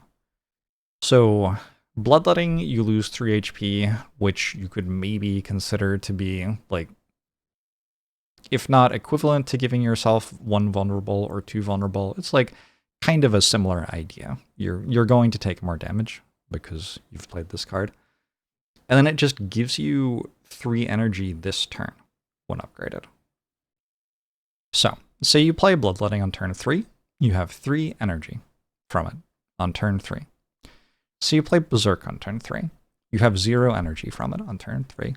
You have 1 energy from it on turn 4. You have 2 energy from it on turn 5. And it isn't until turn 6 that you reach a point where it's generated 3 energy. So Berserk is like 3 turns slower than Bloodletting, while being rare instead of uncommon, and having arguably a higher downside than Bloodletting does. The card's just like pretty bad.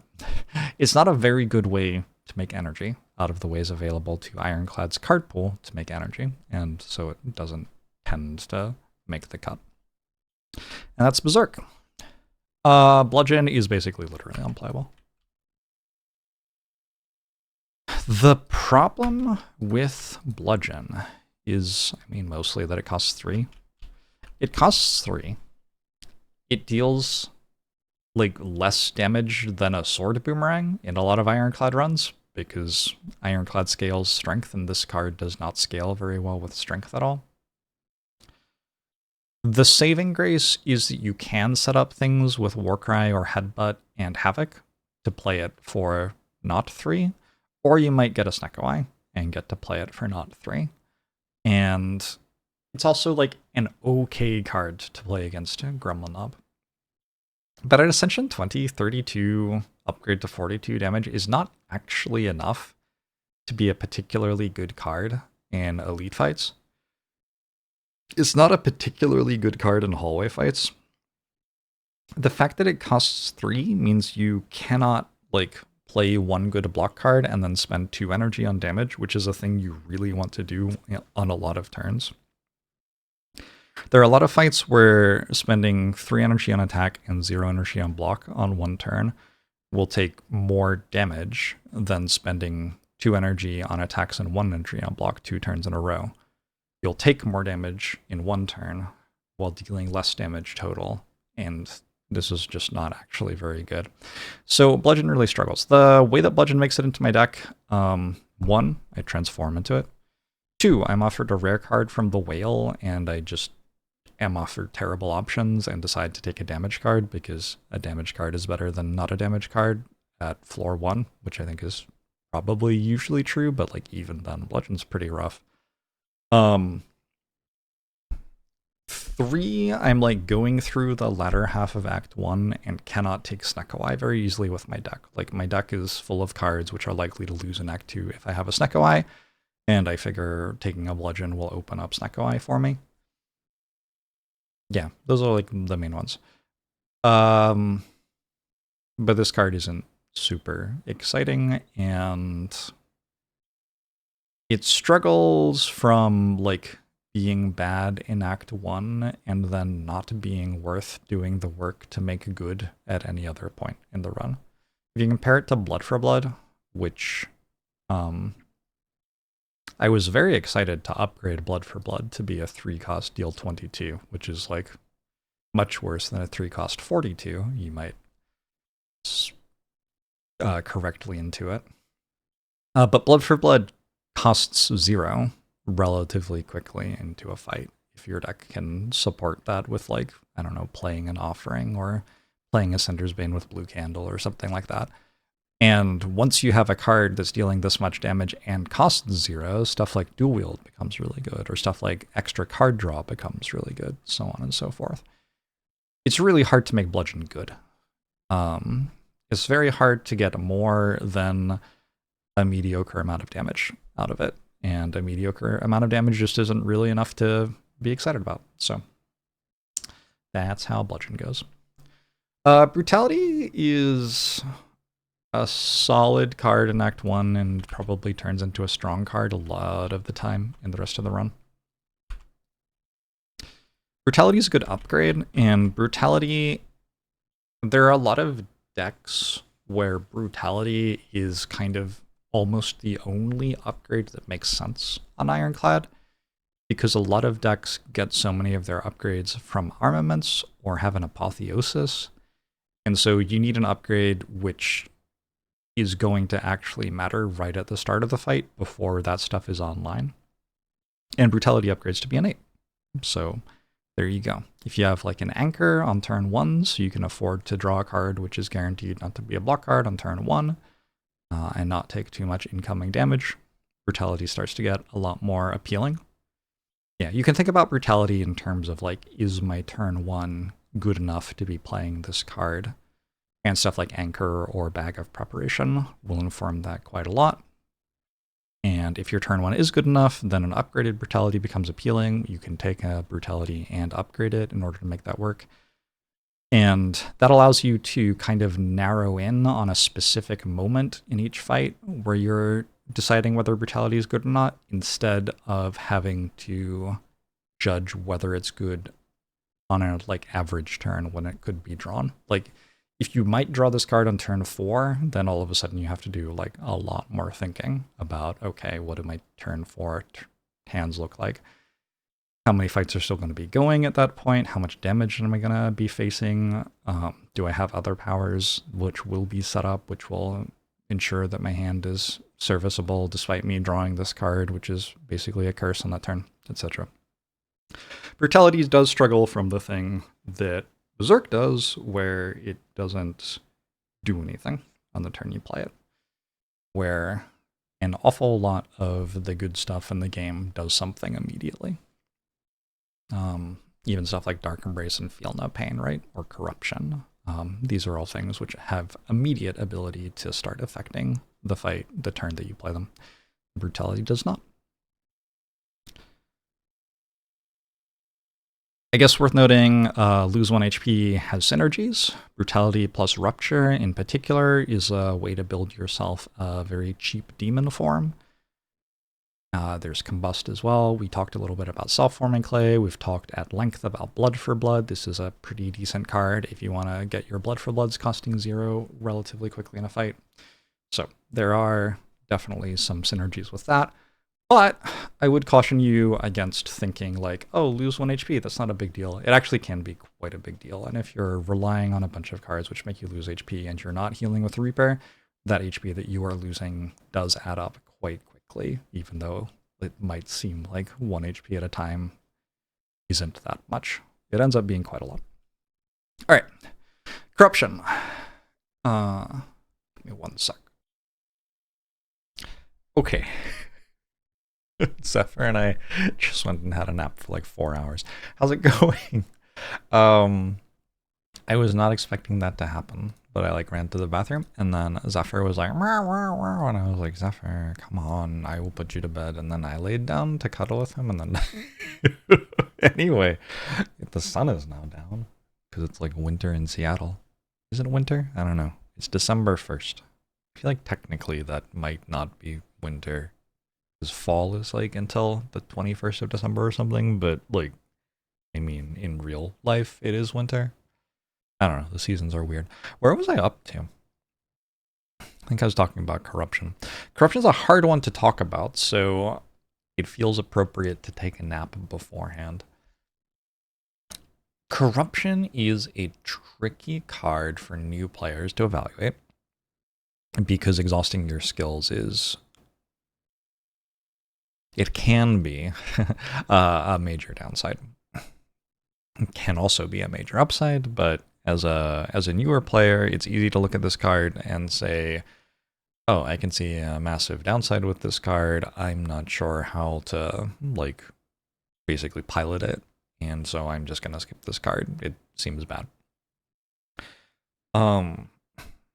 In fact, Corruption has the capability of being like maybe the most broken Ironclad card, but it can be pretty hard to work out how to make it do that thing. And increasingly as I've played more Ironclad, a thing I keep running into is I don't need it to be that strong. And a card like Second Wind, which like when I draw this card and play it for 1 energy, it makes me close to invincible that turn, right? So that's kind of nice. Kind of gives me access to the same sorts of late fight power that Corruption gives me access to, while being a 1-cost impervious type of card instead of being a 3-cost power, which kind of doesn't do anything when you play it. Now, Corruption is definitely very strong too. So to some extent, I feel like how much you take Corruption might come down to how early you start picking Second Wind. Because I do think you can pick Second Wind before you pick Corruption, and I do think a lot of decks which already have Second Wind in them are not going to find Corruption all that exciting. That basically doubles up on cards which want to be in charge of exhausting your skills, and when you already have one of those cards, which is capable of exhausting basically every skill you have within the first like 10 turns of a boss fight, which is plenty fast to be killing a boss, you don't necessarily want the second one. So let me go through some situations where Corruption is definitely extremely powerful. It's extremely powerful if you pair it with like Dark Embrace, Feel No Pain, and Barricade. And if you don't have all of those powers, but you do have like 3 out of 4 of them or something like that, you'll be doing something pretty strong too. And there's room to like add a Juggernaut to deal a bunch of damage. There's room to play around with that a little bit for sure.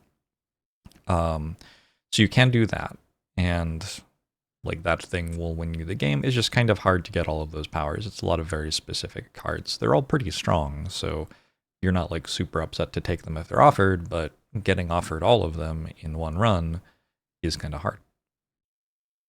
Oh my god, now I want to update the program to see the chance of getting offered both things. Here, come with me on a little journey, because I've been I've been becoming a software developer over the course of this video. And at the moment, we are up to our reward distribution calculator. Well, not capturing. There you go. Our reward distribution calculator is now like this, because I was curious, like, okay, what's the chance of me getting like a damage card before I have to fight an elite? So like if we do this path versus this path, and I don't think this set is right. This is all still in the process of being fine-tuned. We could call Combust a damage card. I don't know. Look, this number isn't going to be right because the right buttons aren't collected by the preset, but that's okay. We're getting started. And then we say we want to sim 5 million times, which seems like enough. And we get this thing, which shows in path 2, I am seeing at least one damage card 100% of the time on Ironclad if I go through 5 hallway fights before an elite. And I don't know, maybe we want to see like 3 in order to feel really comfortable with the fight. Well, that happens 99.75% of the time. So not an issue for Ironclad to get offered damage cards against the elite they're going to. Although if you do path 1, then actually you do start not getting offered 3 damage cards fairly often. And it occurred to me, because I'm still fiddling with this, that I need to have like a how many card rewards were they showing in, because if you get shown 3 damage cards in the same card reward but don't get shown them in the other 2, then you won't actually be able to have 3 damage cards. But that's like another thing. And then now I'm thinking, what if I had like a set of all of these powers, so like Juggernaut, Corruption, Dark Embrace, Feel No Pain, where is Feel No Pain, and was there one more? Barricade. It would be kind of cool to be able to like put in a path and ask what's the chance of seeing all of these. Although we'd have to put in a very long path. And at that point it seems like it's important to start handling shops and boss fights. Because at the moment I handle elites, but not shops or boss fights. And maybe events. This could be a project for like a month. I don't know, I could have some fun. Anyway, that's the way that Corruption is very strong. Corruption can also be very strong with Runic Pyramid or Snecko. So it's one of those cards which does well with both of those relics. I think the issue though is that it can actually be kind of bad with a 4th energy relic, so I'm not sure how true it is that you can take it going into the Act 1 boss fight. And it also often isn't that good in the Act 1 boss fight itself. It's like kind of a dead card against Guardian and against Hexaghost, I think. I think you need block cards against Hexaghost a lot of the time anyway. And maybe more importantly against Hexaghost, you need cards which like scale you or deal damage, because that thing will start killing you on turn 7 or whatever. I think it's fine against Slime Boss though, probably. I don't really see why Corruption wouldn't be good against Slime Boss. So it's a little bit easier maybe to take Second Wind toward the end of Act 1. Also, Second Wind is an uncommon instead of a rare. When you're offered your rare card, unfortunately you haven't seen what boss relic you're playing yet, so if you get offered your rare card at the end of the Act 1 boss fight and Corruption is in there, you don't know if you have Runic Pyramid or Snecko yet, unfortunately. So I think this card tends to start being like situationally pickable around about the start of Act 2, which I'm going to say is like there. And when it is situationally pickable, it is somewhere between goated and strong, depending on what else is going on. Definitely very good with Snecko, definitely very good with Pyramid, definitely very good with some of the other like late game powers that Ironclad has access to. I haven't found myself in situations where I'm playing a Corruption just to make my block powers free or block cards free in an otherwise somewhat fair run. Like, Corruption is for unfair runs, which are most of them, it seems like to me these days. Yeah, I think that's about that. All right. Corruption could be like a 10 lecture series at a university or something. I'm not going to tell you everything about Corruption. over the course of this video, unfortunately, but that's a good start. Demon form. Demon form, like, pretty strong in Act 1 because it's good against Lagavulin and good in the boss fight, but, like, we don't expect it to be very good anywhere else. So we're kind of taking it in Act 1 because it's so good in those spots and because it has potential later. I'm going to downgrade it to solid here. I think it's, like, pretty situational in Act 2, actually. Act 2 is dangerous enough that carrying a demon form around, like, it's pretty slow, right? If you're pairing it with a Reaper, then, like, sure, that's the dream. But, or if you're pairing it with Snecko Eye as well, you can get it into play cheap. That's great, but it is a little bit iffy. And then it becomes pretty strong by the time you get to Act 3. Just because, like, at some point you do kind of have enough stuff, you've got enough energy per turn, you've got enough card draw, you've got enough other, like, strong cards in your deck that you do want something that scales to win the game, and Demon Form will do that for you. Is it the best possible way to do it? No, not really, but is it a way that's good enough to do it? Yeah, absolutely. So it is an option. Typically how Demon Form wins me runs is I take it in Act 1 because it's fine, and then, like, the deck makes it through Act 2, and somewhere around Act 3 or 4, it becomes a very, very strong card for winning the late game fights. Double tap is a tricky one. I don't like double tap very much, but I do respect that, like, on average, if you're taking 2-cost attacks, it does improve a lot of the Act 1 fights. The issue, I guess, I'm going to make it garbage. The issue, I guess, is that I don't take the 2-cost attacks, right? I don't take Clothesline and Heavy Blade and Perfected Strike. So what my experience is with drawing double tap in Act 1 is that often it's, like, paired with a strike, and that's not super great. And if we're getting something better than that, like, it's not very good to double tap in anger. Double tapping, like, a cleave or a pommel strike's okay. And double tapping bash, I guess, is sort of the best I can hope for, but I don't even upgrade a bash in Act 1 that often, so this is not that exciting. The dream with double tap is, like, double tap a whirlwind with 4 energy in Act 2, but, like, 1, I don't take extra energy going into Act 2 all that often, and 2, if you do take an energy relic, you only have a 5-card hand, and, like, I'm pretty gung-ho about taking cards. I'm not hitting the skip button that often, I'm going to a lot of card rewards, so drawing double tap and whirlwind in the same turn is just really hard. And then later on, it can be like a multiplier for Reaper, or you can play a Reaper twice, and that's kind of cool. But a lot of time, Reaper is, like, unavoidable for the enemies anyway. I don't know if that's the right word. It's inevitable, I guess. Like, if you're in a fight with Reaper, a lot of the time you are going to full heal eventually, and double tap might make it so you can do that, like, 3 turns faster, but you can just wait 3 turns in most of the fights. So I think, like, double tap is mostly garbage. There are some situations where it's okay. The situations where it's okay can include it makes you infinite. It can probably be okay with Snecko Eye because it's duplicating a, like, stronger attack more often because of how you're building the rest of the deck.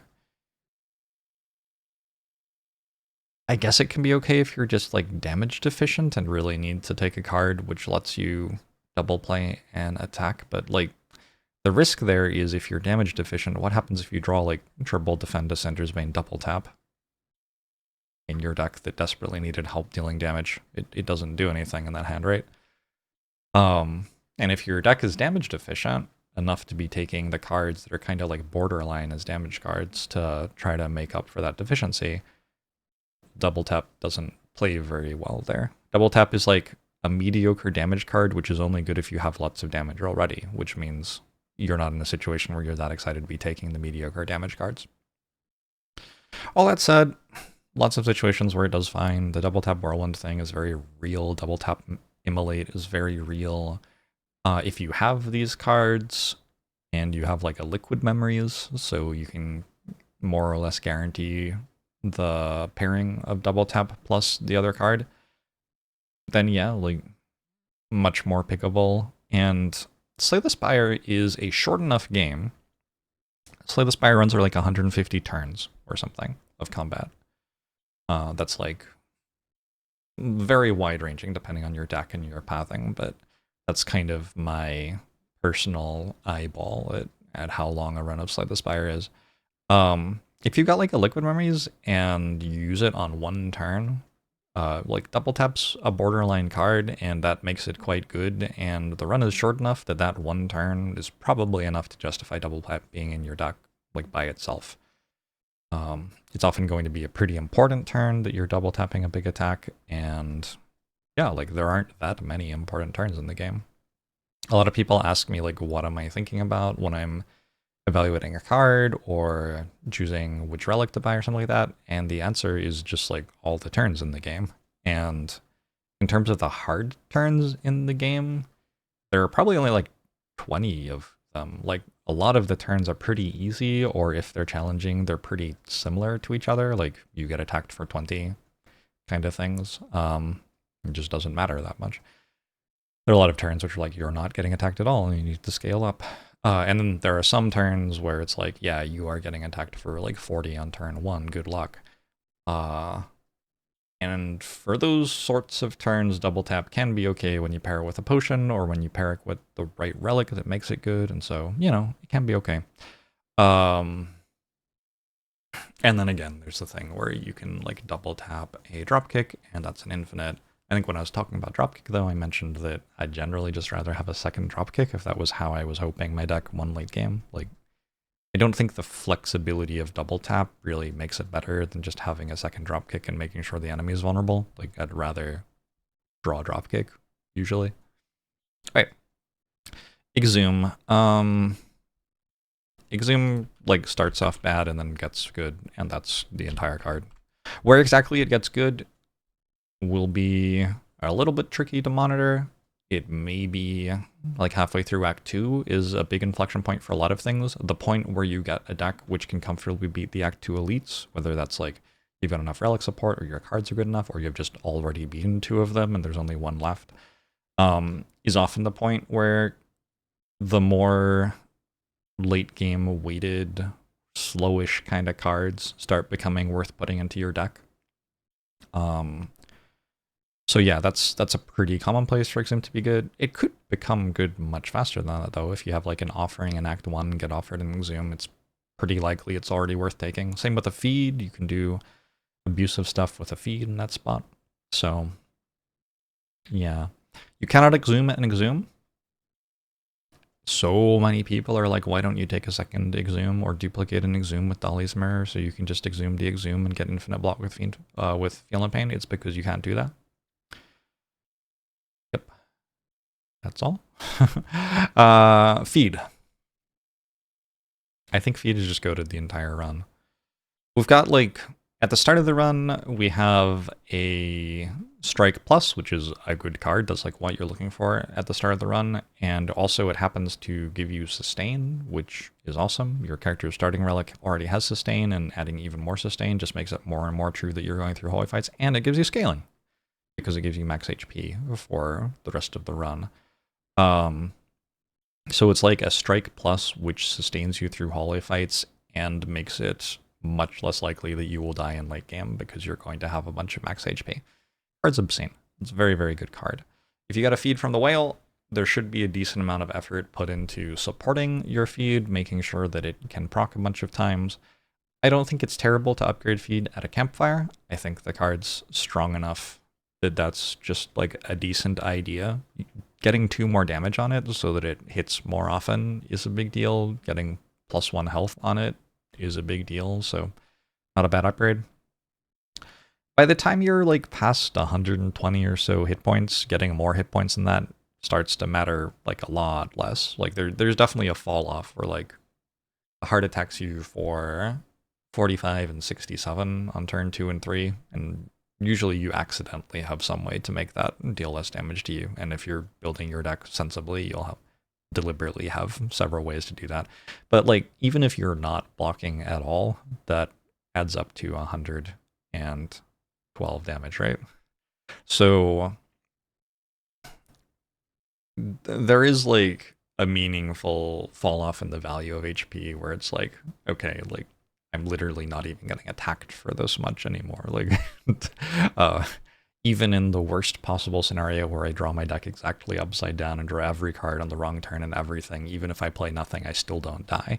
And when you're past that point, then yeah, getting even more HP than that matters less and less. But I mean, you do it anyway because it matters a little bit. It matters more than 0, and because the number going up is fun.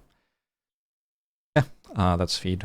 Definitely a card which rewards playing carefully in fights to maximize your chance of proccing it, which is a lot of work. And there's a good amount of understanding trade-offs going on in there, where you have to be like, well, I'm going to take 6 damage for a 50% chance to feed. Is that worth it? And the answer to that one, I would say, is usually no. I think pre-poll, I mentioned this when I was talking about cards on floor 1, I'll mention it again here. People way overestimate how valuable the max HP element of feed is and way underestimate how valuable the current HP element of feed is.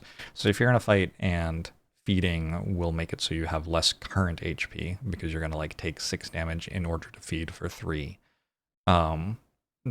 that is often not a good idea unless you're in a situation where your current HP will not matter for the rest of the act and you're like certain of that. Whereas if you're in a situation where like you can take 3 damage to feed to gain 3 max HP and 3 current health back again, so your current HP stays at 0 and your max HP goes up, like obviously that's good. And then a lot of the time you'll be in situations where feed is just straight up healing you. And that is excellent. Feed's a very good card. I think I talked about this when I was doing floor 1 stuff. I think Fiendfire is only strong at the start of the run, and then like I think later in the run it might be situationally great, but I don't know. The issue with Fiendfire is that unless you have card draw, it only actually deals 28 damage. If you vulnerable the enemy, it deals 40 damage, sure. But that doesn't like, well, you can't really vulnerable a sentry, and that doesn't kill a Gremlin up by itself. So it's like a good high damage attack at the start of the run, but there isn't really another mode of it at the start of the run that you're really excited about. There's eventually going to be the option to exhaust your deck down toward an infinite, which is really good. There's eventually going to be an option to draw 10 cards in a hand and have this card just completely murder an enemy, which will be really good. Ironclad gets pretty good at drawing 10 cards in a hand when you start like adding a power like Evolve, get your battle trances, get your offerings. It's not that hard to Fiendfire for 10. Dark Embrace is a really big contributor to that as well. Fiendfire for 10 cards, I mean. 9 cards, because one of them is Fiendfire. Anyway, yeah. It gets there, but it doesn't start there. And so, while this is like a pretty good card to use in Act 1, and it does have some modes which matter more than you might expect, like using it to exhaust some strikes against Guardian makes that fight a lot easier, for example. I don't think I would call it goated for Act 1. And like increasingly I am not relying on infinites that much at all in Ironclad, so that mode of the card for late game is not currently appealing to me, although when I was talking about Inflame and strength scaling, I mentioned like if you're leaning into that, then that will matter a lot more. So that might just kind of be where my personal preference is right now kind of thing, which is coloring the evaluation of the card in an outsized way. Yeah, that's my Fiendfire opinion. Did I ever actually talk about Whirlwind? I feel like I stopped talking about stuff. Well, I definitely stopped talking about stuff very rapidly at the end of last video. Anyway, Whirlwind's very good. I mentioned Whirlwind right now because the next card is Immolate, and I think the question of whether you would rather have a Whirlwind or an Immolate in your deck is pretty interesting. Immolate deals more damage, straight up, right? Sure. But there are a surprising number of ways in which Whirlwind can become a more powerful card. There's like Chemex, cool. There's also strength scaling. It scales better with strength. If you have 2 strength and spend 3 energy on a whirlwind plus or an immolate plus, they both deal 30 damage. Whirlwind can also scale with energy gain. So if you like offering into a whirlwind or use an energy potion with a whirlwind, you can deal more damage. And I think there are more ways to get to a point where whirlwind kills like slavers in Act 2 by itself than there are to get to a point where immolate kills slavers in Act 2 by itself. And this is one of the things that matters in Slay the Spire for sure. Like, that is a fight that can deal you 50 damage very quickly if you don't have a good solution to it. So, if I'm offered Whirlwind or Immolate in an Act 1 card award, like the first thing I'm doing is being very happy, because those are great cards. But the second thing I'm doing is, like, thinking pretty hard, because I don't actually think it's super obvious which one I'm meant to take. Whirlwind definitely benefits more from an upgrade than Immolate. There's the birds fight in Act 2, where if you're able to put 4 energy into Whirlwind, you can make all the birds fall down, and that can save you 20 health sometimes. Pretty cool card. Double tap with energy gain can work very well with Whirlwind, although double tap also works very well with Immolate. I think overall, though, I guess like the vibe, the takeaway is both these cards are very strong. You want to have some damage in your deck to deal with the like pesky fights where you get attacked for a lot, and a lot of those fights have multiple enemies with not that much health. So, you know, both of these cards are good at helping with that. If I got offered a Whirlwind and then in my next card pack I got offered an Immolate, probably I take both. If I get offered an Immolate and then in my next card pack I get offered a Whirlwind, I don't know that's her about. Like, probably I take both there too. I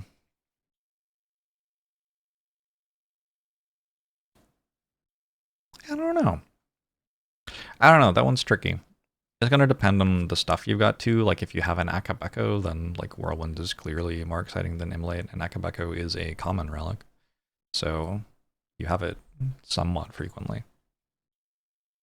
We already talked about Chemex as well. Flex Potion's a big deal. There are a lot of moving parts where, like, in the absolute starter deck, Immolate's the better card over Whirlwind, but there are so many ways for Whirlwind to end up being a more exciting card than Immolate that I feel like you're probably meant to evaluate the game with an assumption that you find at least one of them at least most of the time, if not like a vast preponderance of the time. Is that how you use the word preponderance? I don't know. Anyway, I'm gonna like downgrade Immolate to strong, I think. I'm just like pretty good.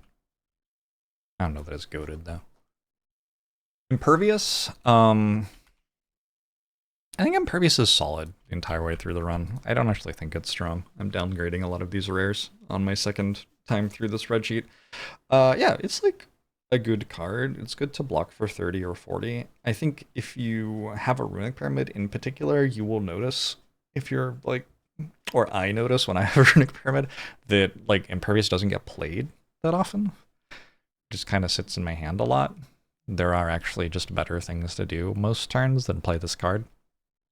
And then it runs into an issue similar to what Exhume has with Second Wind, where it's this like skill which is potentially good at some point in the fight, but it's stuck in your hand and isn't good right now, and you have a Second Wind in your hand you want to play, which will exhaust it. That happens quite a lot too. Obviously, some really strong synergy with like Barricade and Entrench, where Impervious is a great way to get a bunch of blocks started in order for Entrench to start doubling your block and winning you the fight.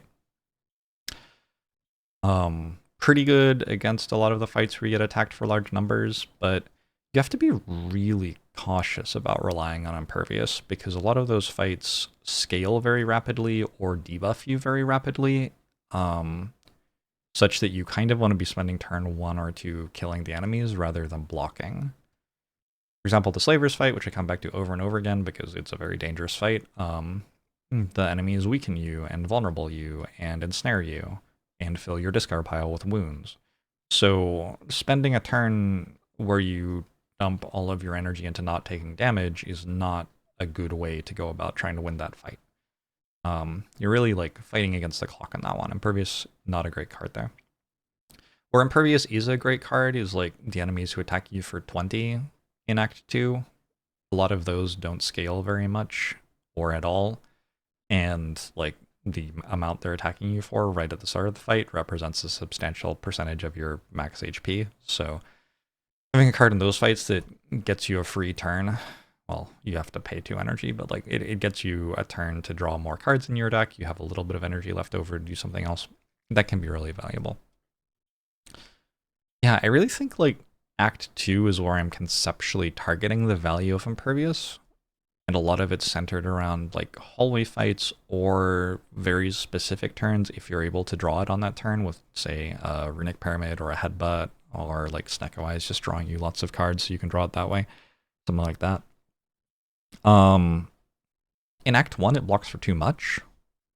Like you don't need this much block in almost any fight in Act 1. And then in Act 3, it doesn't really contribute to many of Ironclad's engines. And so by the time you've got a deck set up that's all about like card draw and energy to create some sort of engine, Impervious is like fine, but it's not one of the cards that is immediately making you win the fight. So it's just kind of solid all the way through. Yeah. Yeah, I think that's an appropriate evaluation of Impervious for like basically the entire run, is that it's okay. Juggernaut is one of my favorite Ironclad cards, for sure. Like in terms of like how enjoyable I find it to play a run of Ironclad, if I'm getting to do a lot of damage with Juggernaut, I just have a really good time. Juggernaut, like one Juggernaut can do so much damage, and it does damage independent of something like strength or something like attack density of your deck or whatever. And so if you get a Juggernaut and like you also get maybe a Toxic Egg or something like that, you can really build around that Juggernaut and not worry very much about other attacks. It combos insanely well with Feel No Pain, and like Second Wind or Sever Soul or Fiend Fire as ways to get lots of exhaust procs, but there are also other ways to get lots of exhaust procs. One of them is just play cards that say exhaust on them. At some point, way long ago, I did a count on how many Ironclad cards reference the exhaust mechanic in some way in their text, and it was like 30% or something like that. So I don't know if I'm remembering that right, but like if you want to have a deck full of cards which say exhaust or ethereal on them as Ironclad, you definitely can prioritize taking those cards. And if you're doing that, Juggernaut is going to be a very good card when paired with Feel No Pain. You'll have to also get a Feel No Pain. Anyway, I like Juggernaut. Juggernaut can definitely be like your deck's primary damage source. You can definitely win entire runs of Slay the Spire with one Juggernaut being that thing. It's like good with Metallicize, it's good with Orichalcum, it's good with Thread and Needle. There are lots of ways to just kind of generate little bits of block that you might not think about immediately when evaluating this card. Good with Self-Forming Clay. So yeah.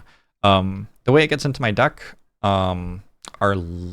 is largely like that I get something like that makes it good toward the start of a run. Something like a Metallicize or a Thread and Needle or an Orichalcum.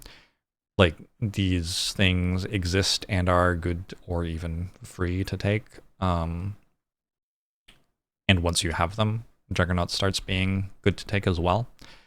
And then from there, like whether I'm going to lean more into it or not kind of depends on whether I get offered Feel No Pain, because Feel No Pain is often pretty close to doubling how much damage Juggernaut does total. So that's my Juggernaut spiel. I think it's just a pretty strong card. I do think it's a little bit situational, so I'll call it strong situational. Limit Break. Limit Break has 2 modes for me, pretty much. One mode is I have starting strength, in which case, just a good card. So if I get a Girya and I get to lift, like when I draw Limit Break, it makes me more strength. Awesome. Don't even have to think super hard about putting it into the deck. we can also like do some scaling stuff with it later in the fights and stuff like that, but like it's just good anyway. You just want to draw it on turn 1 without even considering the other stuff that's going on. So that's one of the simple ways to like put out feelers for Limit Break being added to your deck earlier on in the run is getting starting strength. Also, definitely worth considering whether you have a strength potion or a flex potion, because both of those will make Limit Break quite a lot better. Limit Break can do some stuff with just a flex if you have a Runic Pyramid, which can be kind of fun. But that's more a part of the second mode of Limit Break being strong, which is as an engine card.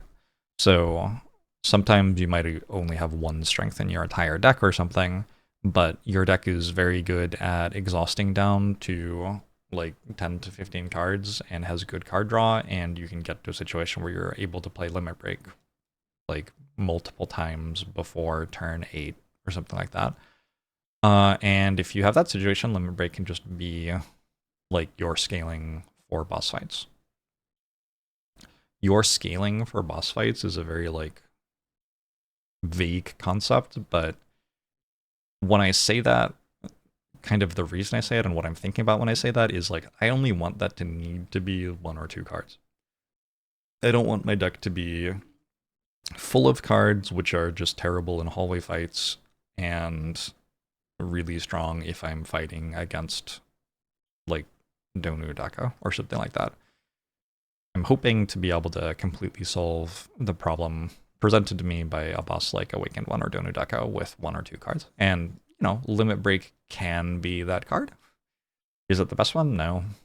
Definitely not the best option, but sometimes it's the one you're offered and it's good enough. So I think Limit Break's like Garbo into solid situational, starting at some point in the run. All right, offering is just good. Yeah, the segment of Ironclad decks where gaining 2 energy and drawing 3/5 cards is going to save you more than 6 HP in a fight is very large, like most Ironclad decks that is true for. There are some Ironclad decks which prioritize defense and are very good, where you'll have an offering in your hand and be like, I don't even need to play that this turn. But like most of the time it's just no-brainer, play this card. It's very, very strong.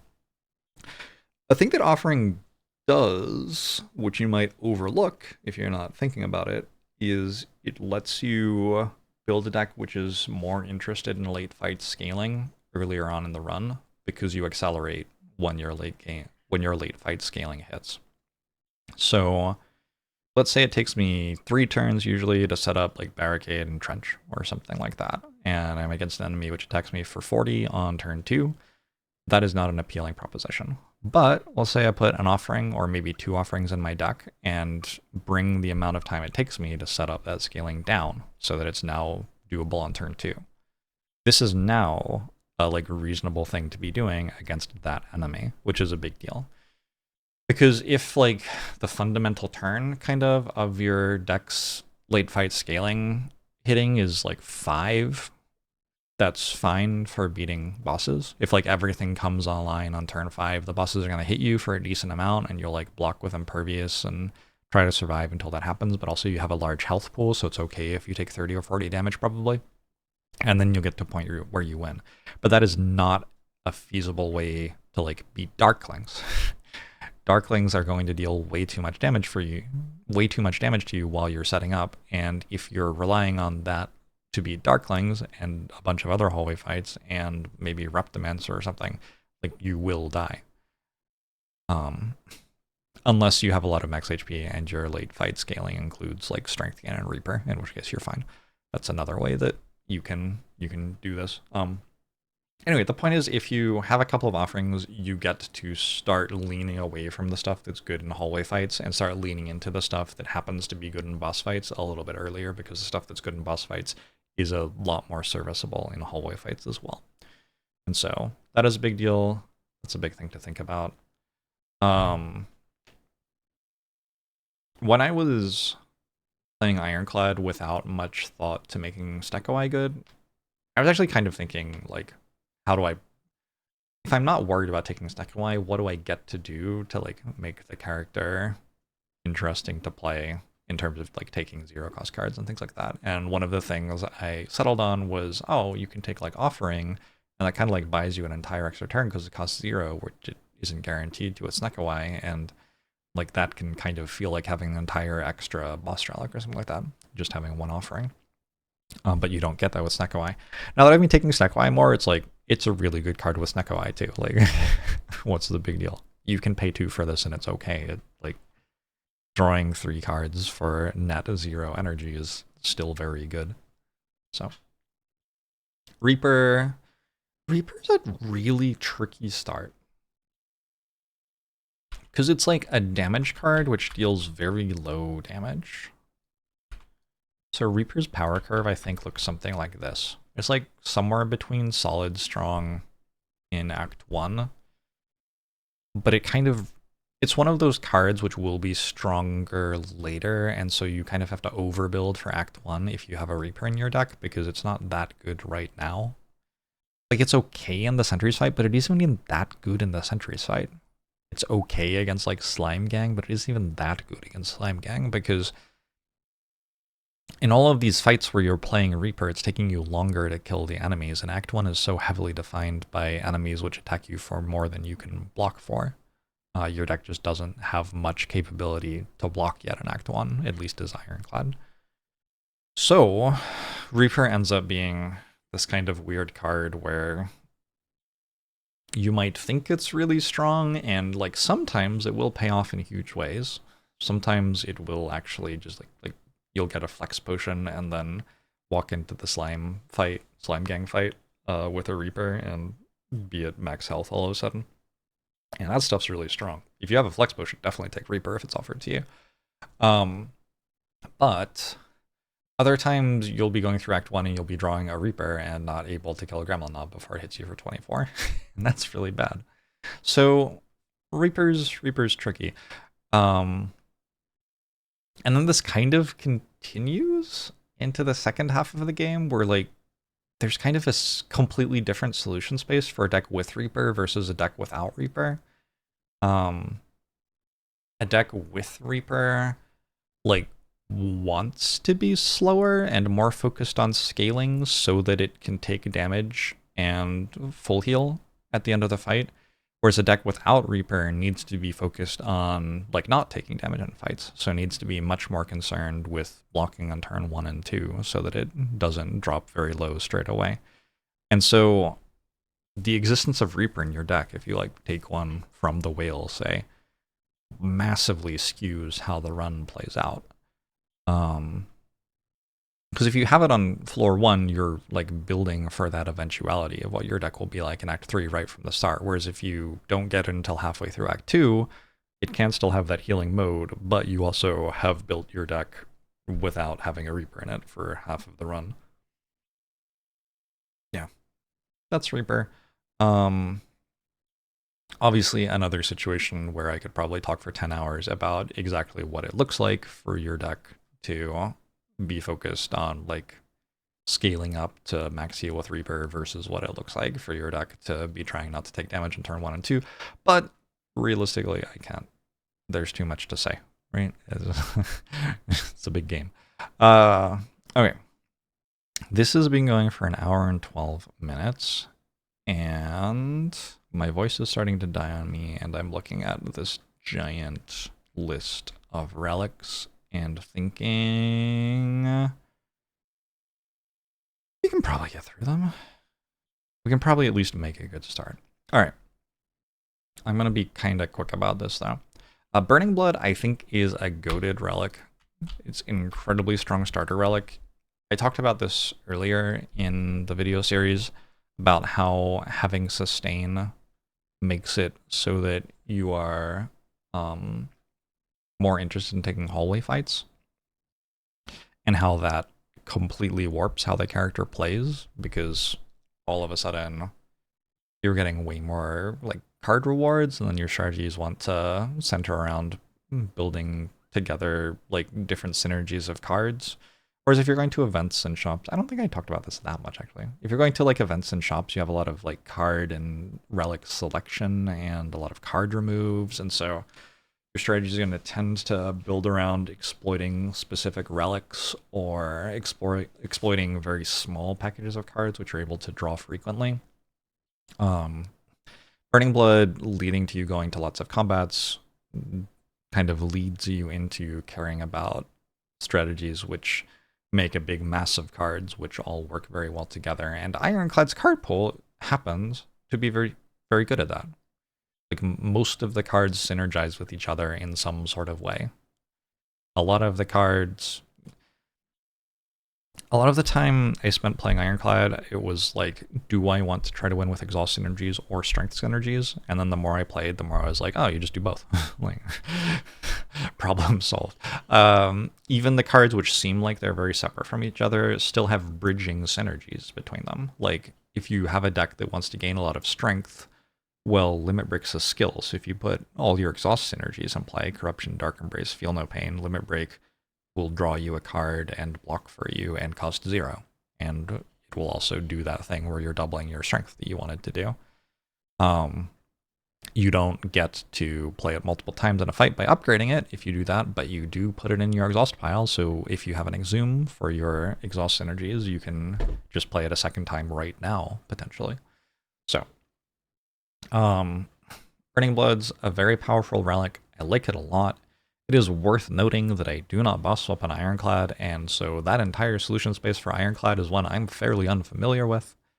I think the character probably looks very different if you start with 4 energy or whatever. I've only done that a little bit. Honestly, one of the reasons that I don't boss swap with Ironclad, like, I don't enjoy boss swapping very much. That's the biggest reason that I don't. But while there are situations where like my first 3 whale bonuses are not very good and I kind of feel like boss swapping is the best option, I think I am of the opinion that that is much less frequent than a lot of other people who play Ironclad are. I just don't think that happens much more than like 10% of the time. I think that the starter relic's very strong. I'm very familiar, at least, with the synergy space around it, and I think you can do some very good things in it. And yeah, I think like the other whale bonuses are pretty good as well. So, big fan of Burning Blood. Akabeko's incredible. I'm not quite gonna say it's goated, but Akabeko's really good. It's like good on all the characters, least so on defect, but it's like really good on Ironclad because the additional 8 damage scales with multi-hit. So like Akabeko Whirlwind kind of one-shots every fight for the first 2 acts or something, just about. Akabeko Sword Boomerang, Akabeko Pummel, it's just not hard for Ironclad to either already have an attack, which works very well with Akabeko, or find one if Akabeko gets offered to you. So Akabeko is great. Anchor is very strong. You get attacked on turn 1 a lot. Any relic which makes your turn 1 better is going to be very good, and Anchor is definitely one of them.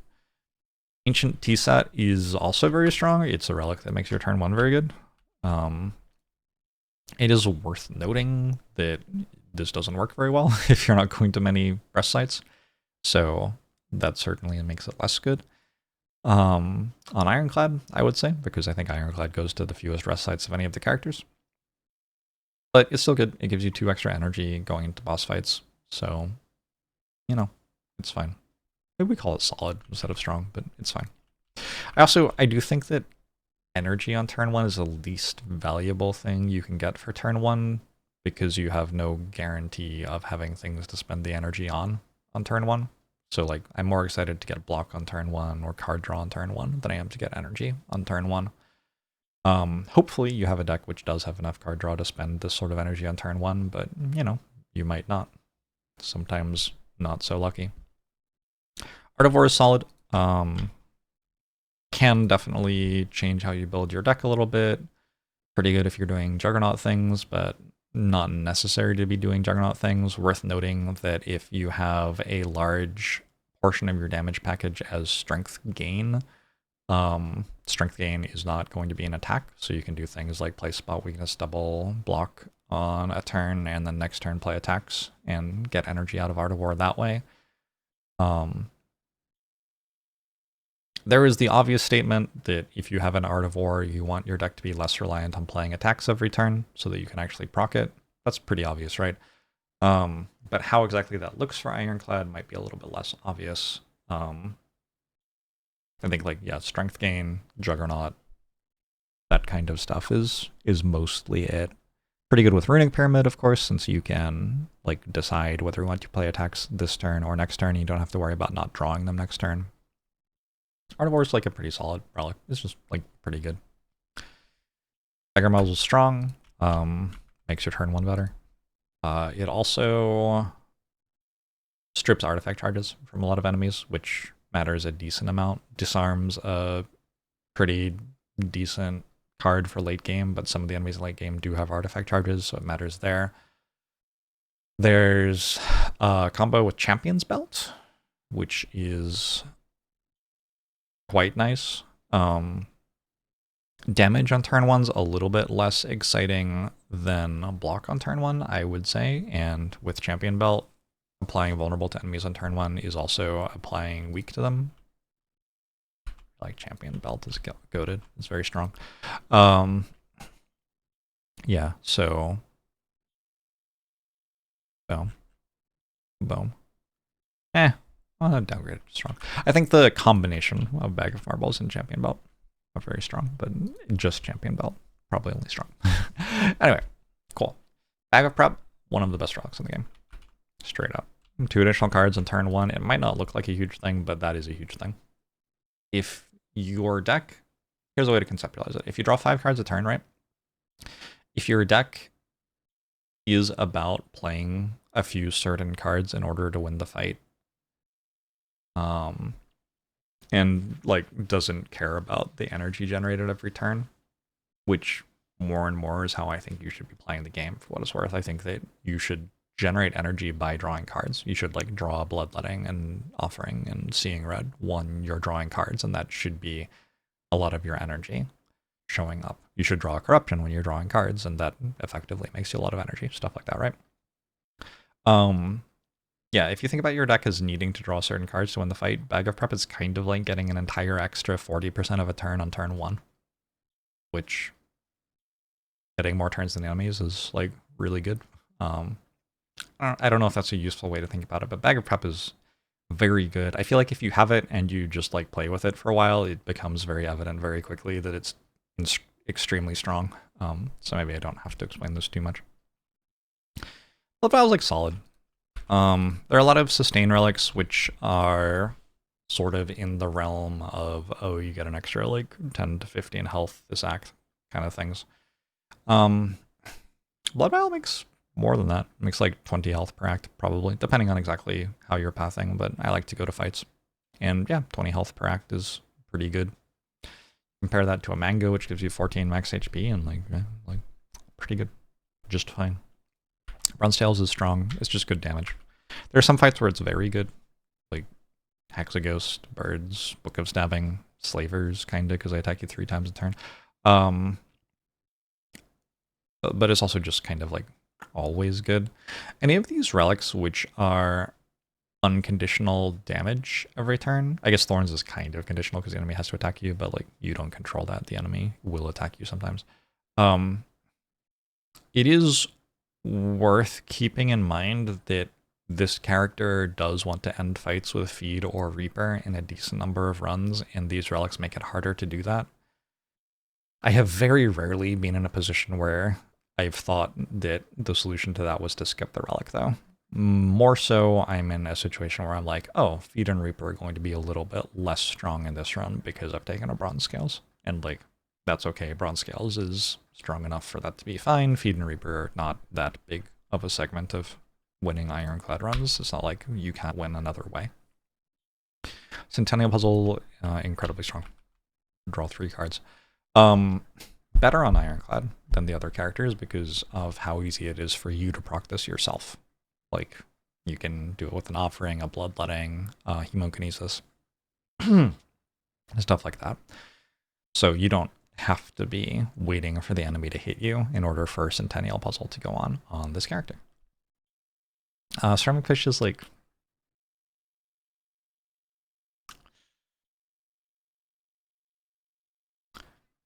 I'm gonna say the ceramic fish is like okay on Ironclad. Like, situational, I guess. Ceramic fish is an okay relic if you're taking lots of cards and you're doing okay in fights. And I think that's kind of the default state for Ironclad. So for Ironclad in particular, ceramic fish is kind of at its best possible place. Not true for the other relics. Not true for the other characters, sorry. Like Defect, for example, really wants some help from relics to get through fights because the fights are dangerous and, you know, the night is full of terrors or whatever.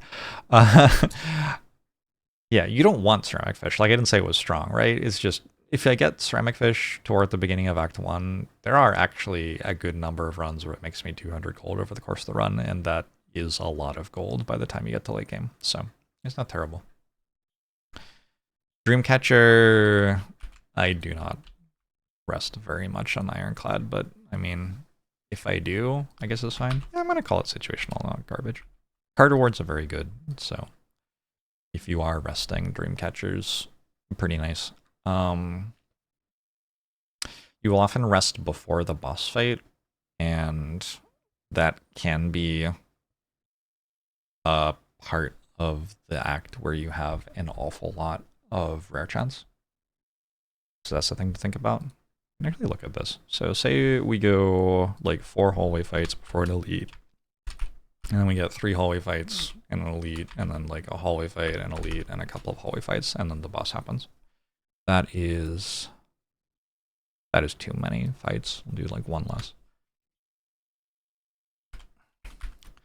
And say we have another hallway fight reward, which is, I believe, what Dreamcatcher does if you rest. So we're going to look at what sort of value in this act is the Dreamcatcher giving in terms of like generating rares and stuff like that. The golden potions is going to be wrong because it's going to think that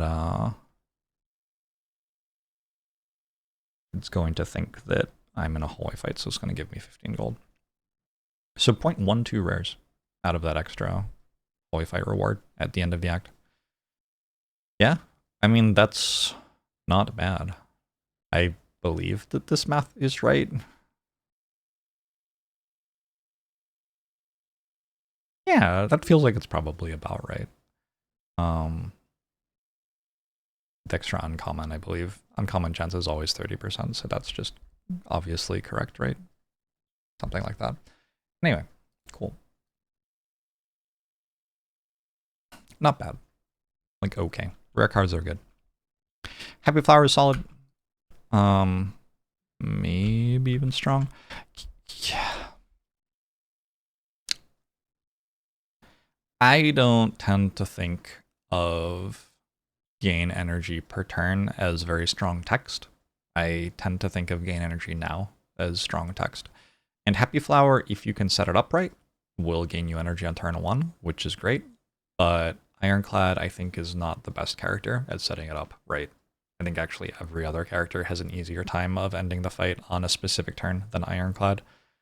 Ironclad has a lot of incentive to end the fight on the turn that feed gets drawn, which is going to override the incentive to stack Happy Flower on the right number as well.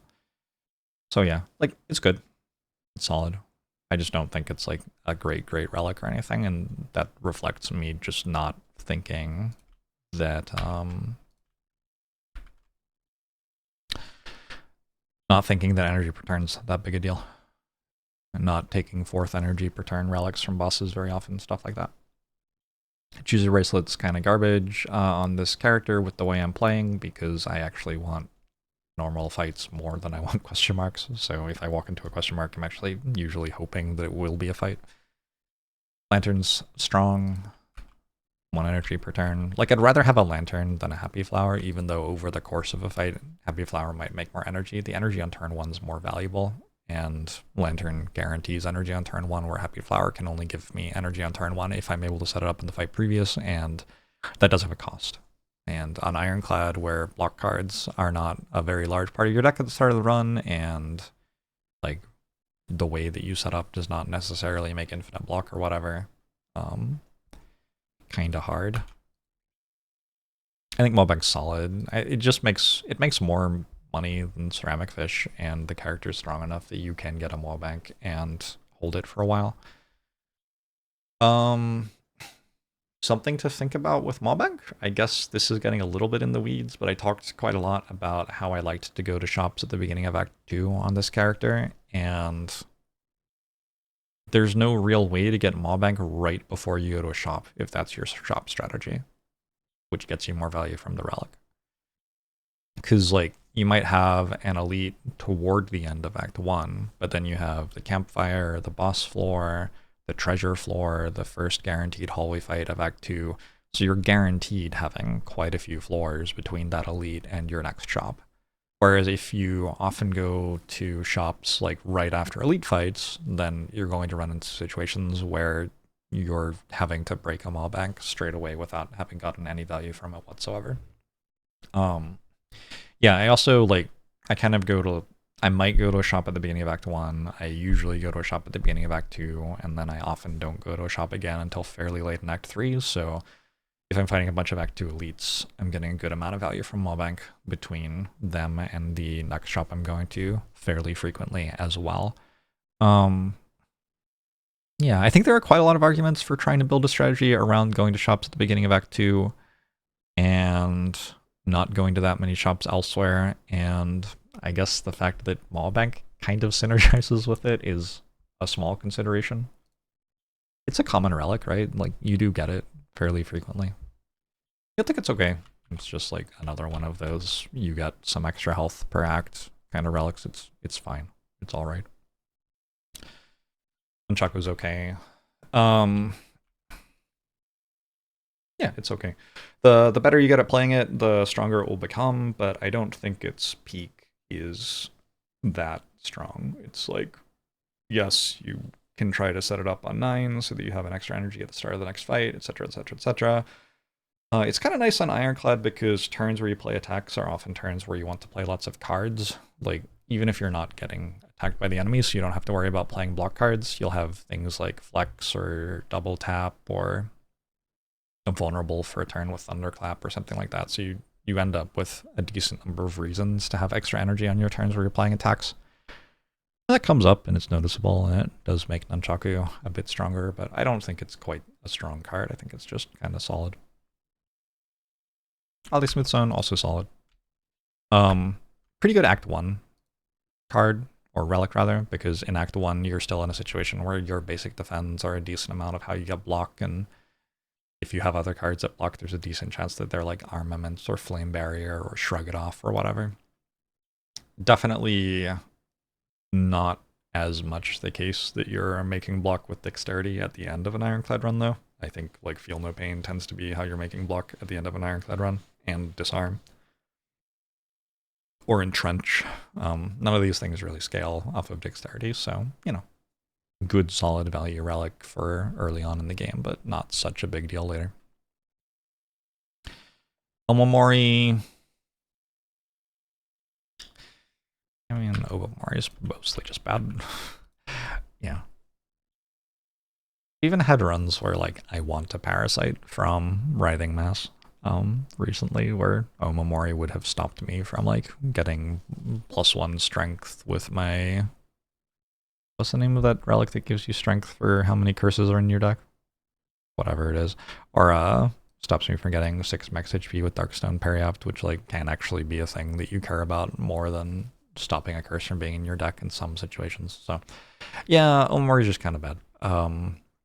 To get value out of Omamori, you want to be going to events in order to get offered curses, and like getting offered like take a curse, get a relic, or take a curse, get 250 gold. Stuff like that makes Omamori strong, but I'm not going to many events, so I don't even get the chance to do that. And even if I am going to a decent amount of events, the chances are still pretty decent that you don't get those events after you've picked up an Omamori. Like, if you get Omamori in the back half of Act 2, like, you're just not going to get value out of it. I'm also taking Kurski less than I used to, so one of the things that Omamori does is work really well with Kurski, and I'm not really doing that. Orichalcum's strong. Very, very good in Act 1. Quite good still going through some of Act 2. Good with weak, good with disarm. Like, good with ways to block which don't require you to actually make a block. so that you can keep on getting your value from Orichalcum. So having an Orichalcum will change how you play the run. Good with Metallicize as well. Good with Reaper. Reaper is like kind of like blocking, insofar as it like makes it so on aggregate you take less damage, but again doesn't turn off Orichalcum. Pendib strong. Strongest when you can use it to set up a big attack. Pendib's one of the examples of a way that Whirlwind can become a really, really good card, because you can dump all of your energy into a Pennibbed Whirlwind. Also good with Reaper, can be pretty good with Feed. Like, Ironclad often has quite a lot of attacks, and some of them hit pretty hard. It is worth noting, I guess, that I'm not taking the 2-cost attacks very highly in Act 1, and so like sometimes Pendib does not have a great high damage attack for me to use it with.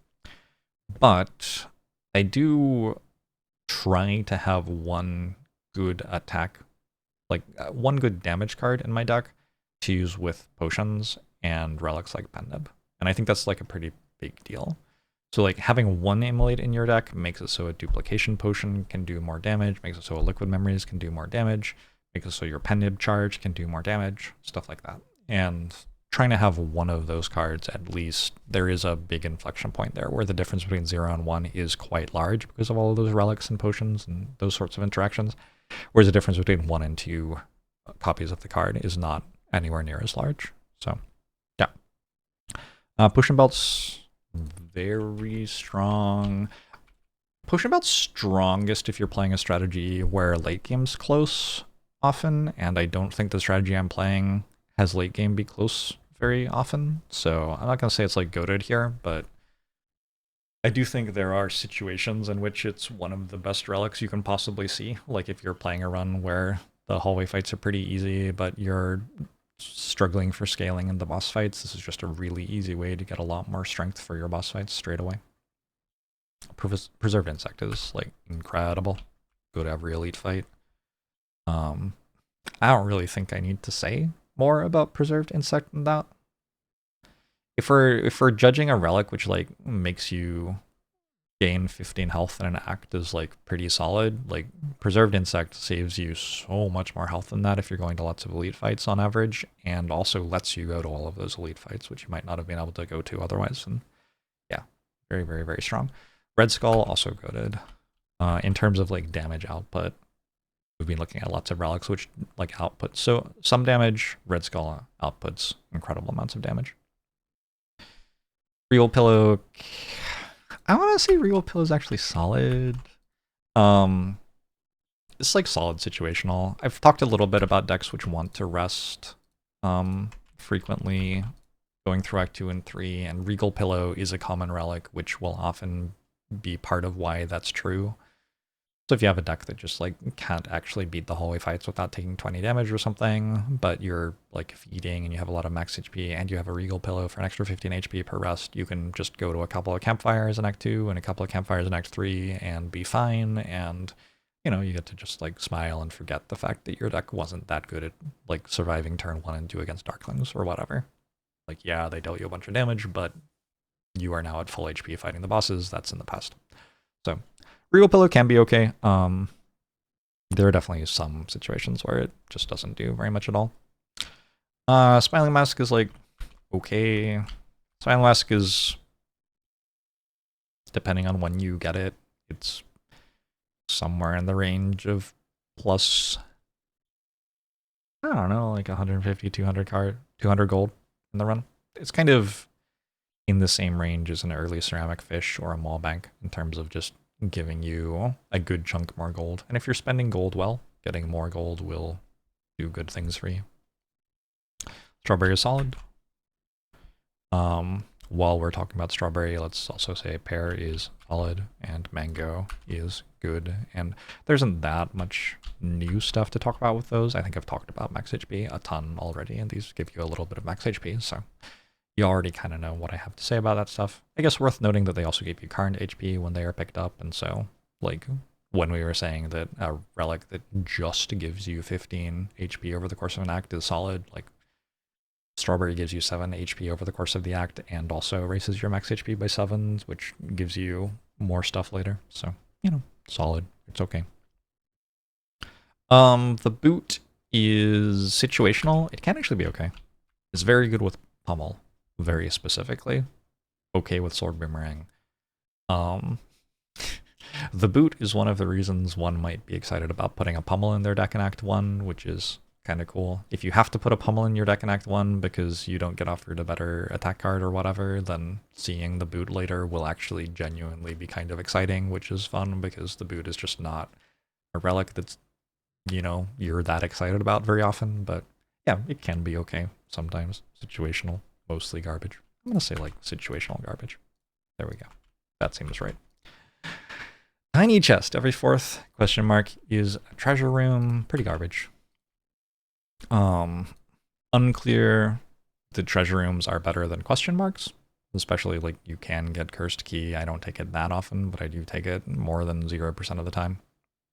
Also though, tiny chest doesn't do anything right now, and it may be a very long time before you go to a 4th question mark. You might even never go to a 4th question mark. I don't go to question marks very much on Ironclad, so I'm not very excited about this one. Toy Ornithopter, whenever you use a potion, heal 5 HP. This one's goated. This one's actually really, really strong. If we look back in the reward simulator, going through an act, we're getting like 5.5, 6 potions. So yeah, that's 30 health over the course of an act, which is a lot more than 15. But also, Toy Ornithopter has this other mode where it kind of effectively increases your max HP too. So if you walk into a fight when you have 80 max HP and you're like, ooh, this is a little bit iffy, I don't know if I'm going to be able to survive turn 2 and 3 against the heart here, or something like that. Toy Ornithopter makes it so after you take the first chunk of damage, you can heal for 10 with the potions in your potion belt. And so you actually have 90 max HP. So there's like a hidden max HP effective going on with Toy Ornithopter. Just a very good card. Very good relic with, yeah, very high output. Vajra is strong. Not as strong as Red Skull. Definitely not as strong as Red Skull, but definitely strong. Paint and Whetstone, I think, are actually pretty strong too. Mostly thinking about them as early game pickups. I would say that later in the game, like they go strong, solid, Garbo or something like that. Early game, pretty much every upgrade's quite good. But then once you get to the middle of the run, the upgrades that are like +3 damage on your attack are much less relevant a lot of the time. A lot of the time, like you're just killing something with a card that's already upgraded, so it doesn't really matter if your cleave gets upgraded or something like that. So like defend upgrades, like, okay, was I actually going to play this defend anyway? Will I play it now that it's upgraded? Probably not. And then, yeah, late game, the upgrades that matter are hyper specific, and usually you're in a situation where you can just get them at a campfire if they really do matter at that point. Like basically upgrades fall off over the course of the game. They're a bigger deal early than they are late. As a general rule, a general thing I'm going to say. Oh, worth noting actually, that's more true if you have a large deck. Like a lot of the decks I've been building on Ironclad are 40 cards or something like that. So if you upgrade one card, well, you like don't draw it very often, so it doesn't do very much. If you have a smaller deck and you're like drawing the card every other turn, then much bigger deal to upgrade it. That's one of the reasons that upgrades are good early in the game, because your deck is smaller. Blue Candle is like situational. There are definitely situations where Blue Candle is quite good. Ironclad has all these exhaust synergies, right? So this is like kind of an Ironclad specific observation, but yeah, if you have like a Dark Embrace in your deck and you get a Blue Candle, all of a sudden like taking a curse from an event is no longer bad at all. If you have a self-forming clay as well, all of a sudden you're getting some block out of exhausting your curse. So yeah, Blue Candle, situational. It's not like strong, but it is okay. I think Bottled Flame is like solid, situational. Caution against going wild with bottling attacks, because turn 1 later on in the game, often you want to be like playing demon form, not playing bash or whatever. So bottling a bash at the start of the run does have cost later, but it gets you far enough ahead while the bottled attack is relevant, that it's often worth picking this up. If you can like bottle a whirlwind and have an Akabeko, all of a sudden, like the first 2/3 of the game is completely free. That said, if you have an Akabeko and a whirlwind, the first 2/3 of the game were already kind of free, so, you know, whatever. Bottled lightning, on the other hand, quite strong. If you can like bottle a battle trance or an offering or something like that, apotheosis, this is just incredibly good at all moments in the game, and you no longer have this issue where like your attack is starting to be bad later. And yeah, bottle tornado, it's harder to have a good power to bottle. There's an interesting minor thing with bottle tornado where it can't be offered to you if you don't have a power. So this can actually, in theory, the fact that bottle tornado might be offered to you if you take, say, an evolve or something like that. I guess you might want to bottle an evolve. If you take a metallicize, we'll say. The fact that that makes it so bottle tornado is now in the relic pool, where it wasn't in the relic pool before you added your first power to your deck, could in theory sometimes be the difference between taking that power and not taking that power. If you were like a very powerful computer and you could calculate the game to that level of depth. As human players, I don't think we're ever really going to find spots where that's true. Our precision with evaluating how good card picks are is just not high enough for that to be a very relevant input into our decision making. But it is an input into theoretically perfect decision making. So I don't know, if you want to aspire to be a perfect Slay the Spire player, that's one of the things you have to be thinking about. Good luck. Good luck. Yeah. Darkstone Periapt, situational. Like, if you get 12 max HP out of this, it's a good relic. So are you going to? In my experience, usually not, but like it can happen. And like I was saying earlier, like there was a spot this month where I deliberately got a Parasite from Writhing Mask because I had a Darkstone Periapt, and I was in a situation where it felt like losing a card draw off of drawing a Parasite wasn't that big a deal. I had some ways to synergize with having an extra curse in my deck. Like I think I had a Second Wind and Feel No Pain, so I was like, well, I'm just going to like draw 10 cards. Second Wind will be one, Darkstone Parasite will be another, and I'm going to exhaust it, and it's going to make me block. This will be fine. And I was just in a situation where my max HP was kind of at an inflection point. Like I was like 6 max HP actually seems like it makes me a lot safer in these boss fights that are coming up than not having 6 max HP. So I deliberately did that this month. I'm not sure it was good, but it felt like it was probably good. Eternal Feather, very good. Tons of health. Nothing more to really say about that. You don't even have to go to many rest sites for this to be tons of health. I have 40 cards in my deck. That is 24 health per act. Very good. Frozen Egg, strong. The only reason it's not really strong is that it doesn't do anything right now, basically. Gremlin Horn, somewhere between strong and goated. A lot of the tricky fights in the game, which can deal you a lot of damage, get completely solved immediately by Gremlin Horn. Like Slime Gang, for example, where like, okay, like there are a bunch of 12 HP enemies, I'm just going to kill them, and then I'll draw a card and get an energy and kill the next one with that. So on and so forth. Gremlin Horns are very good. Reptomancer, Slavers, Gremlin Leader.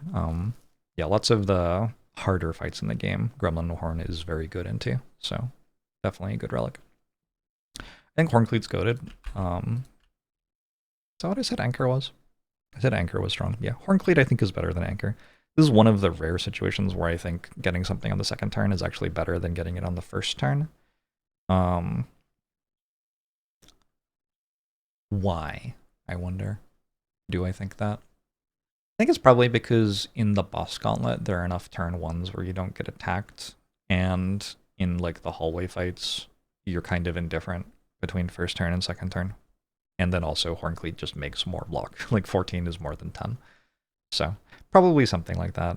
Definitely situations where Anchor is better, but Horncleat's very good. I think Bottle's like solid. Ironclad doesn't really have card spam. Like we don't have like Blade Dance or anything like that, right? So it's harder for us to spam Ink Bottle and draw tons and tons and tons of cards off of it, but drawing a few cards is already very good. And if you're just drawing one card off of this relic on turn 1, that's like pretty decent. How consistently you can set it up so you're doing that, another question. Definitely don't think you always can on Ironclad. Kunai, unfortunately, is pretty bad these days. There was once a time when I felt like Kunai was an incredibly strong relic in Slay the Spire, and that time is gone. I'll say it's situational because sometimes it can be like relevant against Guardian, and it hurts me to call that relic just garbage, but yeah, it is not at its best anymore. Lower opener strong, good damage. Does obviously change how you want to build your deck. You want to be able to play 3 skills in a single turn, so things like Warcry become much more pickable. Intimidate, another one that becomes more pickable. Matryoshka, extra relics, fine. Meat on the Bone, goated. Mercury Hourglass, goated. Just lots of damage. Lots of health.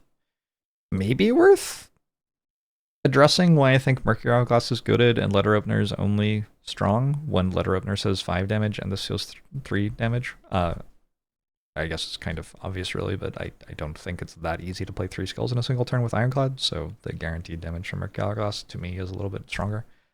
But yeah, these relics are not that far apart. Letter Opener requires a bit more like deliberate support in order to make it good. I think Molted Egg is solid. I think Toxic Egg is strong. Toxic Egg is definitely a strong relic. The fact that it doesn't do anything the floor you pick it up makes it really hard for me to say that it's goated. So, Mummified Hand though. Oh my god. Mummified Hand often makes like 2 energy on average per turn, and over the course of the run after you pick it up, and like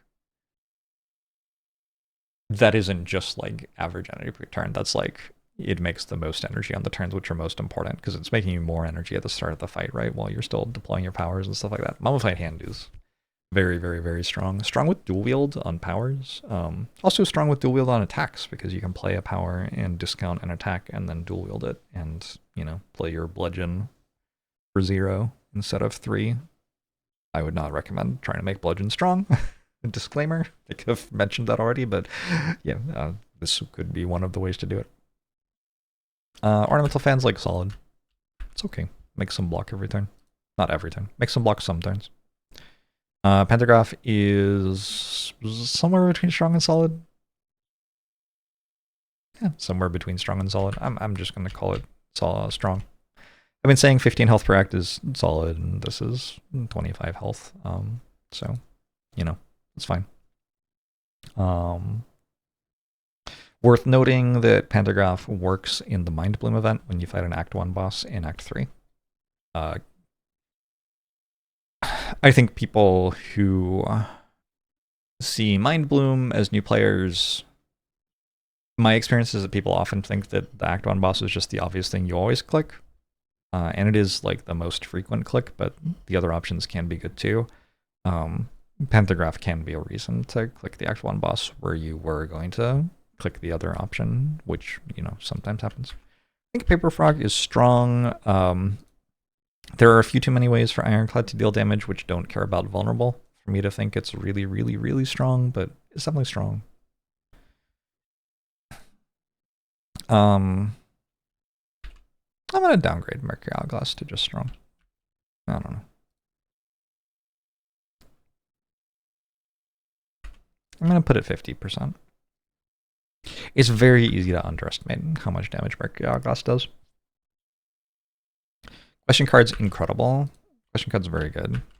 I think better than the eggs.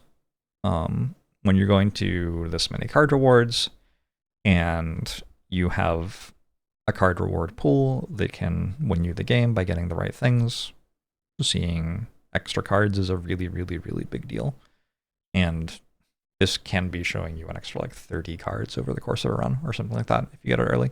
Obviously, if you don't get it early, it's, I mean, look, if you get it way back here, yeah, it's bad. Sure. But if you get it at the start, it's very strong. I guess we do something like that because it's really strong early and then gets worse. That's true of a lot of these relics, and I haven't really been bothering to mark like that, so I just kind of assumed that you understand that that's going on when a relic like Toxic Egg is obviously way stronger early than it is later. Self-forming clay is very good. Is it goated? Maybe. One of the big things for like piloting a run with self-forming clay to keep in mind is that barricade becomes a lot better. Obviously the stuff that makes you lose HP becomes a little bit better too. In the heart fight, you can play cards deliberately to take damage from the beat of death instead of blocking on turn 1. You'll take 2 damage from the beat of death, but gain 3 block for turn 2 for each 2 damage you take. So this can definitely be the difference between winning and losing the heart fight.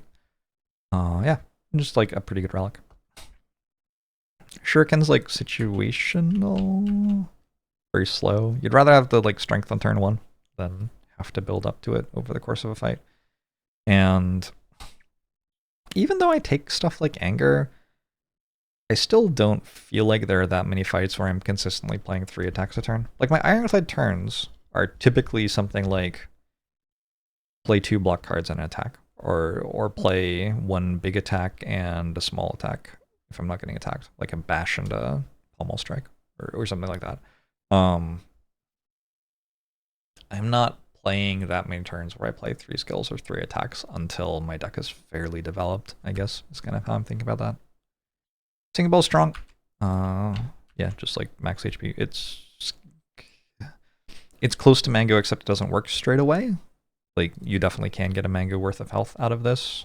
I hope for your sake that you're not having to, because I hope that you get good card rewards that you want to take instead of skipping, but, you know, it might happen.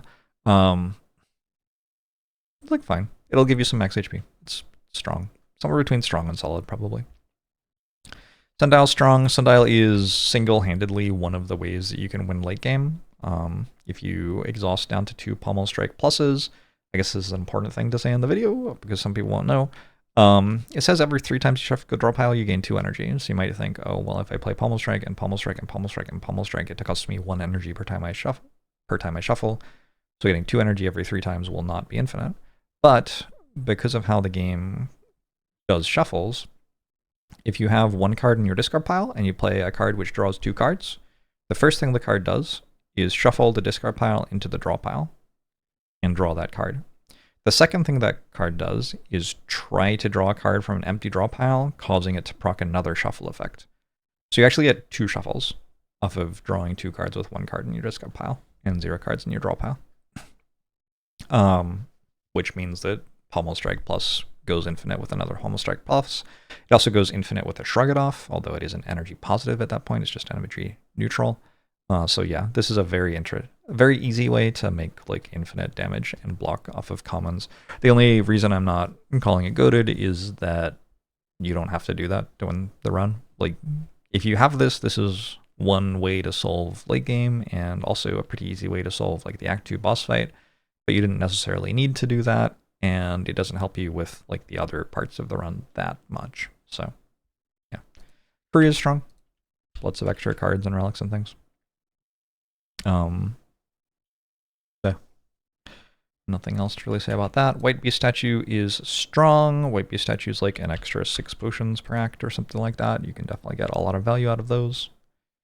Bird-Faced Iron is so much sustain. This relic's purple. Calibers is solid.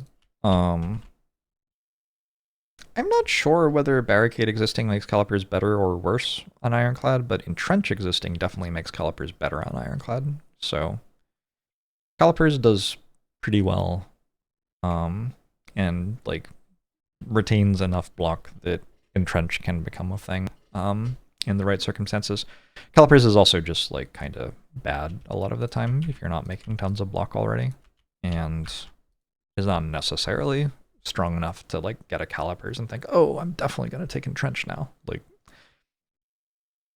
it's kind of the thing that you want to be adding once everything else is set up, because it doesn't do very much until everything's set up. Whereas Entrench like can at least do something before you have Calipers or Barricade. Like, you can double your Hornclay block or something like that. Calipers has quite a bit of trouble doing anything. unless you already have stuff that supports it a lot.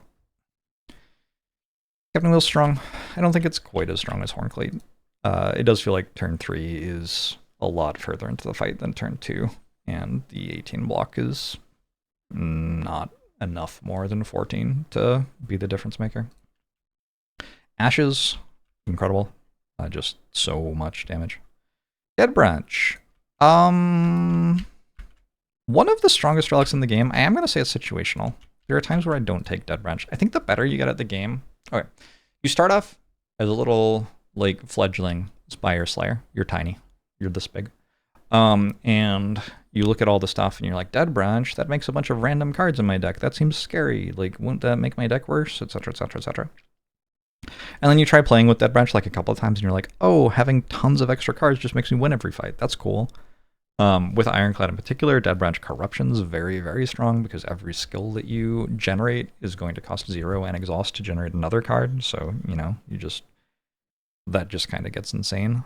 If I remember right, the first time I ever fought the Heart, it didn't have a 200 damage cap on it, and I killed it on turn 1 without finding out what it did, and the reason for that was not that I went infinite or anything, it was that I had a Dead Branch Corruption deck, and I just dealt 800 damage on turn 1. And then, like, somebody was watching and was like, we had a different idea for the Heart where it had a damage cap per turn. Maybe we'll do that instead. And I was like, yeah, that would probably be more fun. It's like my first time fighting the enemy. I didn't get to see any of its attacks or anything. So yeah, like, Dead Branch can do a ton. You do eventually get to the other side of that and start to recognize situations where the deck you are playing already does more than Dead Branch can do. But it's like, I think how it goes is like, you have an idea of what your deck does and a very low opinion of what Dead Branch can do, so you think, oh, Dead Branch is probably pretty bad. But then you like start playing with Dead Branch and your opinion of how much Dead Branch does goes way up, and you're like, oh, actually Dead Branch is really strong because it's way better than my deck. But then you get better at building your deck, and then eventually you'll sometimes be in situations where like, yeah, Dead Branch is really strong, but I'm good enough at building my deck that my deck's actually stronger than that. Tends to be how it goes. For what it's worth, though, like, the thing Dead Branch does is almost always good enough to win the run. So, like, yeah, you might skip it, but you're not skipping it thinking, like, oh, Dead Branch will definitely lose the run here. You're more skipping it thinking, like, oh, Dead Branch wins, like, 99% of the time, but the other thing I'm doing wins 99.9% of the time, which is higher. Is more what you're thinking, I guess. Duvidal solid. It's just a Vajra because you have a Sender's Bane in your starter deck, and, you know, sometimes you'll have another curse and it's a bit stronger, but it's like fine. I said Vajra was solid, right? I said it was strong. Okay, I guess if I said Vajra was strong, I have to say Duvidal's strong. I thought I'd said Vajra was solid. Maybe I should change both of them to solid. I don't know. Fossilized Helix is very strong. Probably goated. The thing this relic does against Slime Boss or Gremlin Knob or Lagavulin, like, there are so many fights where this relic's just incredibly, incredibly good. Saves you lots and lots and lots of health. Gambling Chip's really strong. Probably even stronger than Bag of Prep for a lot of the same reasons. Ginger is somewhere between solid and strong. The thing is, you can deal damage without attacks, and you can deal damage despite being weakened with attacks, and not that many fights weaken you, so it's not, like, incredible, but it's a useful relic. Girya is strong but situational. It's definitely worth it to spend a campfire to get +1 strength in a lot of decks, so yeah. Ice Cream, somewhere between strong and goated.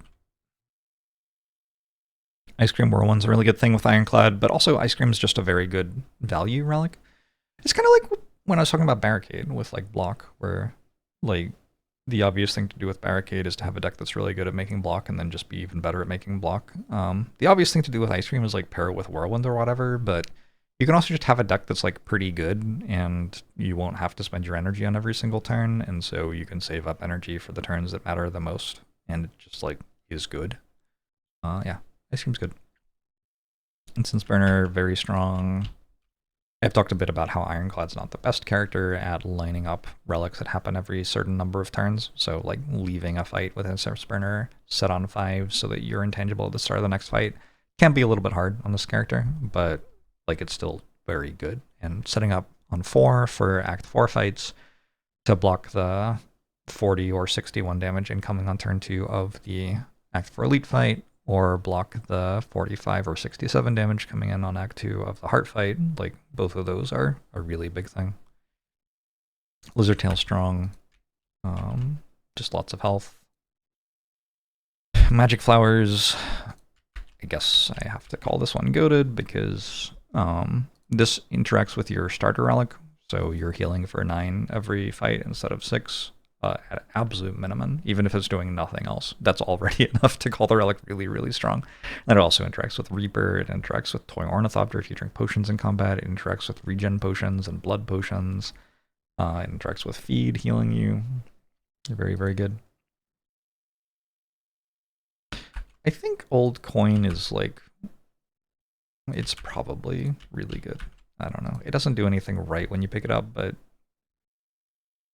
I'm usually able to go to a shop before the threatening thing. That's usually how I'm trying to path. And so the gold will help me before the threatening thing, usually. Peace Pipe's kind of garbage. You just don't go to enough campfires and card removes aren't good enough. Pocket Watch is incredible. Pocket Watch is a really fun relic because you will start off runs very reliant on drawing an extra 3 cards. So you'll like be playing 3 cards and deliberately not playing a card in your hand because you want to draw 3 additional cards next turn. But usually there is some sort of inflection point. It often happens somewhere in like Act 3 where it actually starts being better to just play lots of cards every turn and no longer be getting value from Pocket Watch. And there's like a space during that inflection point where you're like playing lots of cards every other turn and only playing 3 cards in the turns where you draw 5 cards pretty frequently. And so that can be really fun to watch, and it's like interesting to pilot as well, trying to navigate that change over the course of the run.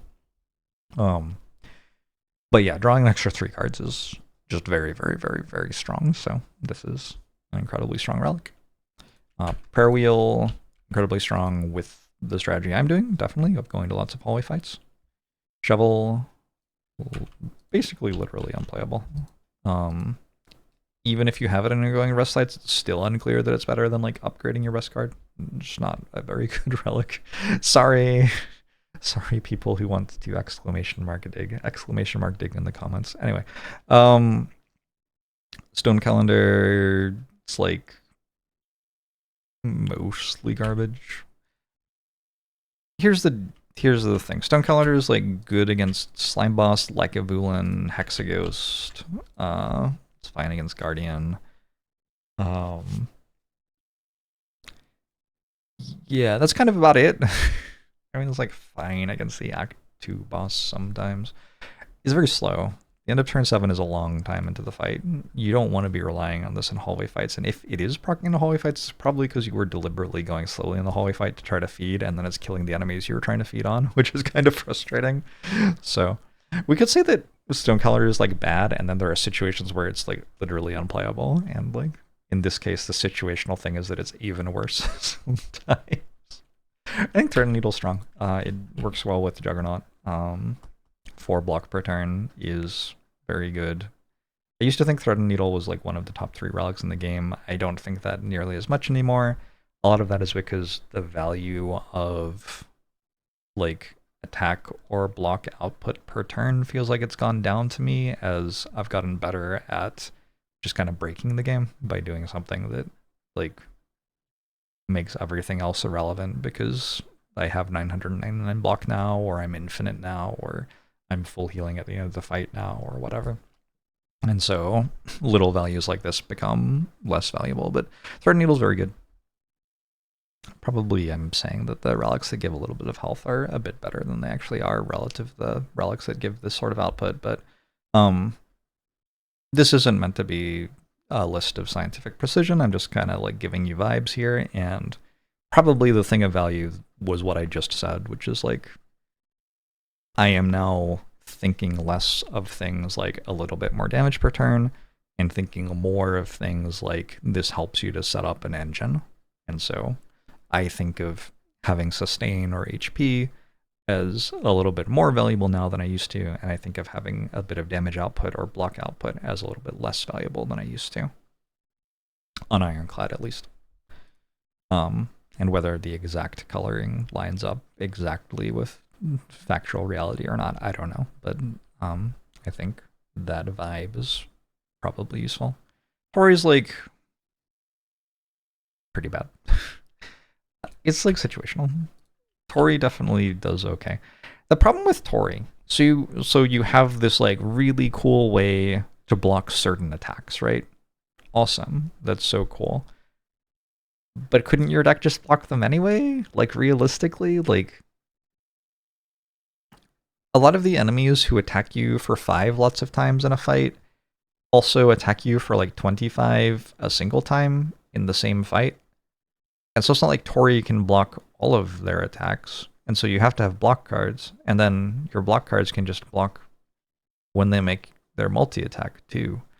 Also, disarm exists and is very good against enemies with multi-attacks for Ironclad, and Flame Barrier exists and is very good against enemies with multi-attacks for Ironclad, but completely anti-synergy with Tori because like it makes a bunch of block, but you don't need the block because Tori is making it so the damage isn't very much.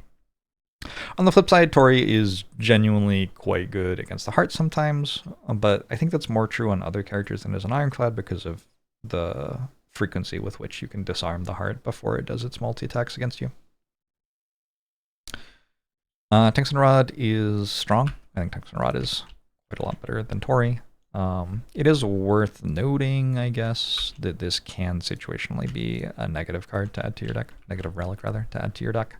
On occasion, you have self-forming clay, which actually really wants you to take damage, or you have a rupture, which really wants you to take damage. And so, like, if you have a rupture and a brutality, and you're trying to take 1 damage per turn from your brutality so that rupture goes off and gives you strength, Tungsten Rod will make it so that doesn't work anymore.